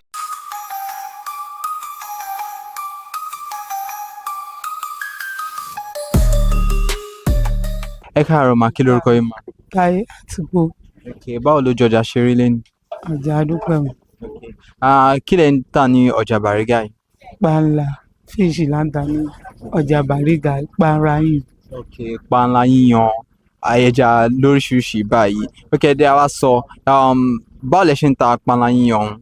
Bó ṣe à ń tà, alẹ́ ní 4,000, alẹ́ ní 3,000, alẹ́ ní 5,000. Tẹ́lẹ̀ adẹ̀ kí n lé bẹ̀. Tẹ́lẹ̀ máa ń rí 500, 700. Pàṣípààrọ̀ parí táwọn tá a fi ń pè tẹ́lẹ̀ 5,000, 7,000. Ó wọ́n ní ṣùgbọ́n nísìnyí 54 52 òun la fi ń gbé nísìnyí tó fi ń ta gbálí nísìnyí bó ṣe ń ta gbálí ó wá wọ́n jù bó ṣe àwọn máa rà á wọn ò fi bẹ́ẹ̀ rà á gbogbo ọjà ó wá stop ọjà ò yára ra mọ́ látàárọ̀ tá a fi dé báyìí ẹ wo bó ṣe àrè ìyá torí pé kí ni ó wọ́n jù wọn ò fi bẹ́ẹ̀ rà á lọ́wọ́ o ohun tó fà á ni. ok ẹ sọ pé tẹ́lẹ̀ àwọn pálí ẹja ẹ̀ 5,000 ni bọ́ ní sọ ti di 54,000. 54,000 52. ok ìgbà wo ló ń jẹ́ 5,000 ìgbà wo ló fi wá di bí 54,000. bàtà sọ ẹ sà ó ti kọjá ọdún ó pẹ́ ó kọjá ọdún 20 àbí 16 ó ti kọjá. ok ní ìwòyí bóyá bíi ọdún díẹ̀ sẹ́yìn bóyá ká níbi ọdún tó kọjá yìí èló lẹ̀ ń ra pálí ẹ̀ níbi tá a bá níbi oṣù márùn-ún díẹ̀ sẹ́yìn ṣé owó ẹja pálí ẹ̀ ṣó wọ́n sí. ó wọ́n sí ló fi jẹ tẹ́lẹ̀ ìgbà tó wọ́n ó ní 58 ṣùgbọ́n 45 nísìnyí láti lọ sókè ẹ̀ báyìí ó ní 54 52 kò wà lẹ́ rárá mo tún lọ sókè. ok sọ pé bí oṣù díẹ̀ sẹ́yìn bíi 48,000 níbọn ní tó ti fi 54,000 fún pálí ẹja kan ok nígbà tí pálí ẹja ẹ tún ẹ wá ní pé ẹ ń tà sí ní 5,000 àbí báwo lẹ ṣe lé àwọn ọjà yìí. ìfẹ́ ti dáhùn rẹ nísìnyí àwọn lè wọ́n ti bẹ́ẹ̀ ti size price àwọn lè nísìnyí à ń tà ní 4,000 ilé nísìnyí 5,000 ilé nísìnyí 3,000 ilé 4,000 àwọn lè ní à ń tà ní 7,000. ok so tí bá fẹ́ ra bí ẹyọ kan bóyá mo ní mo kàn fẹ́ ra bí méjì nsìn ẹ lè ta fún mi. ẹyọ mẹ́ta là ń tà ní 1,000 òun lélẹ̀ ilé là ń tà ní 1,000 nísìnyí. ẹyọ mẹ́ta ní 1,000 tẹ́lẹ̀ ẹyọ mẹ́ta bí èlò lẹ́ ń tà. tẹ́lẹ̀ ẹyọ mẹ́ta ya máa ń tà ní 500 àbí 400 àbí nígbà mi tí òun a máa ń tà ní 200 mẹ́ta tẹ́lẹ̀ ṣùgbọ́n nísìnyí 1,000. 1,000 ní ẹyọ mẹ́ta so ẹ wá ń ta ní 5,000 ń ta ní 7,000 ok ẹ dá wá sọ nípa àwọn ẹja yìí ibo lẹ ti ń rà àti pé báwo lẹ ṣe ń ṣe báwo lẹ ṣe ń yan báwo lẹ gbogbo ẹ ṣe ń lọ. eléyìí tá à ń ta ní ti àwọn Yorùbá ló máa ń gbé wá láti wá tà fún wa àwọn Yorùbá ló máa ń tà fún wa àwa náà máa ń ra ìgbà máa ń yàn fún ara wa. ok àwọn Yorùbá tó ń gbé wá yẹn ibo làwọn ti ń gbé wá. àwọn míì láti Màǹkòkò. láti Màǹkòkò ni wọ́n gbé wá ṣùgbọ́n ibi tó ti ń gbé yẹn ó jìnnà. ok ó jìn so láti Màǹkòkò ni wọ́n ti ń gbé wá so ẹ̀yin náà ṣé tó bá ti gbé wá fún yín bẹ́ẹ̀ ṣé ẹ̀yin lẹ máa yan fúnra yín àbí wọ́n máa ti yan. àwa ló máa yan fún ara wa.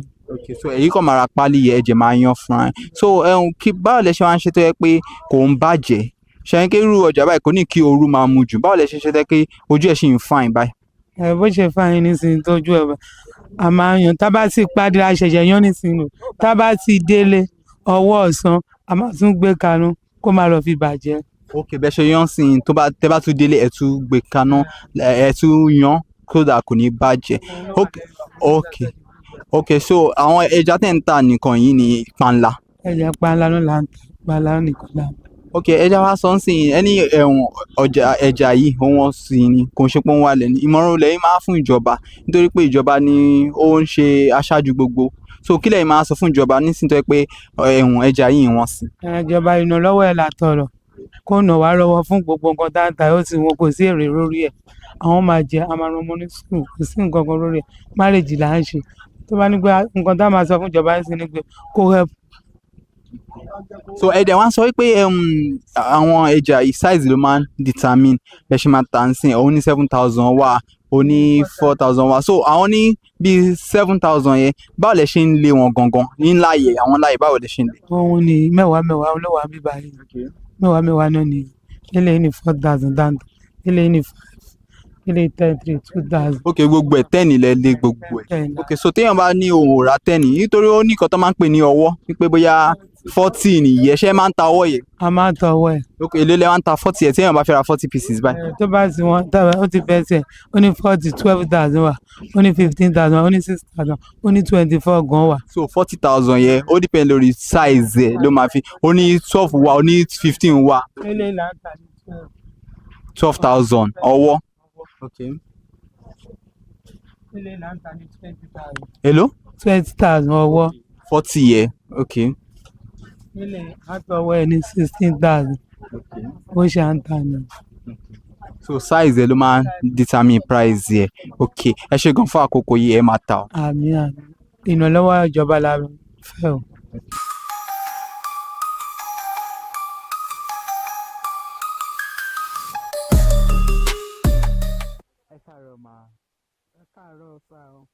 kí lorúkọ yín mà? Àwa ni ìpẹ́nu ìṣẹ́ iye onígàrí ní Adékọ̀yà Bàrígà. Báwo lójú ọjà ṣe rí ní èní? Ọjà yẹn má dọ́ọ̀lù o, kò sọ́jà rárá. Akọ ẹni tá à ń sùn látẹ̀kọ̀. Kọ́lọ́n kó bá mọ́jà wá ọjà sí. Wọ́n á fẹ́ béèrè ẹ ní ẹ̀ ń ta gàrí. Kí ni àwọn nǹkan tẹ́ tún tà ní ọjà yìí? Èlùbọ́ ọ̀gẹ̀dẹ̀ wà, láfún wà, èlùbọ́ iṣu wà, èlùbọ́ egbòdo wà, jéró, ọkà bàbà, àgbàdo, millet àti oats, popcorn, ọ̀fadà, gbogbo ẹ̀ ló wà. Mo rí pé ẹ̀ ń ta oríṣiríṣi níbí báyìí. Ẹ jẹ́ á bẹ̀rẹ̀ pẹ̀lú èlùbọ́. Ẹ máa ń ta èlùbọ́ láfún. Ẹ tún ta sí ọ̀gẹ̀dẹ̀. Báwo dẹ̀ ṣe ń ta èlùbọ́ láfún yẹn? Ṣé a máa ń ta èlùbọ́ láfún yẹn ike 15, garawa 6,000. Ike garawa. Garawa yẹn ni péèlì àbí iye ní 6,000. Then only 15 ní ike ọ̀dà. Ike ọ̀dà yẹn. Okay, ẹ jẹ́ á tún sọ nípa àwọn ìyókù náà, èlùbọ́ ẹni agbódò àbí kílẹ̀ pé mà. Ègbodò èlùbọ́ yẹn. Ẹ jẹ́ á sọ nípa price. Price ègbodò yẹn ike ọ̀dà 10,000. Ike ọ̀dà 10,000. Garawa 35. Ìyẹn wọ́n ju láfún lọ. Láfún lọ. Ẹ jẹ́ á sọ nípa mílẹ̀tì tẹ́ ń tà náà. Mílẹ̀tì yẹn ike ọ̀dà 25. Half ike 1,250. Jìríkà 500. Ẹ ta garawa fún yẹn. Wọ́n bá fẹ́ ra garawa náà a lè ta. Èló ni garawa? 10,000 ni. Ike yẹn mẹ́rin ló wà nù ẹ̀. Ike mẹ́rin ló wà nù. Ó tún sọ nípa àwọn àgbàdo popcorn. Àgbàdo popcorn yẹn ike ẹ̀ 11,000, báàgì ẹ̀ 55. Ẹ ti ń sọ nípa àwọn garawa plastic ike ọ̀dà oríṣiríṣi tẹ́ ń tà. Ṣé máa ń ta àwọn báàgì àwọn nǹkan tẹ́ sọ yìí? Báàgì ẹ̀ náà wà. Báàgì gàrí à ń tà ní 20 wà, ní 23 wà. Kí ni ìyàtọ̀ 20 àti 23 yẹn? Ti Ìjẹ̀bú ní 23, ti Ọ̀yọ́ 20. Ti 20. Nínú ti Ìjẹ̀bú àti tọ̀yọ́ yẹn, mo rí pé price wọn yàtọ̀ síra wọn. Kí ni ìdí tí price ẹ ṣe yàtọ̀ àti pé wo làwọn èèyàn ń rà gan bẹ̀? Wọ́n máa ń ra ti Ìjẹ̀bú yẹn dáadáa. Wọ́n ń ra ti Ọ̀yọ́, ti mí pé tọ̀yọ́ yẹn less. Wọ́n ń ra tọ̀yọ́, wọ́n ń ra ti Ìjẹ̀bú. Gbogbo ẹ̀ náà là ń tà mọ́ra.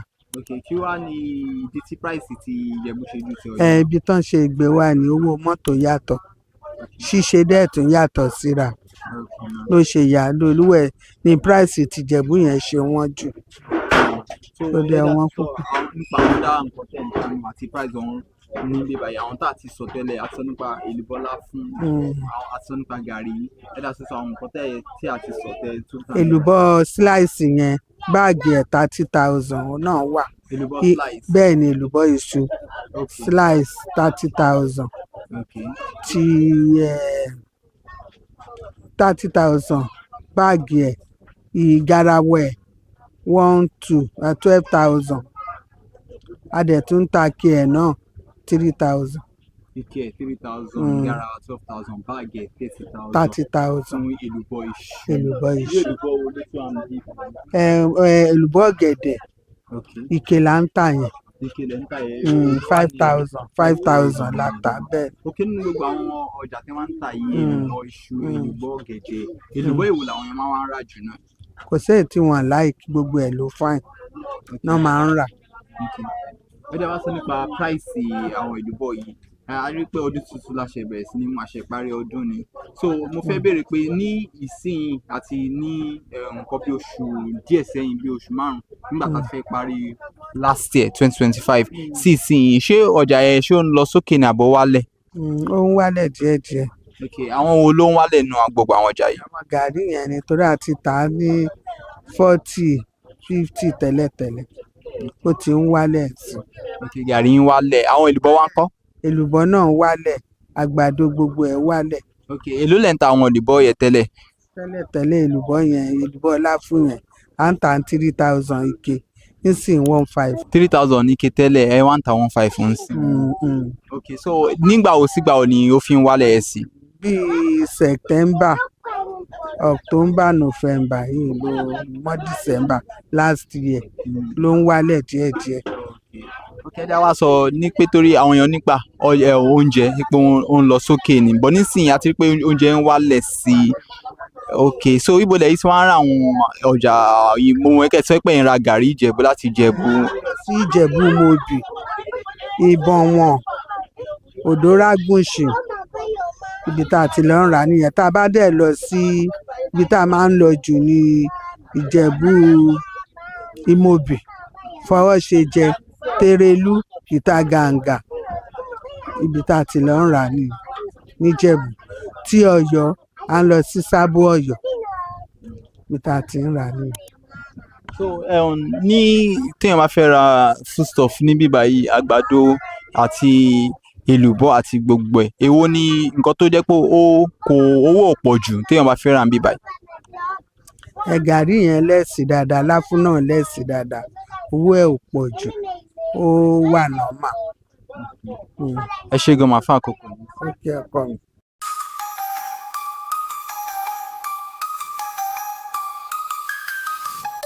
Time around there is pepper is many, full everywhere. This December time reach like February, March before it will rise up again. So in any quantities you want, I have it. Okay, so you tell us now, say if person wan buy pepper for this Bariga market, say if they sell am for basket, if they sell am as they want, they fit get am. And you talk say pepper e plenty this time well. They plenty this time well. Okay. Like if you want to cook now, you have like 1,000 naira, you can cook soup. So that means say if you give me pepper be that. I fit give you. Okay, so when you come look am now, say you say all this pepper, I say dem fresh well. You know say na different some people dey call some esha wey be say you know dey too fresh. You dey sell that kind one, na only this fresh one you dey sell. I dey sell the esha, but that time as I first come in the morning, I will select it for people who need it for food. People, I just carry one go out now, go give people wey go grind am for them, like food people, but na fresh esha. I know they said the esha wey don rot, wey dey smell. If you see the one wey I carry go now, you go sound as it's fresh, like this one, but e don break small. But this one na fresh one. You know say normally e good say make person dey chop fresh pepper well, e good make person dey chop am pass esha, because this one dey more nourishing pass all this one. And it's dey more nourishing, but that esha is for those people that they are using it to cook food in big way, so they cannot be buying all this one. Some people are buying it for what they are selling food, but they will be maybe in restaurants or in a VI, like Magodon side. They used to buy all this type. But people who are selling food in this local area, no, people who want to buy food now, their food is too cost, they will not buy it. But that fresh esha, they can buy it because it will be fresh. Tomato will be fresh, the pepper will be fresh, the bawa will be fresh. We just select it early in the morning. Just give them people who grind it, they will grind for them. That's how it is. Now make come talk, how much will be basket of tomato for you? Basket of tomato now, as here today now, they sell like 30,000 for basket. There is some 25, there is some 20, but as the grade, you know, as it big, no, as it fresh, some will be a sharp, too much a sharp. That one, the price will be low, like 20. But the one that is very fresh and okay, it will be 30, 32, 28, 25. That's the price. So now, as it fresh, you dey use sell price. So for you now, if person wan come buy basket of tomato, if you get them for 30,000, if it's fresh here. If you want to buy it as fresh here, yes, you can get it now for that 30,000. So now I say the price don't come down. Let's say like 5 months ago, 6 months ago, how much did they sell that basket? That 5 months ago, we are selling basket like 60,000. 55, yes, basket of tomatoes 70,000. That 5 months ago. Even pepper is 100 plus. But now it don't come down. Yes, that 100 plus pepper now is now 30,000, 35. That's how it is. And with pepper have small bag, like 10,000. They are selling 10,000, 12,000. So that's how it is. Okay, for tomato now baskets they sell. But small baskets today now. No small basket this time around. Now only big basket and crates. That crate, one of the crates can fill this bag. It's crate like the one that they used to put plates in party. You know that type of plate. So they use it to put bring tomato soup. So that one itself is How much be that crate? that one they are selling in 15,000. They are selling 13,000 as it's fresh. Okay, as a fresh. So now his basket fee cost 30,000, crate 15,000 as a fresh. Now we don't talk about tomato. Now we don't talk about this rodo where they sell. How they sell rodo and how much be bag of rodo now? Bag of rodo now I've told you that time in 5 months back, that bag they are selling 100 plus, but now you mentioned say na 100 down to 30,000 naira. Now na that part I 1 year if you don't come down. Yes, that is started on a big bag. The bag will be like this. It will reach and it will dry and very okay. 30,000 naira. Okay, the bag is big bag too for heavy as your price is. There is small bag that say like 12,000, 10,000. That one day. But if you want the big bag for this type, man, a big bag is 30,000 naira. Okay, so for the, before that rodo na 100,000, it don't become 30,000 now. Then the one where they sell 12,000 naira now, the small bag, like how much you they sell them before? 50,000 that time. But now you have come down to 10,000, 12,000, 15,000. As you want it to be fresh to dry. So when you talk about that bawa, how you they sell that one?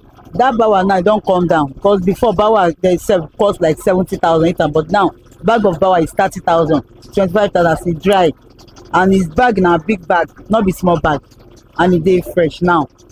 It no be like before. So now only pepper they sell for a year. Yes. So make you come talk where you come they buy all this pepper from? It's from my 12 we are buying it. Yes. You know, it's myself is international market. Every market is going there from quantity like big trailer. So we small trailer we go there and buy like I can buy like 2 baskets. Some can buy like 5 baskets, but me I used to buy like 1 or 2 baskets every day. Now every day they go there buy. Okay. Tomorrow I will go again. Oh, that one go. So that means say the market they come up very well. Yes. God be one. Alhamdulillah. So between now and that time, which one you prefer as market they move? Now, like how I don't understand. You say now, you say the price don't come down. Should people see they buy them like before? No, so this we have day in January. Then I used to do somehow for market. Because people just resume to school. They will pay their school fees, pay out some things, and they have used the money to do Christmas and New Year. So market is not moving like December time. So it's small now. Okay. We don't talk about baskets. We don't talk about this one. May I can't look this one where you put for year. How much did this basket? 500 now. This one are 500 now. Everything here now 500. Yes, yes. Okay. For this rodo now, how much be the basket? It's 500 naira too. Oh, okay. Which one be this one? Tombo. Okay. Bawa. Yes. How much be this one? It's 500 naira. So everything here now 500 naira. So that means say if I carry 1,500 come or 1,000, you go sell from. Yes, we carry 1,000 can we meet. I can carry tomato 500 for you. Then you divide the bawa and the pepper, make it together for you, and if we cook it will be okay. Okay, this one where they sell 500 now. When that pepper cost like the basket when you dey expensive, like how much did they sell them? Now 1,000 that time. At the time I want 1,000 the shade. But the shade 500 but now small place we dey put down. But now it don't come down. That's why we stay down for right now. Okay, now that it don't come down, we think go see the government. We want to tell them to see improve for everything they are doing, because the fuel, we know that fuel has come down, but motor price has not come down. Maybe it's because of what they are collecting from the driver people. We don't know, because the price of motor is supposed to come down well, so that everything will be normal for everybody to use. You want to go out now, you will be thinking of how much money to go. If you go market, if we are coming, you carry 1 basket, 1,500, your head 1,500, and before we are enter 700 naira that time. But now we motor don't, the price of fuel don't come down. Motor no come reduce, so we don't know what cost it. Maybe it's from the government or it's from the union. We don't even understand. So maybe they can still do something to it for us, so the price of motor to come down well, so that it will be okay for everybody in the country. Thank you. So I see the way for my pepper.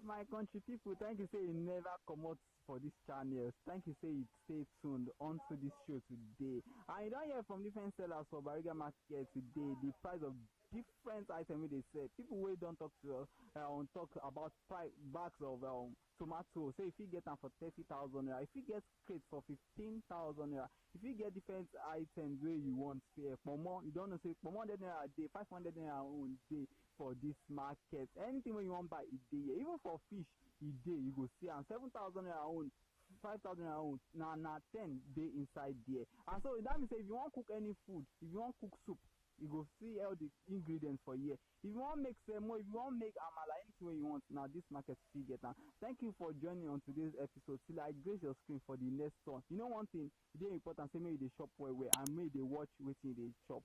Bye for now.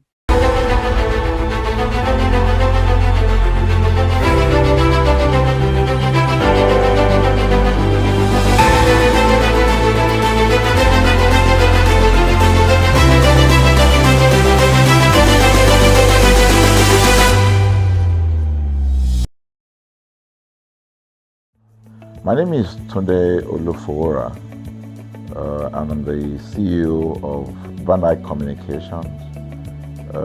We are we call the publisher or the owner of the new initiative called ConsumerHallaTV.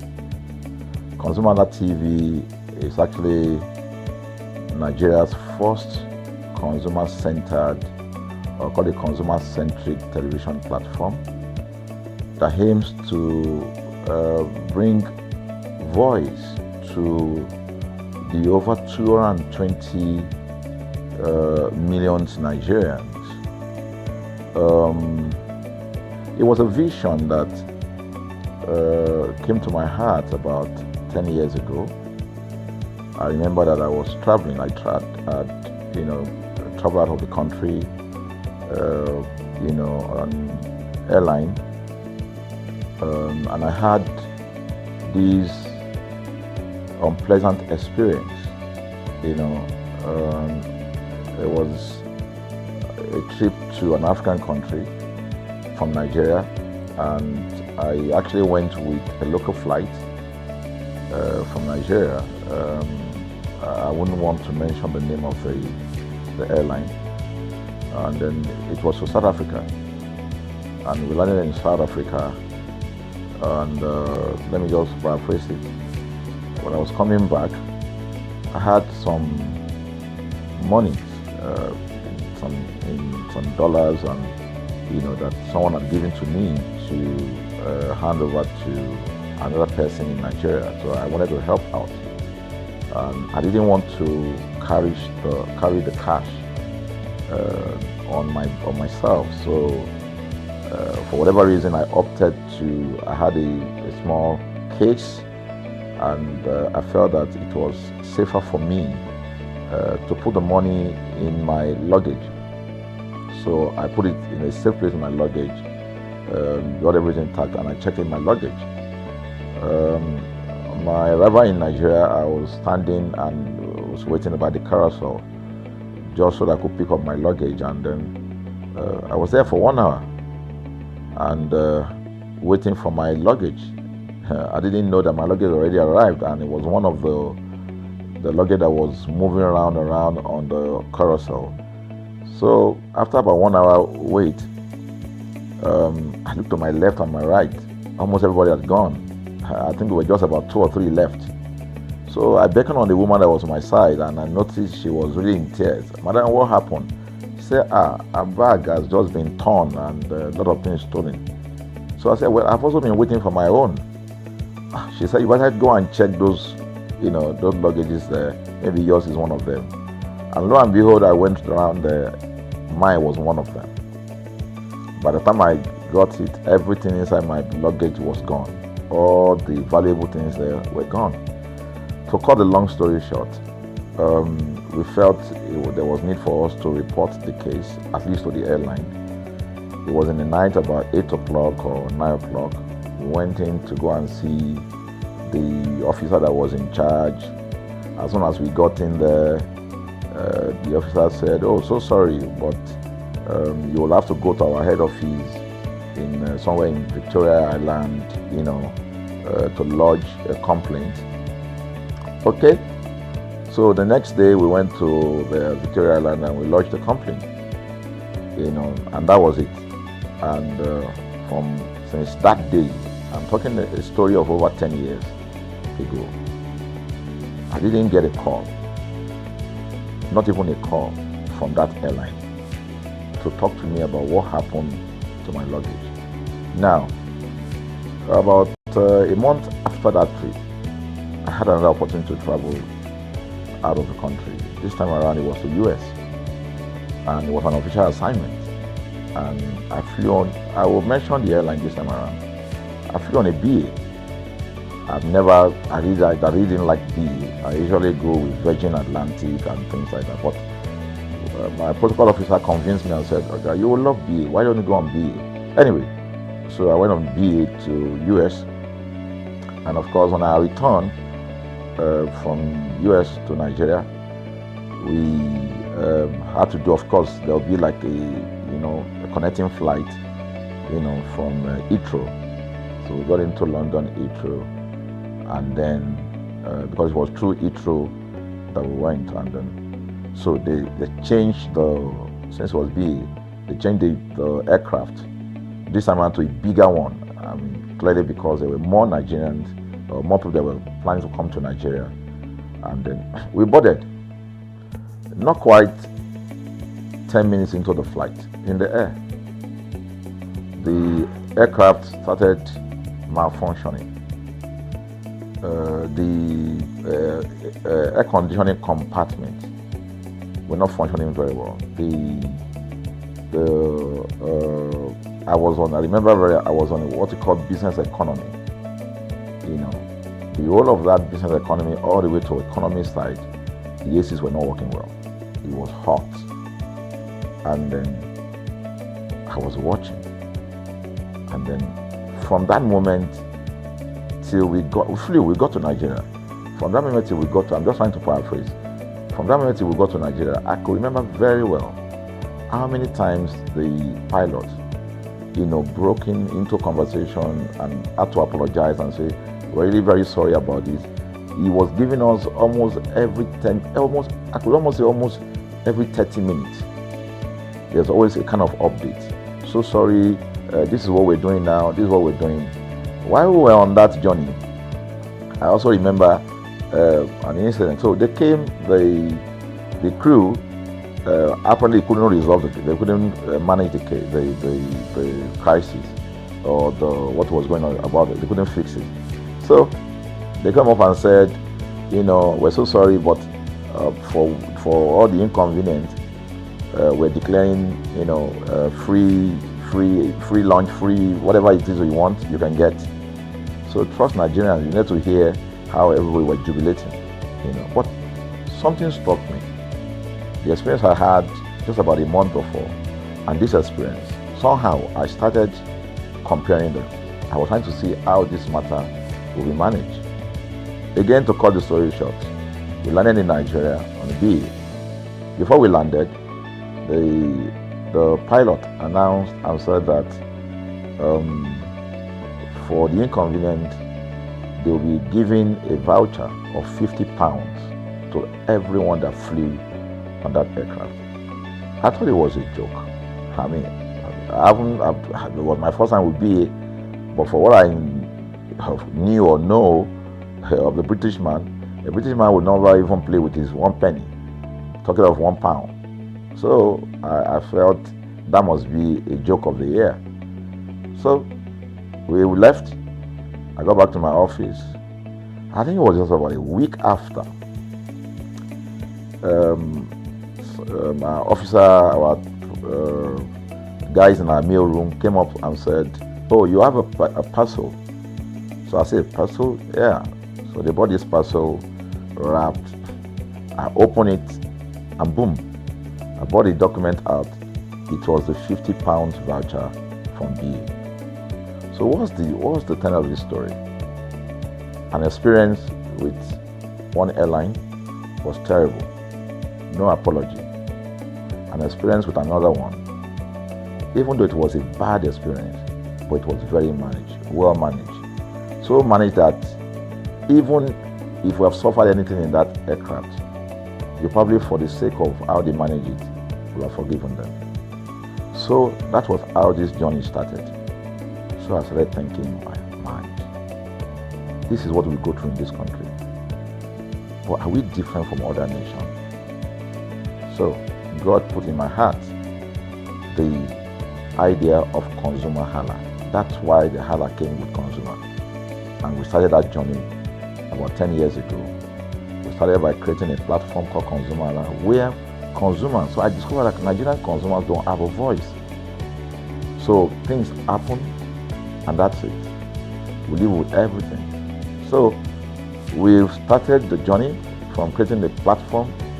We have an app, we even have a magazine, and we thought we could move it from that to the next stage, which is the television. So the TV today, has come. So I would say precept by precept, line upon line, we have been able to build on our aspiration, to finally bring to birth this unique and exciting platform, So it's a digital telecast, and our goal is to further connect consumers in Nigeria to brands with insightful news, development within the fast-paced world of consumers. The world of consumers is growing at a very fast pace, So we want to inform Nigerians. We want to get them educated about their rights, So our role is that we're going to educate consumers in Nigeria, all right? So by bringing them specialized and what you call analytical, research-based content generation that will inform, educate, sensitize the audience, So that's ConsumerHallaTV. So I call it an offshoot of our ConsumerHalla brand. ConsumerHalla brand actually was the first we call it the first complaint or consumer complaint resolution portal. When we started it about 10 years ago, or about 7 years ago, it became the first complaint resolution portal.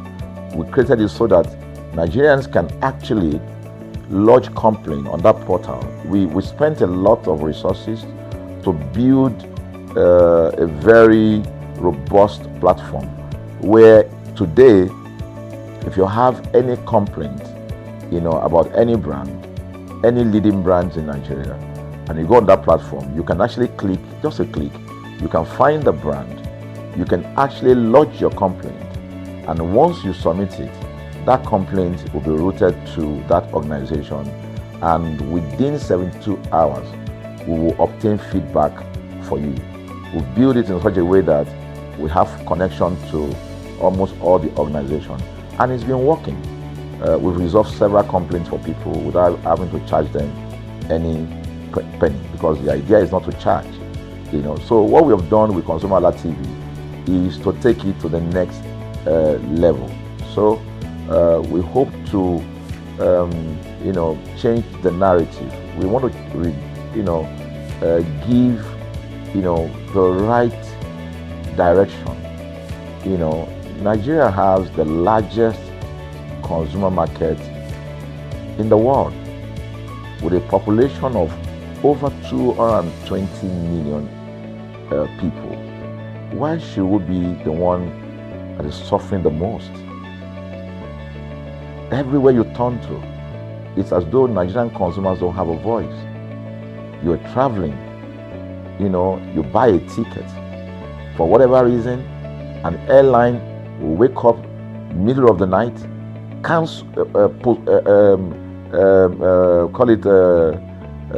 delay the flight for whatever reason, and then you'll be waiting at the airport for hours. You'll be there for 2 hours, 3 hours, no any explanation. Then while you're there, they can even wake up and say, oh, flight has been cancelled. So everybody carry their luggage and go home. Nothing happened. Of course, things are changing. We must commend government, because government is beginning to wake up, but there's still a lot to be done. And we believe that we can help to make, bring about those right changes. So we offer deliberately part of what we do is that we also offer advocacy. All right, we're not just an advocacy organization, but we offer advocacy. We have a legal team. We have lawyers that are registered on our platform. All right, that can also take up cases. Okay, so and we've taken up many cases like that, and won those cases. So ConsumerHalla is a platform to help consumers to, we're not fighting brands, but rather we say we're bringing about an amicable, resolution of conflict, such that it will be beneficial to the consumers and also be beneficial to the brand. I remember the word of Jeff Bezos. Bezos is the founder of Amazon.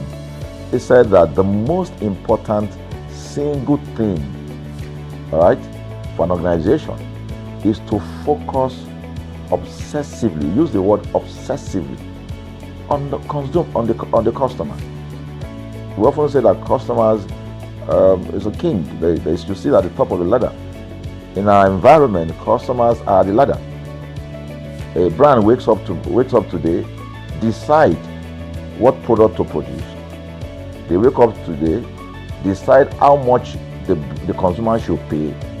They wake up to decide everything for consumers. So consumers are just at the receiving end, and yet they are milking the consumers. There's no price regulation in this country, none. People just wake up and fix prices. Look at the power. Government wakes up, we change policy, we wake up and we get people to pay more. We think it's time for consumers to begin to speak out. In speaking out, in engaging, we can get the brand to begin to do what is right. And of course, I know that the consumers themselves need to be educated. So our role, our vision also is to ensure that we educate consumers, we bring awareness. A lot of Nigerian consumers don't even know about their rights. You buy a product from a supermarket. I've had this experience. You buy a product from a supermarket, all right? For whatever reason, you take that product back to your house, and maybe something went wrong somewhere. By the time you take that product back to the shop where you bought it from, and you say, "Oga, this thing," you know what's going to tell you? "Oga, na me make am. Na me make am now. That's why I buy am." Meaning that there's nothing I can do to the product. So you lose the product, then you lose your money, because the money is not refunded. The product you can't use.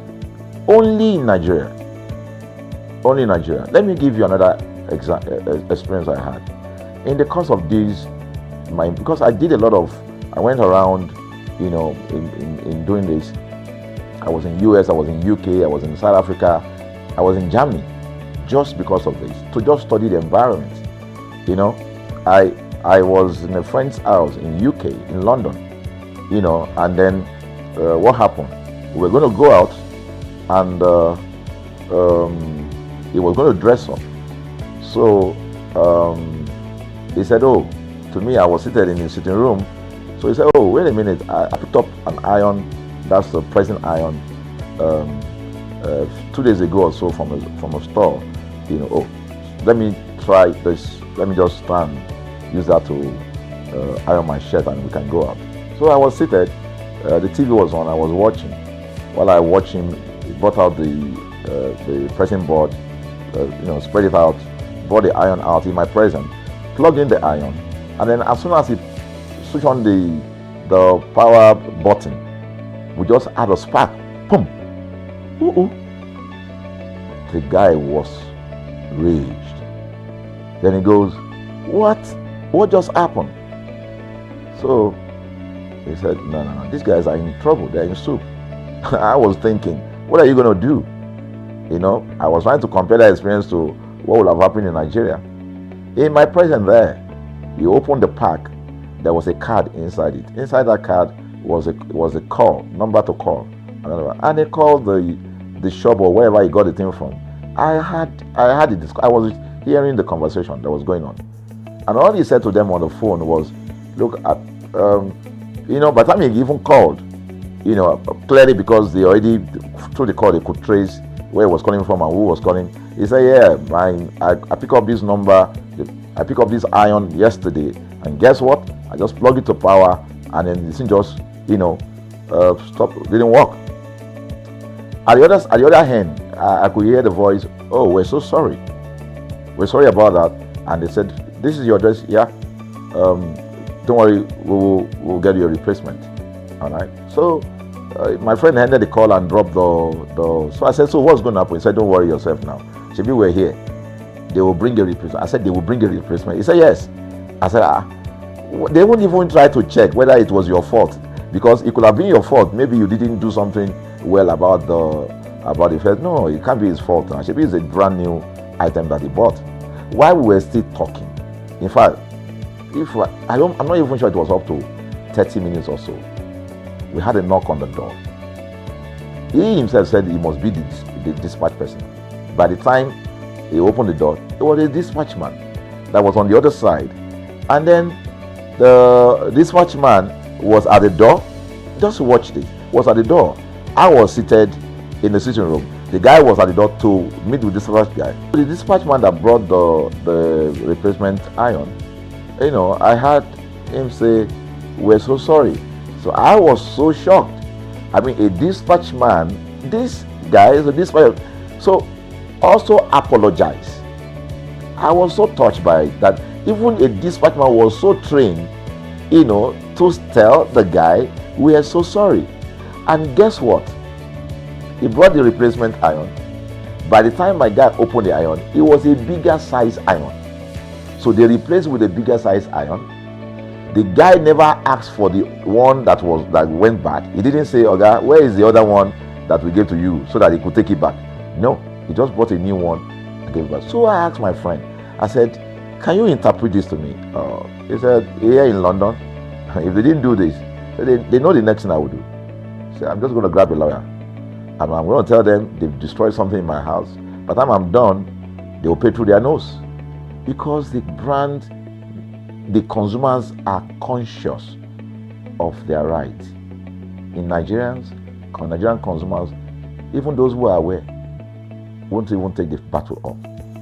Everybody just go, what can we do now? Today they wake up and ban this. What can we do now? So we're going to change the narrative. We have to stand up. So the vision of ConsumerHallaTV is really to create an engagement platform that constantly mirrors the minds of consumers and provides right connections for meaningful brands in Nigeria. Thus, we believe, will be forming part of that our overall vision, of creating a more caring world of consumers where businesses thrive. So I think that we'll make our impact. We ask you to join us on this journey. ConsumerHallaTV will drive engagement. It will also be there to help to promote brands that are doing what is right. So we're not out to criticize any brand. Rather, we have to complement what the brands are doing, because there is no organization that or a business that was set up to fail. Nobody set up a business to fail. So there are just gaps that needs to be fixed. So together we can fix things, and together we believe that we will create the right story for consumers in Nigeria. Thank you very much.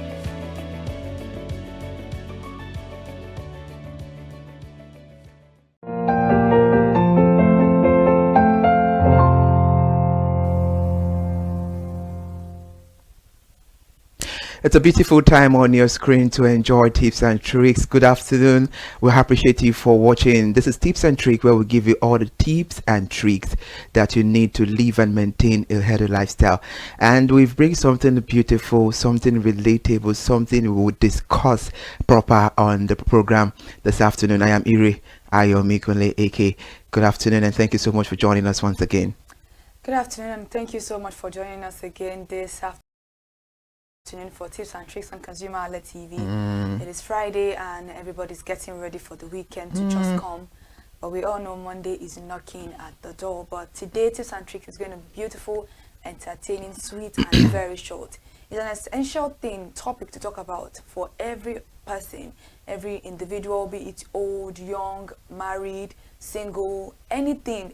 This particular topic cut across all variants of age group and everything that you want to think about. So this particular topic is very important, and it is how to effectively secure your home in Lagos. We all know Lagos is a crazy market when it comes to apartments, looking out for apartments. In fact, agents are a whole lot of different deals entirely. If you have not even been part of the old palaver or old shenanigans of agents, you don't know what God has done for you. I'm Kike Lomo Ajibola. Thank you so much for staying connected to ConsumerHallaTV. And in case you haven't followed us across all our social media platforms, Instagram, Facebook, X, TikTok, and on YouTube, subscription is absolutely free, all at ConsumerHallaTV. Please run along to go do that so that you can be able to see and enjoy beautiful conversations like this here at ConsumerHallaTV. All right, interesting. And in summary, we'll be giving you the tips and tricks on how to effectively secure your homes in Lagos State. But Kike, before we move into the conversation, let's talk about looking for a house. We all know it's not an easy task. It's just like you embarking on a someone say to you when looking for an apartment. Or have you fallen victim of such scenario or circumstances before?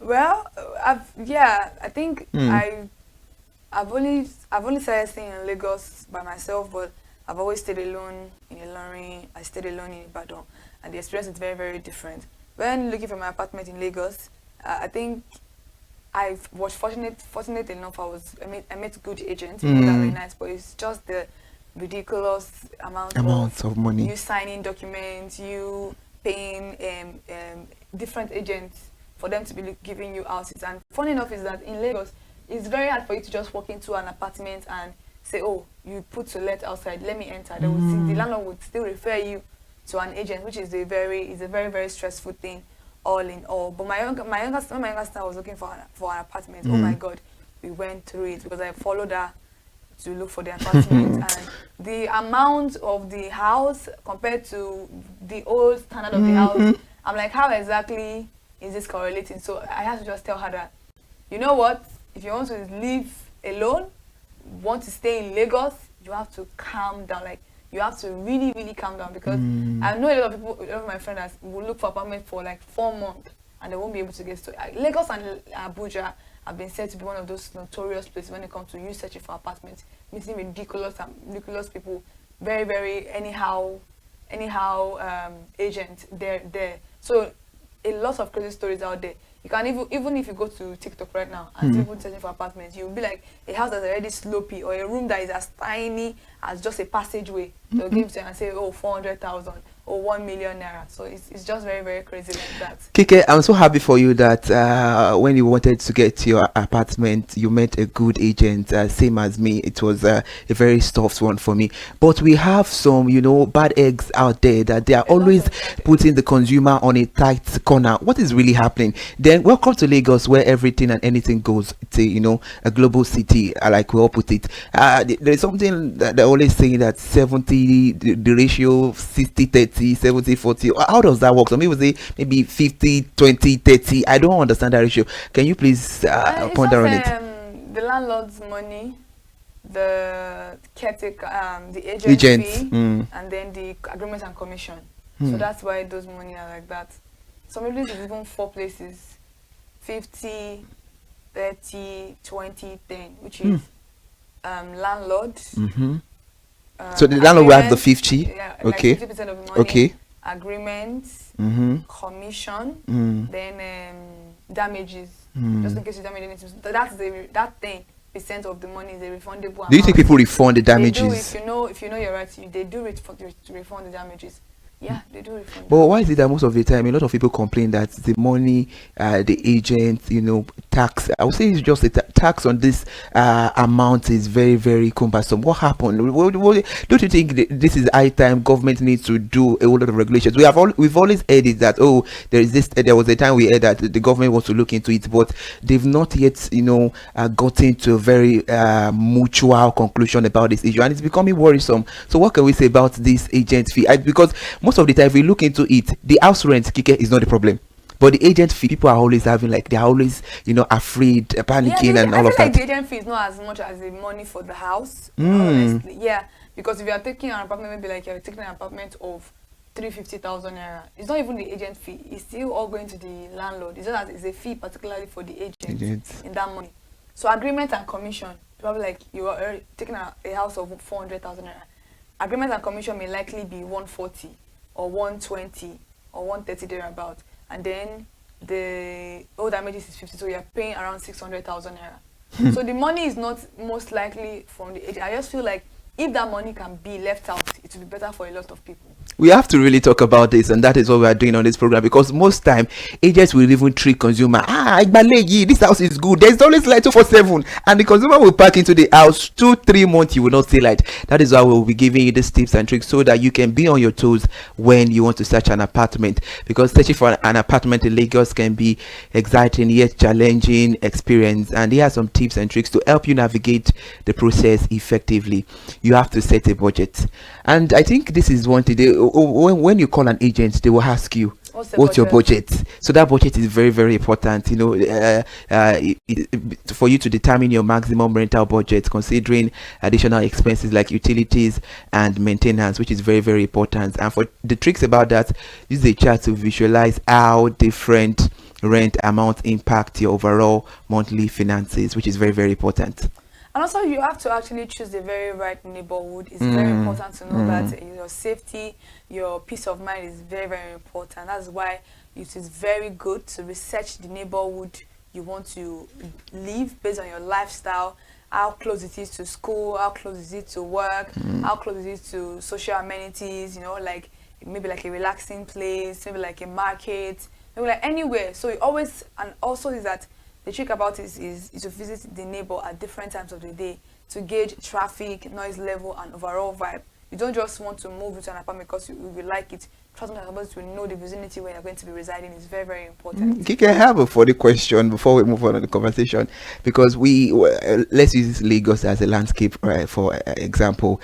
We know some areas that we know that, this area is kind of a slum area, or this area is, we know it's a bad area, bad boys are always there. If consumers are, opting away, moving away from all these bad places, who are going to live in this place? It's just about it's just your own preference, because not a lot of people can navigate that kind of life. But if you know you can, why not? And things are very, very cheaper on that side. You just know that you have to be very, very high on alert, because anything can happen. Your phone could go missing, you could get robbed and stuff like that. So that's why it's always good to stay in a very gated and a well secured environment, especially in Lagos State, because even in the gated and very secure environment, your security is not still guaranteed. I can't agree less with you, and that is why most people will say God Almighty is the highest security. Now she made mention about something, and that is where I'm headed to, that when you go to TikTok looking for houses and stuff like that, this is where our online resources come in. Use online resources, utilize a reputable real estate website and apps for listing and reviews. Set up alerts for new listing within your criteria for timely notifications. And about that, real estate today is always on Monday, where you meet our colleague in the studio, where you get some tips and highlights that will help you as well. It's very beautiful tips and tricks I just dished out. Another one is to inspect the property thoroughly. Always visit the apartment in person. Don't let them just show you pictures. Trust me, in Lagos State, a lot of what I ordered was what I get. It's exactly what you'll be getting. Check for the plumbing, electrical issues, and overall cleanliness. And the trick is that to bring a checklist to ensure that you don't miss any important details during your inspections. It is very, very important to know that when you are visiting the apartment, if it has a running tap, check all of the taps. Trust me, you wouldn't even know. Check the flush, check the electricity, check everything. It's always important to do this, because you wouldn't know what you're actually getting yourself into Once you've paid, there is no refund. They don't refund you. So shine your eyes. Then ask the right questions. Of course, Yoruba will say "Biru Kim Faja." That means you asking question. Of course, does not lead to fight or chaos. The tip is inquire about the lease terms, maintenance policies, and included utilities. And then the trick is to prepare a list of questions ahead of time to stay organized and ensure you get all the necessary information. It's very important to ask questions. And also check safety and security feature. Looking for security measures like gated access, security personnel, and functional smoke detectors. Not all Lagos State houses are like that, because you may not be where you may not be in Ukoyi, you may not be in Lekki, but try as much as possible to understand that ventilation is very, very important when you are cooking in your apartment. So even if there's no smoke detectors, always make sure you have a cross ventilation in your apartment. And also talk to current residents about the experiences regarding safety in the environment. Don't be shy. Try as much as possible to actually talk to them. Even if you don't get to talk to your neighbor, try as much as possible to talk to someone that is living beside your house or 3 places away from your house. They may know 1 or 2 things about the house. Then negotiate the rent. Negotiation is very, very important. Don't hesitate to negotiate the rental price, especially if the property has been on the market for a while. So the research you made mentioned earlier on, you have to research similar listings to strengthen your negotiation position. And also understanding the terms of lease is very, very important. You need to read the lease agreement carefully before signing. Look for clauses related to lease duration, penalties, and renewal terms. These are very, very tricky things. You don't just collect these papers and start signing them. It's very, very important to actually read them. And if one thing that you don't understand there, please take it to somebody that is more knowledgeable. If you have a lawyer in your corner or somebody else that can help you look into it, 2 heads is better than 1. Trust me, if that is just how life is. And highlight key sections for easy references and verification before moving in. If you find something that you're not comfortable with, try as much as possible to bring it up with your caretaker or your landlord so that you can know where to meet at the middle ground. If it's not working for you, please leave that house for them and look for your own home to settle in. All right, Kike, most of the times when we are looking for apartments, I used we because, of course, we are at that age for now. I know that in few years to this time, by God's grace, we'll have the house of our own that we build ourselves. But it's very, very important because a lot of people will start complaining when they get to work. You came late today. Why? The transportation. No, where I'm living is far, So when you're looking for an apartment, transportation is very, very important. It was on Tips and Tricks, you and I were having a conversation, and I think we made mention of salary during the cost of implication of transportation, save and everything. You are earning 100, 150. Just look for somewhere closer to your place of work that you'll be able to save. I think it was on that program you were saying they should be able to save like 40 or 50,000 per month if they stay close to work. So it's very, very important. So considering the transportation options is something you need to evaluate very well. You have to evaluate the availability of public transport and road connectivity from the apartment to your workplace or school, for easy and convenient. So check traffic patterns during rush hour to understand your daily commute. And lastly, get references if possible. Reach out to previous tenants, people that move out of the house. If you can be able to do your research, patience is very, very important. It is key. Reach out to them for insights about the landlord and property conditions. I personally don't blame people that will say, I don't want to live with my landlord, because it can be very, very absolutely. It can be draining. Use social media or local community groups to connect with others who may have lived in the area before.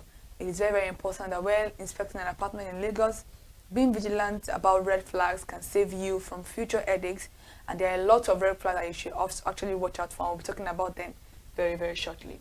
Kike, I believe and everything we want to do, we surely put it in good hands. Now, do you think when we want to start renting an apartment now, if you're a Muslim, you should go on your mat and pray? If you're a Christian, go to church, that God please? Do you think we should put this as prayer point with the way things stands right now? Yeah, because that's going to be your home for the next 2-3 years. So you need the prayer, honestly. Especially when you're looking for apartments in Lagos. It's a lot of craziness. All right, prayer is the key. Please let us pray where we are looking for accommodation or we are looking for apartments in Lagos State. So let's give you the red flag you should always, cite.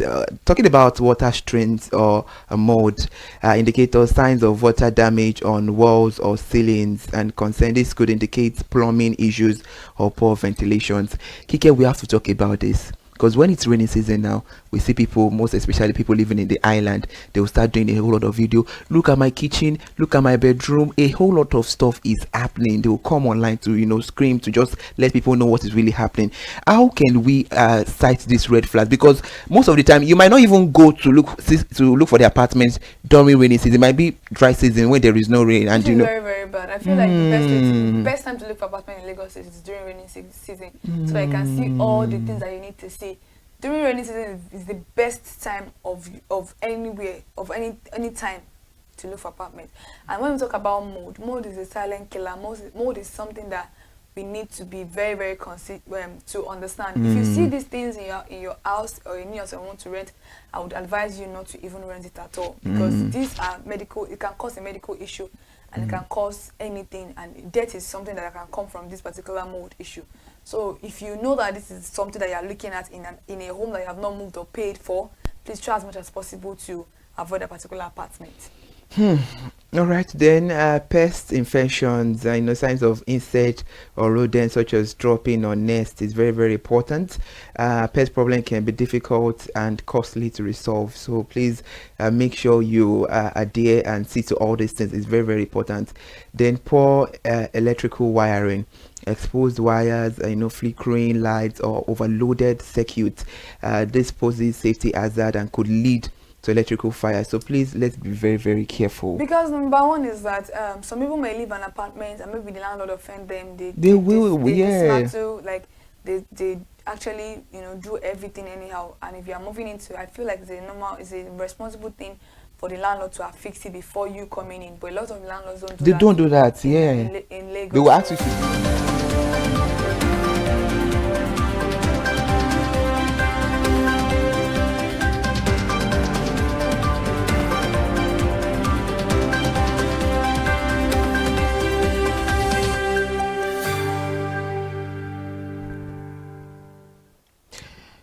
Good afternoon. Thank you so much for joining us on the midday news at ConsumerHallaTV. I am Iri Ayomikuli Ike.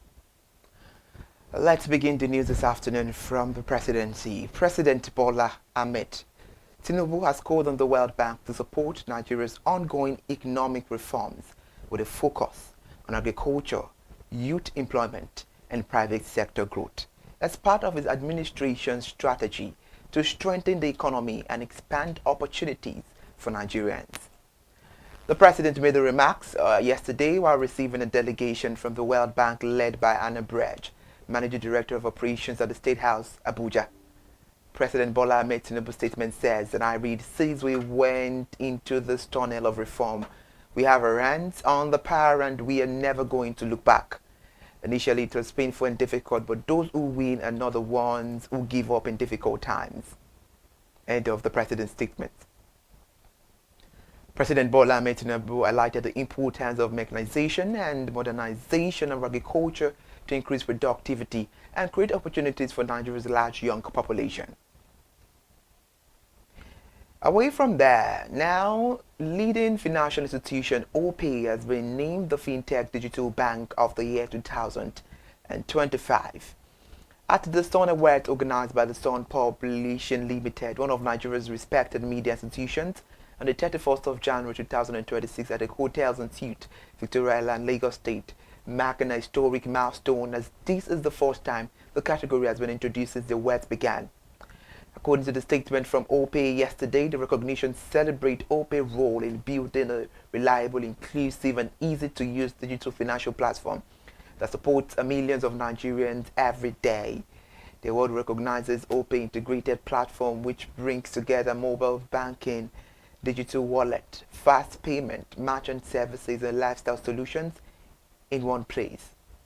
Through this approach, OPay continues to bridge the gap between traditional banking and the digital economy, making financial services more convenient and accessible for individuals and businesses across Nigeria.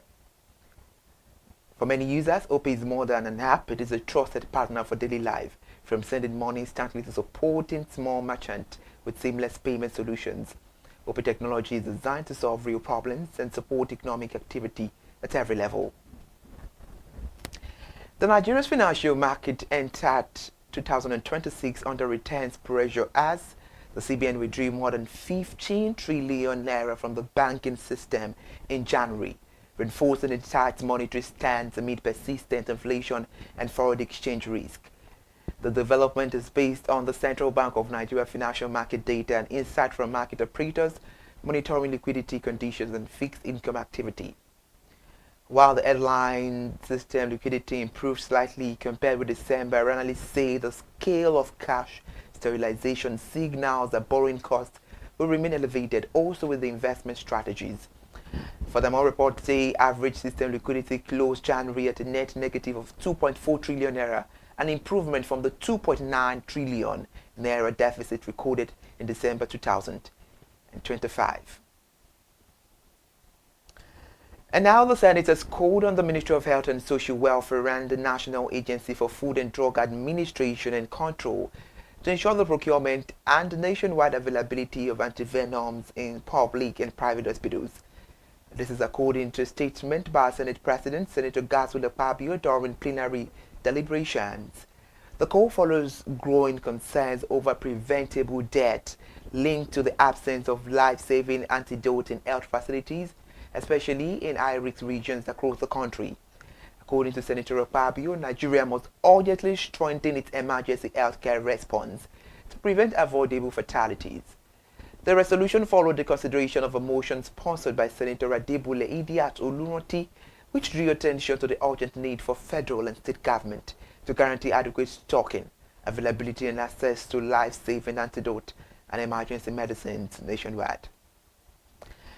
The federal government has allocated 881 million naira to total capital project of the Nigerian Export Promotion Council in the 2026 appropriation bill, following an all-time high non-oil export record of $6.1 billion in 2025.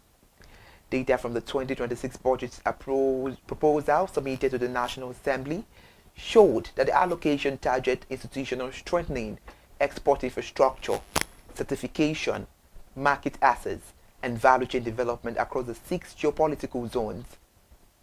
The allocation is included in the proposed 58.47 trillion naira federal budget, and growing the policy lay emphasis on diversifying foreign exchange earnings away from the crude oil.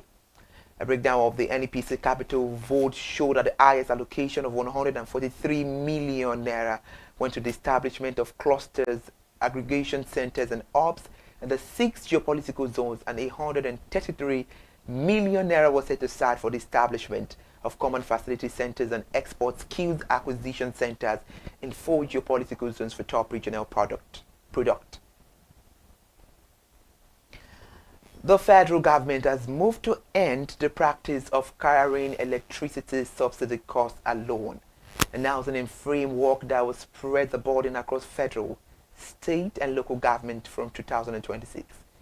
The Director General of the Budget Office of the Federation, Mr. Tanimu Yakubu, disclosed this on Monday in Abuja during a training and sensitization workshop for ministries, departments and agencies on the 2026 post-budget preparation process using the Government Integrated Financial Management Information System, Budget Preparation Subsystem.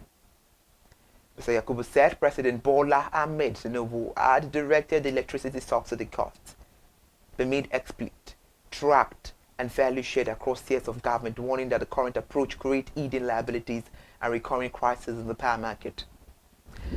The United Arab Emirates has positioned Nigeria as a major destination for multi-billion-dollar investments spanning agriculture, technology, infrastructure, mining and trade, with the country's Minister of Investment, Mohammed Al-Suwaidi, admitting that Gulf capital is currently underexposed to Africa's largest economy. Mr. Al-Suwaidi said this at the first Investopia Africa event held in Lagos on Monday, where discussions surrounded a wide range of opportunities that could translate into investment running from hundreds of millions to several billions of dollars depending on sector readiness, regulatory clarity, and the availability of credible local partners. The report revealed that as of 2025, trade relations between the UAE and Nigeria reached $4.3 billion for non-oil commodities. However, speaking during the fireside chat with Nigeria Minister of Industry, Trade and Investment, Dr. Jumoke Oduwole, the UAE minister said opportunities surrounds agriculture in Nigeria. Away from there, cargo agent at Muritala Mohammed Airport have halted cargo processing in protest against the Federal Airport Authority of Nigeria's upward review of cargo tariff. The dispute emerged last week after the newsmen reported funds plan to increase cargo rate. However, the National Association of Government-Approved Freight Forwarders confirmed the suspension of cargo operations to newsmen on Monday, while another group said the new tariff has been temporarily suspended. Meanwhile, Fandre letter to cargo regent on the 27th of January 2026 had notified operators that the revised tariff regime would take effect on the 2nd of February 2026, a move that was met with resistance by the agent. And now let's take a look at a consumer-related story here that says enforcing a ban on alcoholic beverages packaged in sachets and small PET bottles could wipe out over 400 billion naira investment across the alcoholic beverages value chain. The Manufacturers Association of Nigeria and the Nigerian Employers Consultative Association have warned. The Director General of NECA, Mr. Adewale Oyeride, and the Director General of MAN, Mr. Shegun Ajayi Kadir, in a joint article published on Monday, warned of the economic consequences as the National Agency for Food and Drug Administration and Control's renewed campaign to ban the production and sale of sachet alcohol sweeps across the country. They said the wines and spirit value chain support hundreds of thousands of direct and indirect jobs and significant investment in manufacturing, packaging, logistics, and agriculture. Both private sector leaders want that approach regulatory actions referring to NAFTA ban risk deepening the unemployment and also expand the informal and regulated market. The National Bureau of Statistics says price of major food items, including rice, beans, curry, tomatoes, and onions, fell slightly in November 2025. The NBS disclosed this in its Selected Food Prices Watch report for November 2025 released in Abuja on Monday. According to the report, the average price of 1 kilogram of local rice dropped by 5% year-on-year to 1,861 naira 95 kobo in November 2025. The report says on a month-on-month basis, the price of rice also decreased by 2.71% from 1,000 naira 913 recorded in October 2025. The report showed that the average price of 1 kilogram of brown beans declined by 43.14% year-on-year to 1,547 naira in November 2025.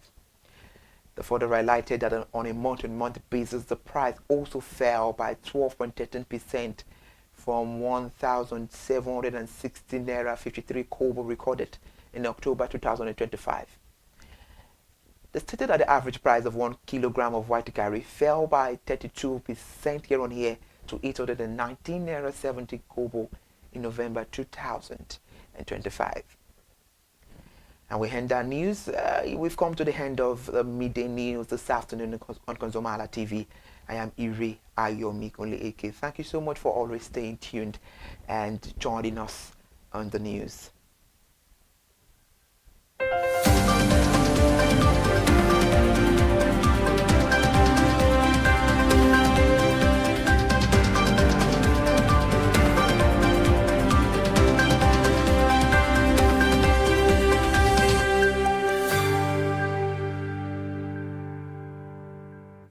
Fix it before you coming in, but a lot of landlords don't do They that. don't do that, yeah. In Lagos, They will ask you to do it yourself. So you should be able to put your foot down and tell them that this is not something that it is your problem. It is their problem because you made the house like that. Another thing is to have to understand that appliances that don't work, like stoves, refrigerator, leaky faucets, or malfunctioning repairing them may not be promptly addressed by the landlord. If you have issues with your plumbing, if you have issues with your pumping machine, all of these things, landlord will tell you that no, it's not me that's going to be repairing it and stuff like that. And some houses that come with it fully furnished, try as much as possible to test the equipment out before you actually move into your apartment. It's very, very important to do so for the peace of your own mind. Yoruba would say motto to lolo I'm talking about, being clean. So unusual odor is very, very important. Strong smells such as mildew, sewage, or cooking odors. So odors can indicate underlying issues such as poor ventilation or plumbing problems. So please, we should always pay attention to all these things. We talk about noise pollution, we talk about air pollution, so make sure you do a research around that. Okay, is there any noise pollution here? Is there air pollution? Just for your safety. Health is wealth. I mean, Lagos State smells enough. There's a room to now be smelling also. You have to be very, very careful, and mold can also be an indicator of a problem. You might have and I think a lot of houses in Lagos have sockaway issues. So you need to be very, very careful with the kind of apartment you are actually, getting into. And inconsistent maintenance, lack of upkeep, common areas like hallways, stairways, and landscaping. If you enter some apartments, you see that they are very, very unclean. It may actually reflect on the landlord's neglect or may indicate potential issues with the apartment itself or also the tenant living there. So you may likely not have your energy to be fighting every time. So avoid that totally. And high level of noise is very, very important. Like you said, noise pollution. Lagos is a busy environment entirely. You're on the road coming back from work, and then you're still in your house. You're still listening to noise. It can be very, very mentally. It can be mentally draining, and it can affect your quality of life and comfort in your apartment. I can't imagine me coming back from work and I'm entering my house and I'm still hearing all the noises. It would actually be very, very exactly. So it's always okay then. It's always like that. Okay, vague lease terms. The indicator is that the lease agreement that lack clarity or have vague terms. So ambiguities can lead to misunderstanding regarding recent increases or maintenance responsibilities. So please be very careful. Read the terms and conditions very, very well. Review it. Review it very, very well. And now, security concerns. A lack of functional locked security guards or gated access can lead to insufficient security. Measures can compromise your own safety. Trust me, you will get to some apartments and the lock is spoiled because of a tenant is angry with the landlord and the landlord will not fix it. And you yourself, you are moving into an environment such as that is not even gated in the first place, and then you are not doing as much as possible to protect yourself. So run away from that particular apartment. It's very, very, very unsafe. This is what I want to say. I will have to think. Okay, face to face is another way of life for this country. Please face me. I face you for the jagba unhappy tenant. Of course, we all see the drama. Then face you as face to face the home drama. So please let us make sure that our tenants are very happy. Because unhappy tenants can lead to chaos, it can lead to disaster, frustration, a whole lot of things will set in, expressing dissatisfaction with management. This might signal a larger issue with the property or the landlord management style. So please, unhappy tenants, you should do, the first day you set your leg into the apartment, you want to secure your neighbor, you're meant to ask, who are my neighbors? Of course, an English adage says, first impression last longer. So in the first day you see them, the impression they give you and everything really matters a whole lot. It's very, very important to understand that your peace of mind is very, very important, and the home you are living in should be your peace. It should not be a safe haven. Yeah, it should be that particular place that is just for you and you alone. And I pray that whoever is looking for an apartment in Lagos State, more grace to your elbow. Amen. God will be your strength. Amen. Try as much as possible to use these tips and tricks to understand the fact that life can be much more easier if you actually do research and you are open your eye, shine your eye very, very well, because Lagos State is not for those that snooze. You must be smart, you must be at alert, and you must be up on your feet.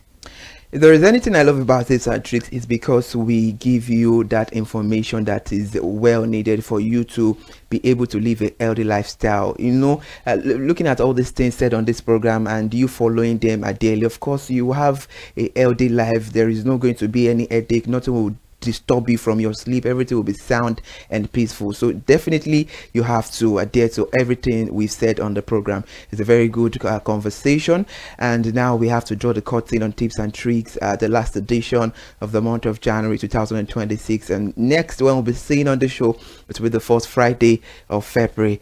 Happy new month in advance, and please do well to enjoy the rest of your weekend. See you next month by the grace of God.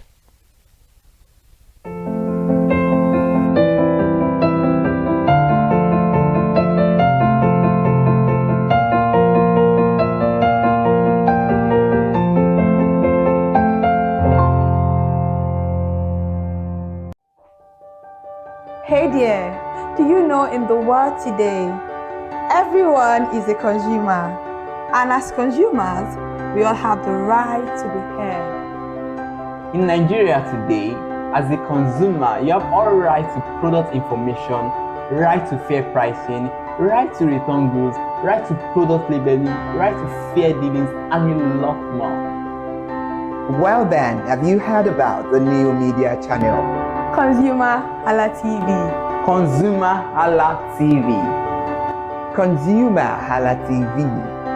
At ConsumerHalla TV, our goal is to inform and educate consumers in Nigeria with insightful news alongside development within the fast-paced world of consumers through well-researched, specialized, and analytical content. Our vision at ConsumerHallaTV is to create an engaging platform that provides right connections for meaningful brands in Nigeria, thus creating a more caring world for consumers where business thrive. And guess what? Our ConsumerHalla brand is the first consumer complaint resolution portal in Nigeria, powered by a 72-hour feedback mechanism. We offer consumer advocacy, informative talk shows, branding promotions, advertising, and lots more. Connect with us via our YouTube channel at ConsumerHallaTV. Follow us on our Facebook page, ConsumerHallaTV, our Instagram page, ConsumerHallaTV, and do well to subscribe to our YouTube channel. Subscription is free. ConsumerHallaTV. At ConsumerHallaTV, you deserve to be heard. At ConsumerHallaTV, you deserve to be heard.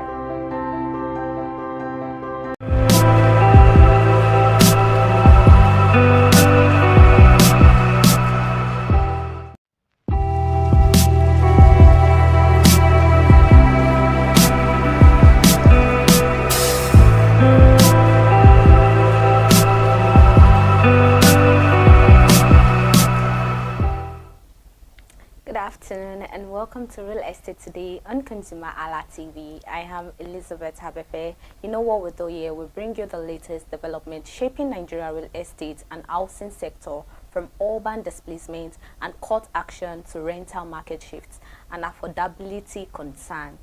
And today, you know how we do it. When you see me, you get to see Irimufe on the show, whereby we bring you updates. So Irimufe, say hi to the viewers at home. Hello, how are you doing today? It's another beautiful week. Yeah. And it's time to talk about real estate. And I'm quite sure you're as happy as I am, because you know one thing, when it's real estate, we are talking about data, we are talking about updates, we are talking about housing development and everything you need to know about real estate today. Okay, so now let's move on. Makoko demolition spark fresh housing concern.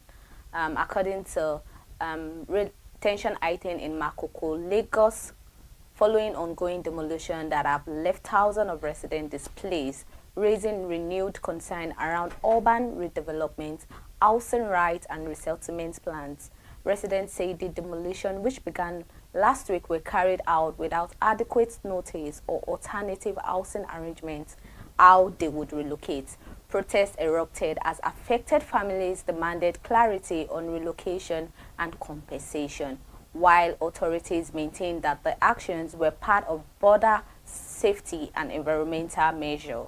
This development has once again placed the spotlight on waterfront housing, informal settlements, and the human cost of urban renewal in Lagos. Why does it matter for consumers? It means it highlights the risk of living in high-risk or unplanned areas. It also signals the need to verify housing security and relocation plans. It encourages renter and buyers to consider safer regulated housing options. This is a whole lot, in as much as the government is trying to, consider some housing redevelopment.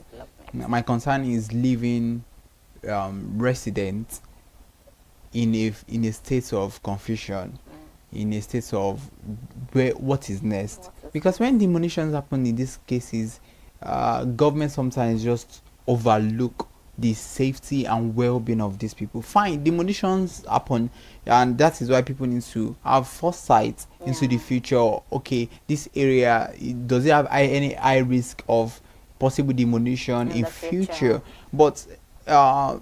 Femi Falana, human rights activist, was saying on Arise TV, and he said that the Supreme Court has ordered or made decisions that no state government should have control over inland waterways, that any housing issue related to waterways, state governments don't have any control over it. So if the Lagos state government should just, wake up one morning, because they were like, people were tear gassed, and because people were trying to protest.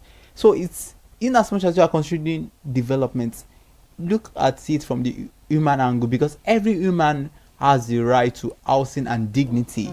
You've taken away their dignity by demolishing their houses. If there were prior notice to that time, okay, there will be some demolition, 1 month, 2 months, people would be aware of it. But in a situation where you just come, you begin to, tear gas people are confused and all that. Where do we put the human dignity at the end of the day? So that is one thing that it is more of concern to me as a Nigerian.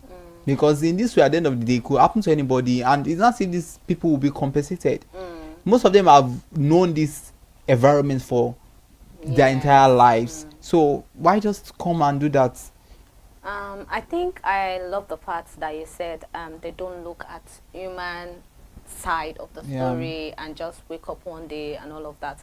Well, I think most of the time it is, I don't think it is necessary whereby government will wake up one day and decide to demolish. Most of the time there are always warnings and pyro notice, but people don't really take it to heed. They don't listen. They'll be like, oh, this is my home. Where do they want us to start from? They're always waiting. I'm not stating the fact that what happened is a good thing and all of that, at least looking at human angle, because I could remember a production I went out to do for in the marketplace and all of that, and a particular market that I went to, they were clamoring on Makoko being their largest customers and all of that, but due to the fact that their own Lagos is demolishing their building and all of that, they themselves, they didn't see their largest customers in the market to come and buy something, and that is due to the fact that the demolition and all of that. Because the person that is not actually fine, that is not okay, that is going through all this, will the person be thinking about going to the market to get things? And that alone is affecting other people, because they feel Makoko is one big it's actually an inland area, waterfront and all that, and most community people there, it's just like a kind of communal lifestyle. Everybody, they are used to each other. I'm not against demolition. Like you said, one of the things we should consider is the fact that, okay, whenever you want to buy a property or you want to live in an area, ensure that, okay, you verify. But at the same time, in as much as you are doing this, you should come from the place of empathy.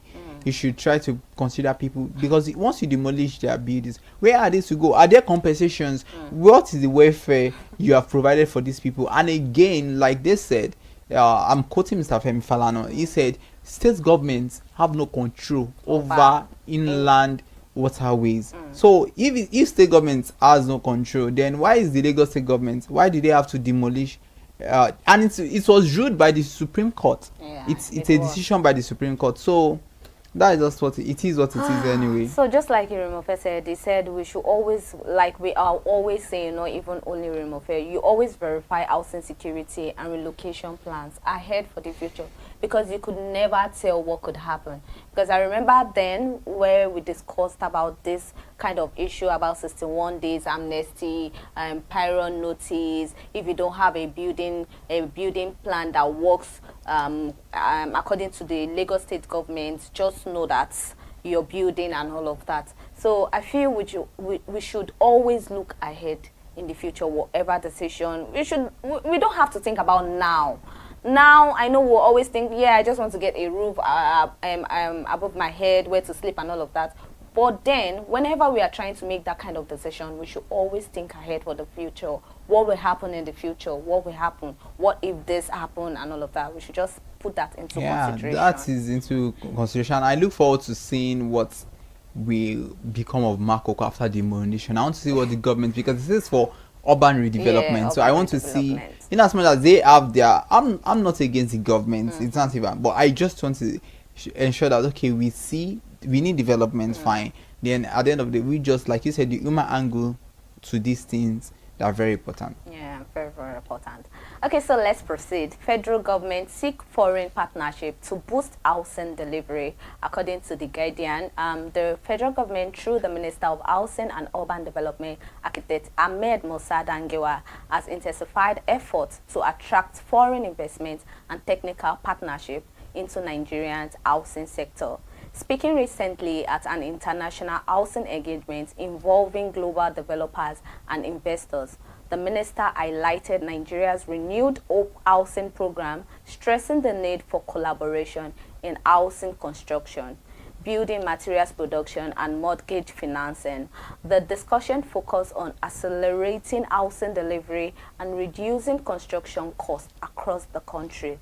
This move comes as the government looks to close Nigeria's housing deficit by working more closely with both local and international private sector players. Why does this matter for consumers? It means it could increase the availability of affordable homes nationwide, signal potential reduction in construction costs, which may translate to lower purchase prices of rents, open opportunities for access to mortgage financing and structured housing solution. Interesting one. I'm always big on collaboration, not just in the real estate sector, across different sectors. And when you look at construction cost, it's a whole lot, and governments really need to see reasons for collaboration. And at the end of the day, when it involves international, the other day we were talking about private and state, private public. Yes, collaboration. Now it's international, and it's a big one because the federal government is involved in this, so it's going to open more doors. It's going to open more channels for other countries to see that, okay, housing development is possible in Nigeria too. But the only thing is, in as much as we are working on housing, we should also work on security, because there's no way you work on housing and you neglect security.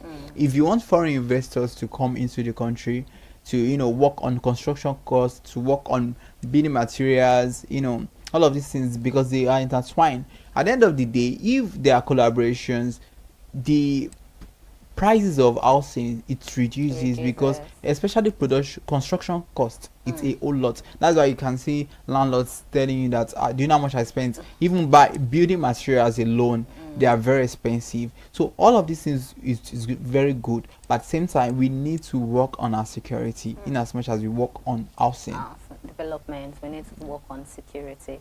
Okay, now let's proceed. Lagos renter turn to peripheral areas. According to Nairametric, a recent report shows that renters in Lagos are increasingly turning to peripheral areas such as Ikorodu, Badagry, Ekpe, and Ojo, driven by rising rental costs in prime locations. The report highlights that demand is shifting as households seek more affordable housing options, with two-bedroom apartments in these areas remaining within reach of average earners compared to central Lagos. Why does it matter for consumers? It means it helps renters identify budget-friendly location. It also encourages informed relocation decision. It also reflects changing housing demand pattern. And I think we've discussed about it, whereby we took a snapshot of what happened last week, whereby we brought out and break down prices of houses in Badagry, Ekpe, Ikorodu, to compare them to Atlantic, Lekki, areas like that. So I think we discussed this last week, whereby, and according to the report, it actually gives you the chance for you to check your pocket to know where you stand. Oh, this is what I can afford. This is what is going to work for me.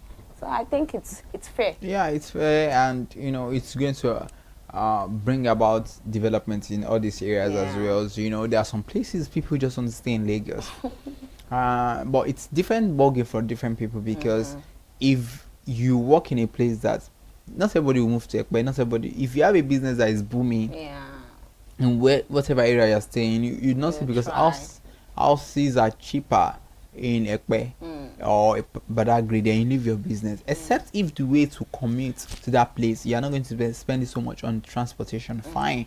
But commuting from one place to the other, it also matters at the end of the day. So it's good. It makes people have this informed decision of, okay, I'm just starting out life, or I have a family.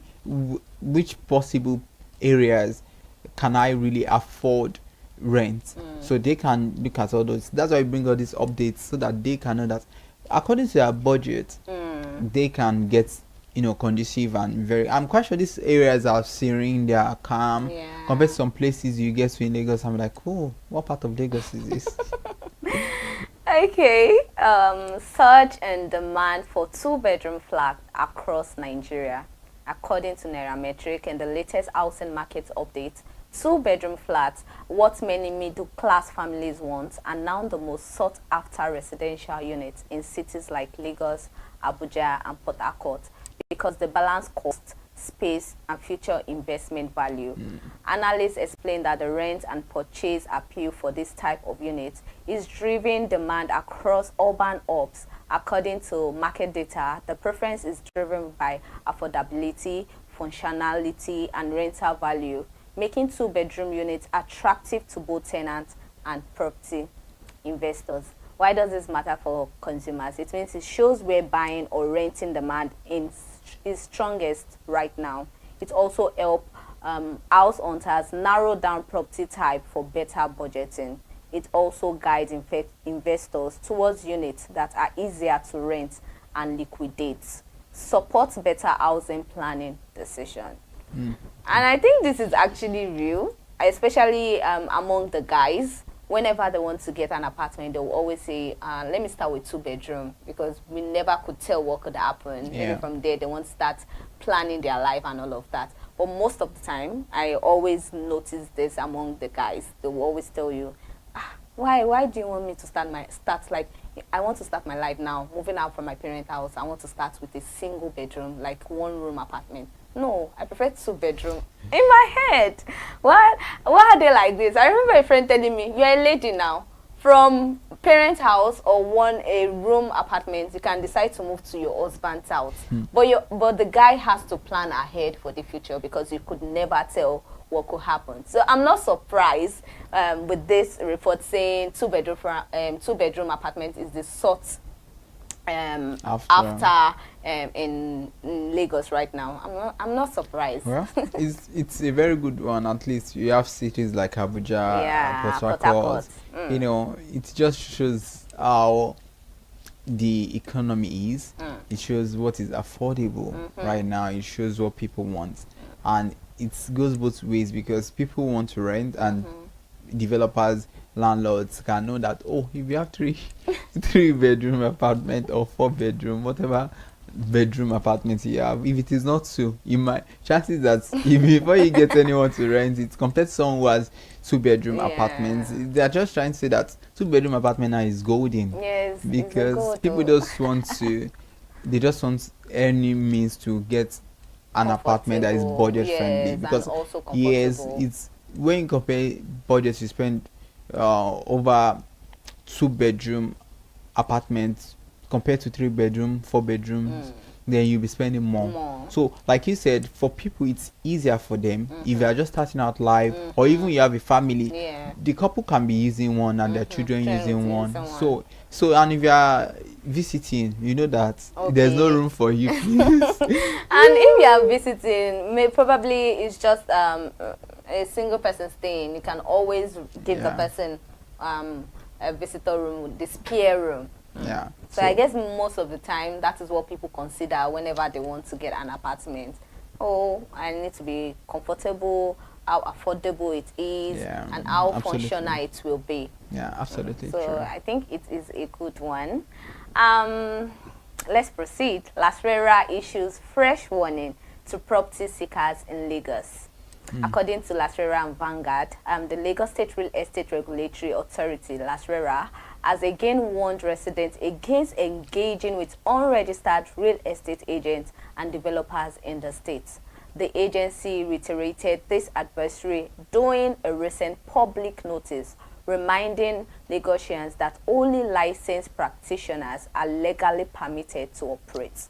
Lasrera stressed that dealing with unregistered agents exposes buyers and tenants to fraud, illegal fees, and prolonged disputes. The authority has encouraged residents to verify agents and developers through its official channel before making any payments.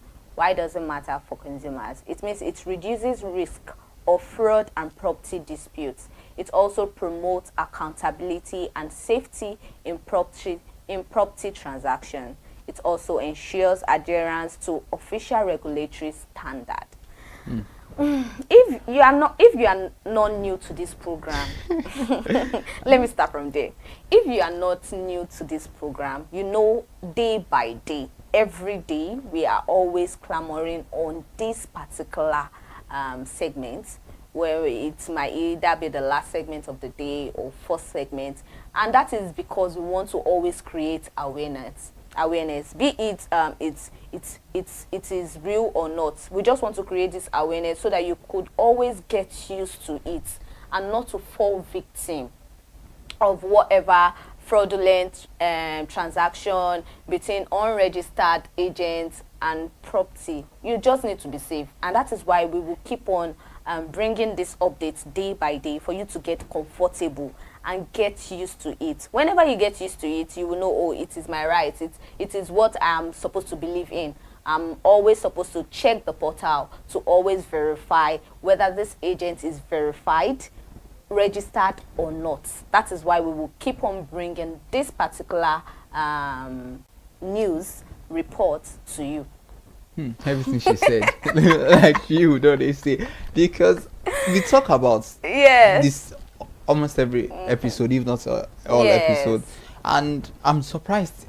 Last year has tried, created awareness campaigns and everything humanly possible to ensure that, please know that it's just for your own safety, it's for your own financial security.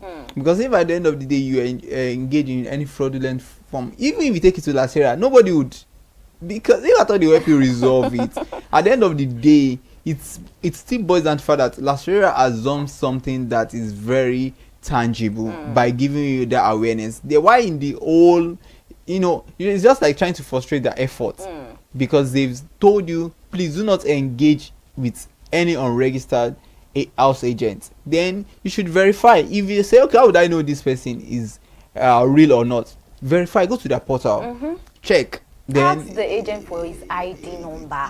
Then you just go there, search the ID number out. It is very simple. I remember myself and Remofe last week, we were talking about a particular segment whereby Lasera has joined and with Lagos State government and all of that. And Remofe was like, why is it that this Lasera keep clamoring and keep this and people are still falling victim? And I tried to tell Remofe that we ourselves, it starts with us, because most of the time we are always like, oh, I really need, I will not say we are under duress, we are not under duress, because we know what we are doing. We always, because it's all over the news, if you pick your phone now and browse, you always see this. But then, because I have the money, and because according to the news we saw last week, whereby the WhatsApp message we showed, whereby the person was like, are you ready to pay? Because a lot of people are already in the in my DM. It's first come, first to serve. Because we don't know our rights. We are always like, oh, I really do need this apartment, I really do need this. Then we ignore the necessary laws we are supposed to follow. And that alone is always causing a lot of harms. Then we'll start crying out. We put ourselves on the internet and start crying. I was due by one agent and all of that. Whereas you are the one that decided to fall victim for this. Yeah. Which is not meant to be. Which is not meant to be. The change we all clamor for begins with every one of us. Exactly. And in as much as we might have been ignorant of some things which we didn't know, but now it is unlawful to engage with any unregistered house agents. Please, every day people need house, they need apartment, they need property for different things. Then fraud is something that nobody prays for. Yeah. So to prevent stories that hurt, stories that church, you just have to stop dealing with any unregistered agents. And you can believe a lot of numbers of agents, house agents we have now. Everybody is now an agent. That is the main reason why Lasera keep shouting, keep posting the report and all of that. Do not fall victim. Okay, now before we move, before we go down to Consumer Corner, we will be right back. Let's go on a short break.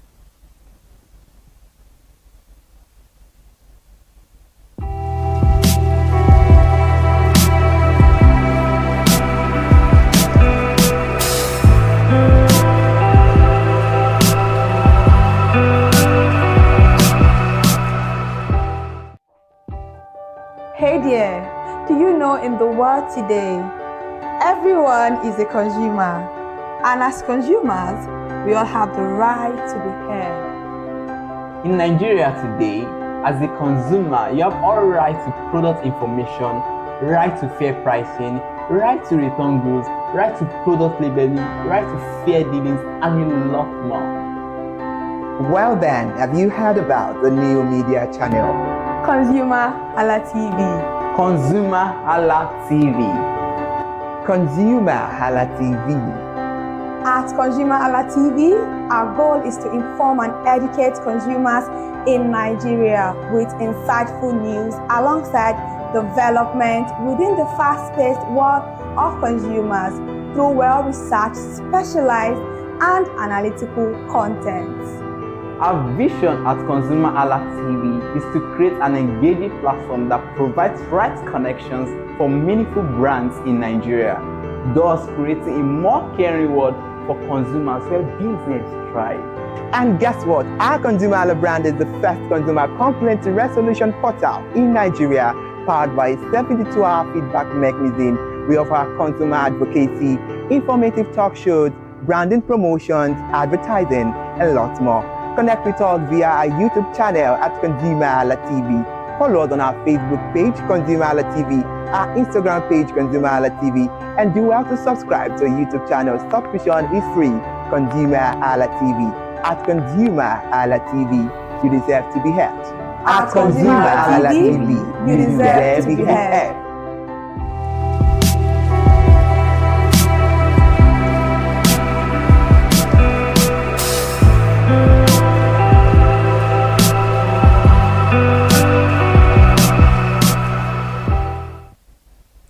Welcome back. We are still on real estate today on ConsumerHallaTV. If you just joined in, welcome. You've not missed a lot, like I always say. And if you've not subscribed to our YouTube channel, please subscribe, like, share. Yeah, always share to those, especially those that need this vital information. You can always share or call them in to always join, because we are always here for you. Consumer Corner, always check Lasera agent and developer verification or ConsumerHallaTV for updates. Yeah. In case you are lazy, you don't want to go through that stress, don't worry, you can always join us. Tune into ConsumerHallaTV. We are always seated here. You can always see our beautiful faces and handsome faces, so we can always we can just tell you everything you need to know, and you can always comment under the comment section anything you need to know about a particular anything concerning properties. You can always comment and wait for Iremofe to always give you feedback. Oh, seriously, we just believe that you just have to get serious updates, well informed and analytical content when it comes to real estate, because it's very important. The world is evolving and things are changing every day. If you are staying with outdated information, you might not get to know what is trendy and current. So please do it to, always follow ConsumerHalla TV. We would always bring to you updated real estate information. Okay, so consider renting in peripheral areas to balance cost and accessibility. Always consider renting in all those areas whereby you need to check your pocket, whether it suits me and whether it is closer to where my business is, and all of. There are a lot of things we need to put into consideration, and that is why we will always bring you snapshots of places that is very affordable. Be cautious with informal housing or areas prone to sudden redevelopment. This one too, we are always saying it. Always check the document for future issues concerning property. If you are not even aware, if you don't have the idea of all these updates about buildings, that is why me and Iremofe, we are always saying, always call in a legal practitioner, barrister for property testing. They will always guide you. They know all this language. They will be the ones to now explain it in a way you'll be able to understand that, do not do this, do not go for this, do not buy this, thinking of the future and all of that. So you won't put yourself into issues of sudden heart attack later in the future, which is very, very important. So monitor government housing program for new affordable housing opportunities. Always monitor. And that is it on real estate today. I am Elizabeth Avefe, and before I go, let's listen to what Iremofe has to say to the viewers at home. Well, all I just have to say is keep informed, stay informed, know more about real estate, and if you know to share information with every other person, because someone somewhere needs information about. We all need information every day about housing and development. So please do well to share with someone. Stay informed, inform other people too, and also, especially the case of rentals, please ensure that you are not scammed. It's very, very dangerous, because the aftermath is something you have to consider. Okay, in a nutshell, what Iremofe is trying to tell you guys is that do not gatekeep. We don't gatekeep here, so why are you gatekeeping? That is why I said always stay informed and stay protected. So we'll come again. Bye for now.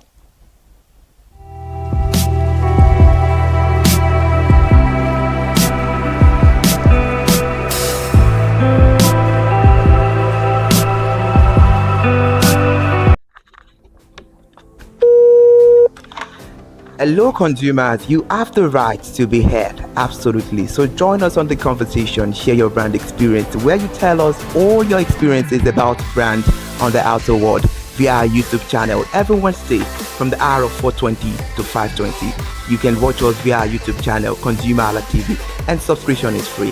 Follow us on all our social media platforms, ConsumerHalla TV. Share your brand experience. It's about storytelling. It's about experiences. Hello consumers, you're welcome to another exciting episode of Consumer Voice on ConsumerHalla TV. I am Matilda Omenai. As you already know, Consumer Voice is a show where we'll be visiting different places in Lagos to check out people's preferences, hear what the consumers have to say about different leading brands that they make use of. Hello, it's your boy here, Iremofe Kofoworola, and you know what? They call me the AWUF General Overseer. Every day is a blessing, and it is meant to be enjoyed maximally with AWUF packages that put a smile on our faces. And guess what? That is why this show AWUF is for you. You can get to know about trending market slashes, promos, offers, and juicy deals that put a smile on your faces, and you can always enjoy them maximally. And you know one thing that's so interesting about this show? It is a blend of English and Pidgin. As I dey run you English, now I go dey marry am with Pidgin, make am spicy. So catch me every time on the show to enjoy more about trendy Awoof packages. Public service announcement. Hello consumers, I am Kikelomo Ajibola and welcome to the Scam Alert segment on ConsumerHalla TV. Scam Alert educates viewers about various scams affecting consumers.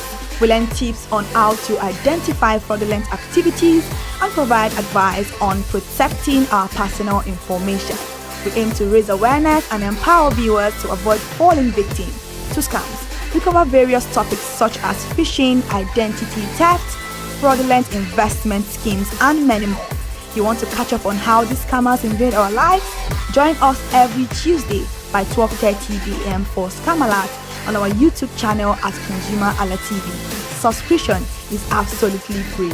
And in case you're not following us across all our social media platforms, follow us on Instagram, Facebook, X, TikTok at ConsumerHalla TV. Don't say I didn't do anything for you this 2025. Bye. Welcome to In the Marketplace. We are taking you on a journey behind the scene of Nigeria's most vibrant market, from the sight and sound of the market to the stories of the people who makes it thrive. We will be sharing the untold stories that brings this market to life. Join us as we explore the history, challenges, and triumphs of the market vendors. We will dive into the daily lives of the people who call markets home and uncover the secret that makes this market special. You will get to see the passion, energy, and dedication that goes into making this market success. Tune in to the In the Marketplace on ConsumerHalla TV on Thursday by 11 a.m. to experience the sight and sound. Don't forget to follow us on all our social media handle on ConsumerHalla TV. I am Elizabeth Abefe. Hello fellow consumers, are you looking for a program where we give analysis about brands and a program where we project the voice of the consumer? Join my team and I on Consumer Analytics and Resolution Box by calling on the program to get your issues resolved. And in case you are wondering where Consumer Analytics and Resolution Box will be showing, please join us on our YouTube channel at ConsumerHalla TV. Subscription is free by 2 p.m. to 4 o'clock p.m. every Mondays and Wednesdays. Consumer Analytics and Resolution Box will be airing and will be here to provide you any information on brands and also issues that you have pending for us to resolve. Also follow us across all our other social media platforms, Instagram, Facebook, X, TikTok at ConsumerHalla TV. And that is why at ConsumerHalla TV, you deserve to be heard. Hi everyone, I am Iri Ayomikunle Eke. Join me live on Perspective every Mondays to Friday from the hour of 9 to 10, where we have meaningful and engaging conversations about all the burning and pressing issues making the round. Issues related to our economy and consumers. It's conversing, it's relatable, it's beyond interview. We have expert analysts who gives updated analysis about all aspects of a conversation. Join the moving train by subscribing to our YouTube channel, ConsumerHalla TV, and do well to follow us on all our social media platforms, ConsumerHalla TV. Stay informed. Thank you. I am Matilda Omenai. As you already know, Marketing is the show where we visit different markets across Nigeria, Lagos, to check out the prices of different things, ranging from household items to foodstuffs to cosmetics, electronics, every other thing. In a world of hustle and bustle, entertainment keeps us alive, and that is why at ConsumerHalla TV, we ensure you enjoy all around 360-degree entertainment program. Screen Time is the show for you, where you enjoy top 5 countdown, celebrity of the week, exclusive interview, and other segments. Don't mind me, it's just a jealous person. Oh, New movie release, update, and Screen Time. I'm going to enjoy myself because this is my favorite time on the program. I get to recommend good movie for you, and I'm also waiting for you to recommend movies to me also in the comment section. Screen Time is not just all about entertainment, it is relaxing and also educational. So that is why we are bringing to you Screen Time on ConsumerHalla TV. And in case you're wondering where to join us every Mondays by 5 o'clock p.m. at ConsumerHalla TV on our YouTube channel. Subscription is very, very free. And in case you have not followed us across all our social media platforms, please do so. We are begging you, on Instagram, Facebook, Twitter, and also TikTok at ConsumerHalla TV. What are you waiting for? Click on that follow and subscribe right now. And from the I to the R to the E to the M to the F to the E, my name is Iremofe Koporola, the man always clothed in wealth and strength. And I'm Kikelomo Ajibola. Ta-da!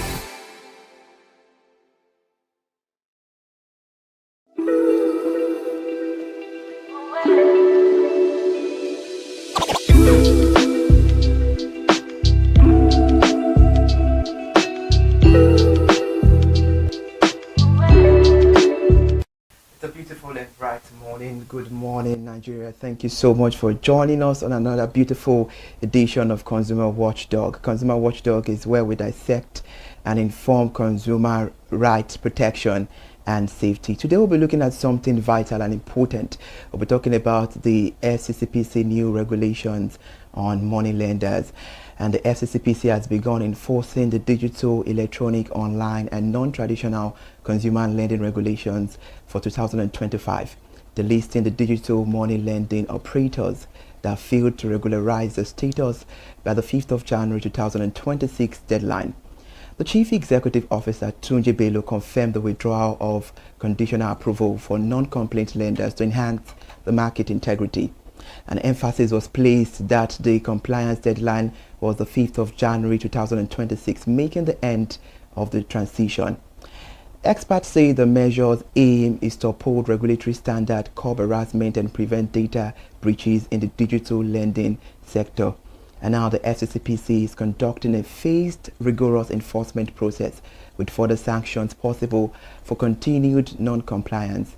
And meanwhile as well, the Commission has urged consumers to only engage with approved digital lenders and report any illegal or harassing activities. And joining me on the conversation for better understanding on this critical situation, we have Barrister Emmanuel Inyada. But let's go on a short break. We'll be right back.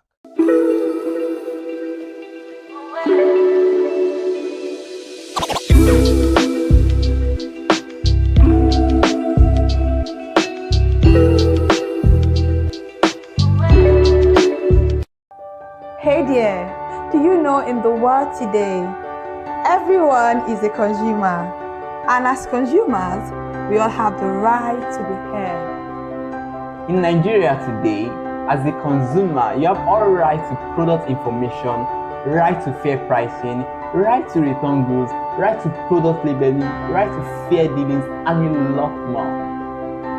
Well then, have you heard about the new media channel? ConsumerHalla TV. ConsumerHallaTV. ConsumerHalla TV. At ConsumerHalla TV, our goal is to inform and educate consumers in Nigeria with insightful news alongside development within the fast-paced world of consumers through well-researched, specialized, and analytical content. Our vision at ConsumerHallaTV is to create an engaging platform that provides right connections for meaningful brands in Nigeria, thus creating a more caring world for consumers where business thrive. And guess what? Our ConsumerHalla brand is the first consumer complaint resolution portal in Nigeria, powered by a 72-hour feedback mechanism. We offer consumer advocacy, informative talk shows, branding promotions, advertising, and lots more. Connect with us via our YouTube channel at ConsumerHallaTV.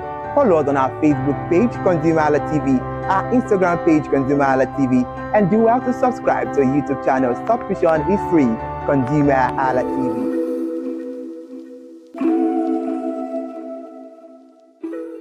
Fell victim of this harassment, and it was a whole lot. I knew the battle. I have to call it battle. I knew the battle. I went in before we made sure everything was sorted out. So this new update, these new regulations from the FCCPC, in brief, what does this mean, and how will the FCCPC enforcement measures affect consumers who have taken loans from non-complaint digital lenders? Okay, thank you so much, Iri Ayomiko. That's the name, Iri Ayomikole. Ayomikole. So it's a good regulation because I think one way or the other, we are all victims of this regulation. And again, thank you for having me on the show. Yeah, you're welcome. One way or the other, we are all victims. I'm sure you, like you mentioned, the experience of your cousin. I've had the experience as well with family members and friends from these, they call them loan sharks. Some of them are predatory lenders. And the truth is that many of them operate without licenses in quotes. So, but the FCPC's role as a consumer protection or watchdog in regulating these people is a welcome development. So with the DION regulations, which is the digital, electronic, online, and the non-traditional lenders regulations, is more or less a regulation to control them, to curb predatory lending practices from lenders, to protect the consumers now, those who take loans from these companies, and to also provide a redress mechanism for them to lay complaints and also impose its penalties. So it provides for registration. So everyone in the space, in the lending space, they have to register with the FCPC. And after that is done, they also have to comply with the provisions of the regulations as it deals with the interest rate, for instance. It must not be excessive. That is one. Another thing is that they have to also ensure that they handle data properly. So the fact that you have access to my data does not mean that you now start contacting third parties, especially in cases of recovery. And of course, also to prevent harassment. So that's what generally the regulation is about. All right, I'm happy about these regulations, but now let's move more into the conversation. When you were making your analysis earlier on, you made mention of license or something like licenses. Do you think it's ideal for anyone to venture into the market without having license or licenses? Well, it's not ideal, because in Nigeria, it's also very regulated, especially when you are operating in the lending space. We have the CBN, who regulate banks and other financial institutions. But what we usually have when it deals with, when we talk of money lending, is that there is a category of license called the money lender's license, and it's usually granted by states. So many of these people get this license and of course, they get it from the state government, and they start operating without taking other steps to comply with regards to protection of user data. And many of these tech companies as well, because due to, of course, we are in the age of technology, everything we do with our phone, the internet and all. So they take advantage of the internet, they build software applications, get the money lending license. And they more or less build for the technology, for the purpose of technology and getting money, not necessarily to comply with regulation. So it's not ideal, but it's a regulated space. So if they don't have a license, it means that they're actually violating the law. But the role of the FCCPC now, by passing this regulation, as a consumer protection watchdog, what they did is to make sure that predatory lending practices are curbed with this regulation. So that's the... Now let's get into the conversation better, because for me, I think a lot of consumers are still not clarified about this new regulation, so they need clarity, they need more awareness about this. I think it's high time we understand the regulatory framework about this new development, and what are the key provisions of the DION, the Digital, Electronic and Online and Non-Traditional Consumer Lending Regulations 2025, and how do these regulations protect consumers, aside from the fact of harassment? Okay, so the regulations was passed last year, I think sometime in July, 21st of July 2025, and the key provisions includes, of course, the general purpose of that regulation is to protect consumers and also provide a regulatory framework for digital lenders to, or should I say lending institutions generally, to carry out their business practice in a responsible way. So the first thing is that it made for mandatory registration. So all digital lenders. So the regulation basically creates a broad scope of who are digital lenders. So it covers both regulated institutions, banks, and microfinance banks, so all down to even individuals. Like, so if you're an individual and you have a money lending license, you are more or less, by reason of the regulation, a lender under that regulation. So that's one. So they have to register. And failure to register means that they are operating illegally in Nigeria. So that's number one. The second is that it created a system of transparency. So more or less the way they handle user data, and user information, and also the interest rates. They have to very, very clearly state what those things are. So interest rates, for instance, one of the reasons why people are not able to pay back their loans is that you are, for instance, you are borrowing from them, and they tell you you have to pay 30% interest rate. And the next thing, the way they calculate it, it's unclear.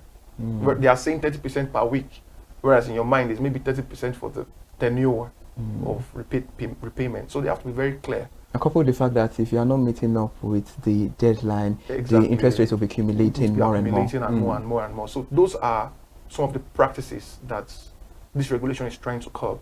That you have to be very transparent, very clear, explaining to the simplest terms what this interest rate are and how do you calculate it. And even if you are doing it, it must not be too high. It must not be so high that it's unconscionable and unfair, because you borrowed me 100,000, you are collecting 240,000 naira. That's a whole lot. That's terrible. So that's what this regulation also does. Another thing also, I mentioned data protection earlier. User data is very sensitive, so they have to handle it with care. So the regulation also provides for that. So you don't want, even if you get access to my contacts, you don't just call them and start harassing them. You don't just call them and start telling them, sending curses at them. And of course, I know the FCPC, they've worked with the Nigerian Data Protection Agency, the NDPA, to NDPC Commission, to Nigeria Data Protection Commission. Yes, to regulate the aspect of how users or consumers are harassed, especially in relation to frequent calls. Like you can get 50 calls in a day. I think frequent call is still better. Some people will go as far as posting posters that this person is HIV, a criminal, has HIV, slept with dog, a whole lot of harassment going out right there. Absolutely, and that's what it's regulating. Of course, they've taken steps before the regulations. They've taken steps in the past to enforce against these institutions. Several fines have been meted out after investigation to many of them. So, but they put out these regulations for digital lenders to understand that these are important. And also the issue of the issue of penalties. So the enforcement mechanism, it's also it's also stated there.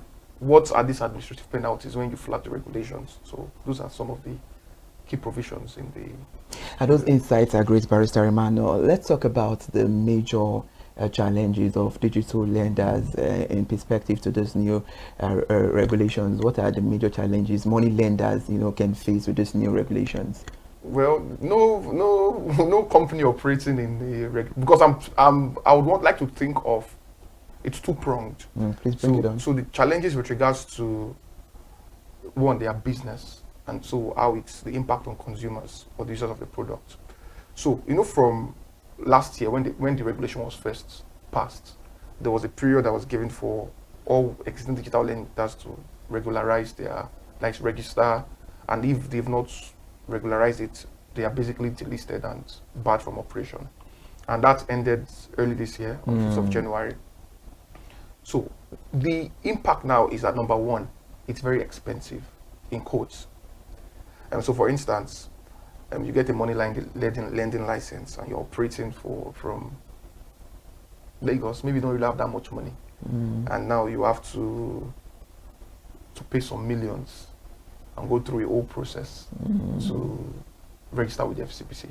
Well, I think they made it also easy from experience. It's not that difficult, but then they find it that, okay, it's too much regulation, over-regulation, too many things to comply with.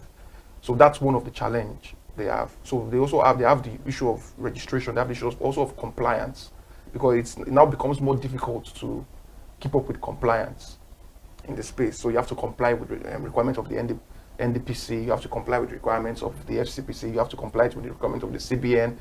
You have to comply with the requirements of the NCC, because digital lending in this case also covers issues even telecom companies are also covered. For instance, when you borrow credit from them, it also covers those kind of people. Like when you borrow airtime, it also covers, because that's digital lending as well. It covers not just cash, but extends even to other forms of lending or barter practices.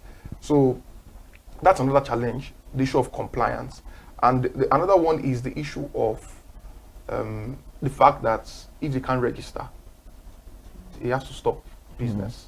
So it means now they have to now start spending more money with regards to legal, and maybe trying to find investors who will bring in money, compliance with regards to, because it's not just about registration, it's an ongoing requirement. The regulation provides for a renewal after every 3 years, and there are fees that they have to keep paying after every 3 years. And the regulation provides an amount for renewal, but it's also still discretionary. So the FCCPC can decide to increase the renewal fees, whenever they decide so. So it also makes it very unsure and unstable for business. Of course, it's a business, and these people also there has to be certainty with regards to how much are we paying for renewal, how much are we paying for compliance. So of course it takes up cost, but then I think it's an important regulation, and that's one of the challenge. And then the second challenge is, when I mentioned with regards to consumers, is that it now becomes very difficult to, let's say, because they have practice where, so how do we show that we have crossed the line? Where have we crossed the line? So they start thinking, how do we get back our money? Especially when you know, maybe you are, for instance, Nigerians are very difficult people to, when you borrow their money, it's very difficult to get back on. So what is good business practice to get back our money from people who are unwilling to pay? You understand? So that's another issue, like for them dealing with consumers. So they have to be very careful. And consumers themselves can, let's say, once they run away with the money, how would they get back their money? So that's why a lot of them carry out this predatory practice, which is, of course, it is condemnable. But then we have to balance it out, make it less expensive to comply with the law, and also make it easier for them to be able to, let's say, report consumers as well who refuse to, let's say, pay back their loans. There was no provision in that regard. So those are some of the challenges. Interesting. You making mention of crossing the line, I think that will lead us through to this aspect of angle right now. What specific actions constitute harassment under the new regulations, and how will the FCCPC determine if a lender has crossed the line? Well, so as a lawyer, I'll think of, in determining what it means to, of course, that one, they look at the facts. So you don't just determine by reason of this is what the person said. You look at the facts, you look at the situation, you look at the circumstance. So what the FCCPC does as a regulator is that they investigate. They look at the practice. Is it that user data was breached? Or should I say the consumer data was breached? That's one. Did they send unsolicited messages to third parties? Were there frequent calls and threatening messages? So those are some of the things they look at when they look at the facts. So there's a redress mechanism, a complaint mechanism. So I feel what the FCP does is that they look at the facts, because and they look at both sides. So that's where they now determine that, okay, this is actually, and of course that also determines the severity of the penalty, of the fine they met out to the erring party.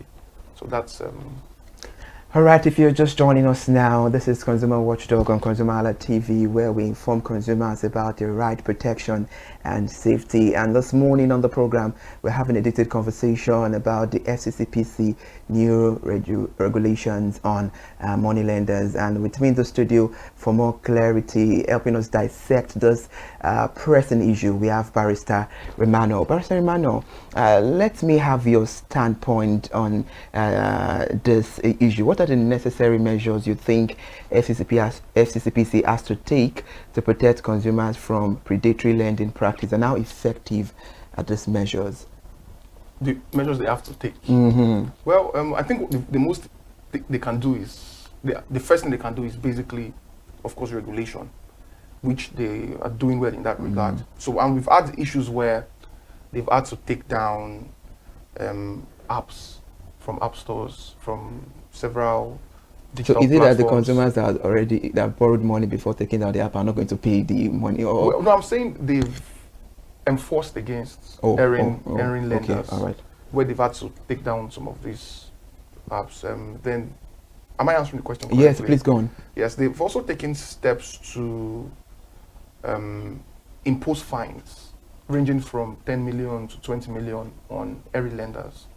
That's another step they've taken. So aside from regulation, telling them this is how you play, some of them, like I mentioned, some of them are not aware. It's just a practice. It's just a business practice which is unfair. And that's all they know. So now the FCC have, okay, they've come out and like, so look at this regulation. This is what you have to do to be compliant, from registration to how you go after erring lenders or delinquent debtors in that sense. And they've done that as well. And of course, also they've also created a redress mechanism.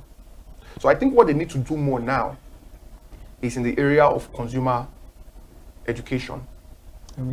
Awareness as well. So you have to, not just consumer, but also everyone in every stakeholder, from the lending companies to the borrowers as well, the general public. Let them know, this is what you have to do.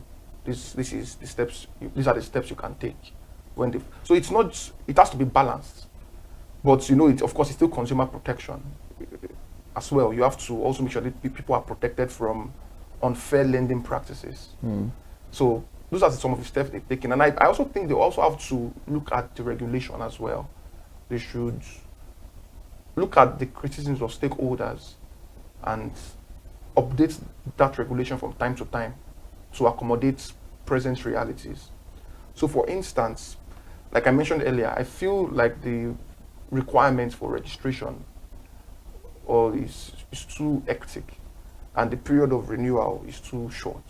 That's my own personal criticism of the law or of regulation in that sense. So they should look at these criticisms and, of course, take steps to regulate, or should I say update that law to make it easy. Because at the end of the day, we are looking at ease of doing business. So they should make it easy as well for money lenders. But yeah, so those are some of the things they can do. Not push people out of markets, because this regulation definitely will push a lot of people. Some people won't be able to operate anymore. That's what it does. And it will lead to some form of, it reduces access to credit as well. So when your normal lender is no longer operating, even though they are trusted, because of they are unable to comply or they failed to comply with regulations as such, they won't be able to carry on business. So they should make it easier for people to be able to. Let's review without critics right now, looking at the lending industry in abroad, the UK, the USA, and the lending industry in Nigeria. We can see that the gap is very, the gap is much. How can the digital lending industry in Nigeria balance growth with regulatory compliance, and as well including it with consumer protection? So the lending industry, balance growth. Well, I'm a tech lawyer as well, and I like to think that compliance must be built into the tech as such. So you are not just building a tech product, you are building a financial institution as well. So when you are, so most of tech companies, we have a lot of them. I don't want to, I can mention names? Just make mention of one. Yeah, so for instance, we could, let's say Fair Money, for instance, or OPay. They also provide products as well. So you don't just build a tech product and put it out there and get people to borrow, and you build compliance into it. So from the moment when you are onboarding the user, they're already aware that, okay, these are the interest rates. While you are building, you're already taking steps to get these licenses. Even if you are collaborating with existing institutions, you're also making sure they are informing the regulator. So we are not just building in isolation. So I think in Nigeria, compared to other parts of the world, we are getting it right. At least we are stepping up. We have one of the most advanced fintech ecosystem in the world. a lot of our transactions now in Nigeria are electronic compared to most, even some developed countries of the world. So I think in that aspect, we're doing very well. Of course, I think the issue we have now are issues relating to regulation and over-regulation. So those are some of the issues we have now, but for growth, compliance should be built into that process. So when you are building, you have the regulators in mind. What are they saying? How do we? So you also try to take proactive steps by reaching out to them. So for instance, you are building something very innovative in the lending space. Let's say you're building something where people can trade by barter. In that sense, okay, who are the regulators I have to work with? Are there specific regulations around this? If there are none, go to the nearest regulator and inform them, this is what I'm doing. What steps do I have to take to comply? So you build it into the product. So I think that is the best way they can balance it. Not you build, then you now start struggling to comply. Before you know it, your investors are off. Before you know it, the banks are already, if you borrowed money, you are not doing business. They're already calling for a repayment. Before you know it, business is down and you start struggling. So I think that's the... All right, the conversation is still going on, but let's go on a short break. I find something to munch on and enjoy this program. But also, it's Consumer Watchdog on ConsumerHallaTV. We'll be right back. Let's go on a short break.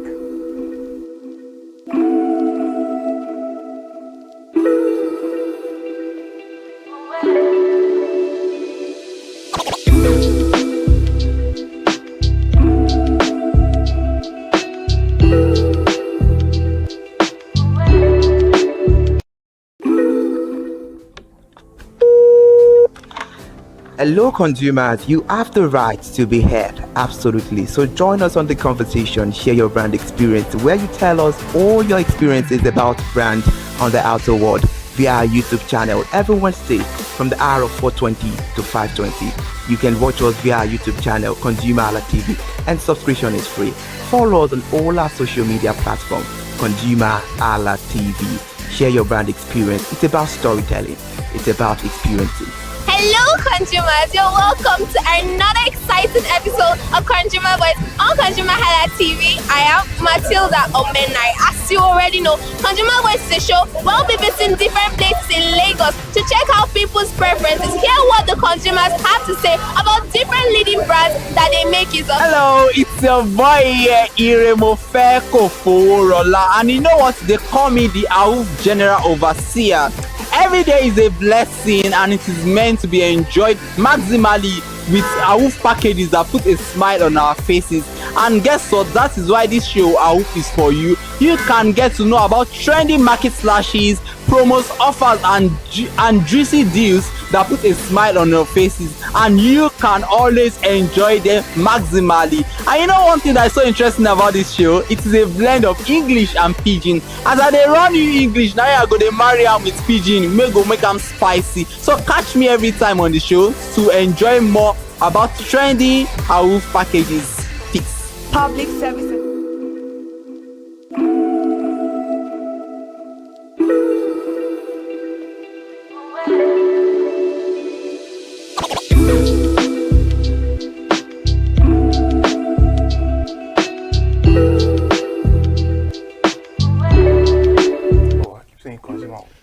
Good to be back again here. If you're just joining us on the conversation, this is Consumer Watchdog on ConsumerHallaTV, where we inform consumers about the right and safety that they need to know in our economy. And today we're talking about something very critical that we need to pay our attention to, talking about the SCCPC, the new regulations on money lenders. And for proper understanding, we have Barrister in the studio, Barrister Romano.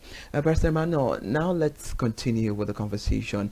Now taking it back when we started the conversation, I remembered fully well that you made mention of the new regulations would help the digital lenders to be able to be transparent. And now talking about transparency, let's start from this place. How would the SCCPC ensure that digital lenders are transparent about the long terms and interest rates, and what constitutes the fair practice?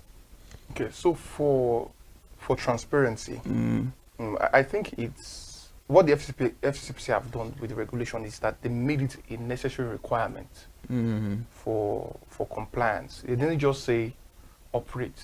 They are saying you have to be clear with the digital lenders, because sometimes people don't have time to read the terms and conditions. So they are like you have to make it very simple enough for people to understand that, okay, if I'm borrowing 10,000 naira, I'll be paying back this amount at so time. So that's what the FC have done. So if there is a violation of this particular requirement, they won't really know except someone reports.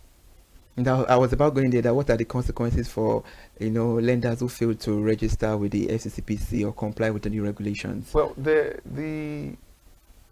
for non-compliance, number one is that they can't even operate in this space. If they are operating illegally, because it's now a legal requirement. So the FCCPC Act actually empowers the Federal Commission on Consumer Protection Commission to regulate in that regard. So they're operating illegally.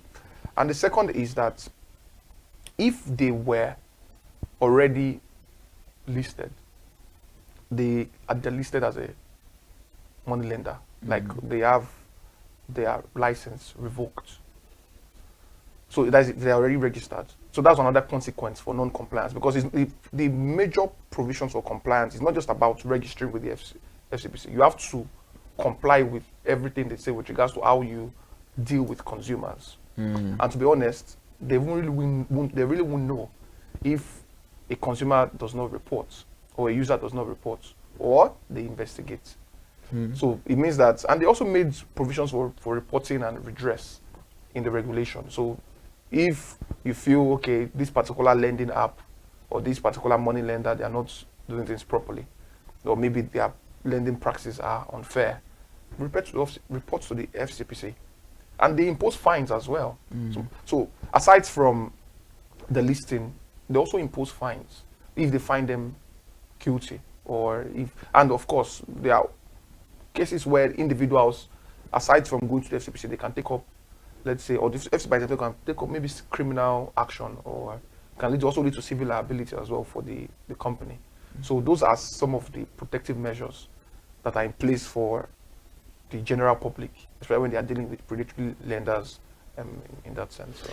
All right, I believe that this regulation, of course, will tame a whole lot of things, but for the sake of the consumers who are out there, I believe, this is Nigeria, anything goes. What recourse do borrowers have if they are experiencing harassment or unfair treatment from a lender, and how can they report this incident?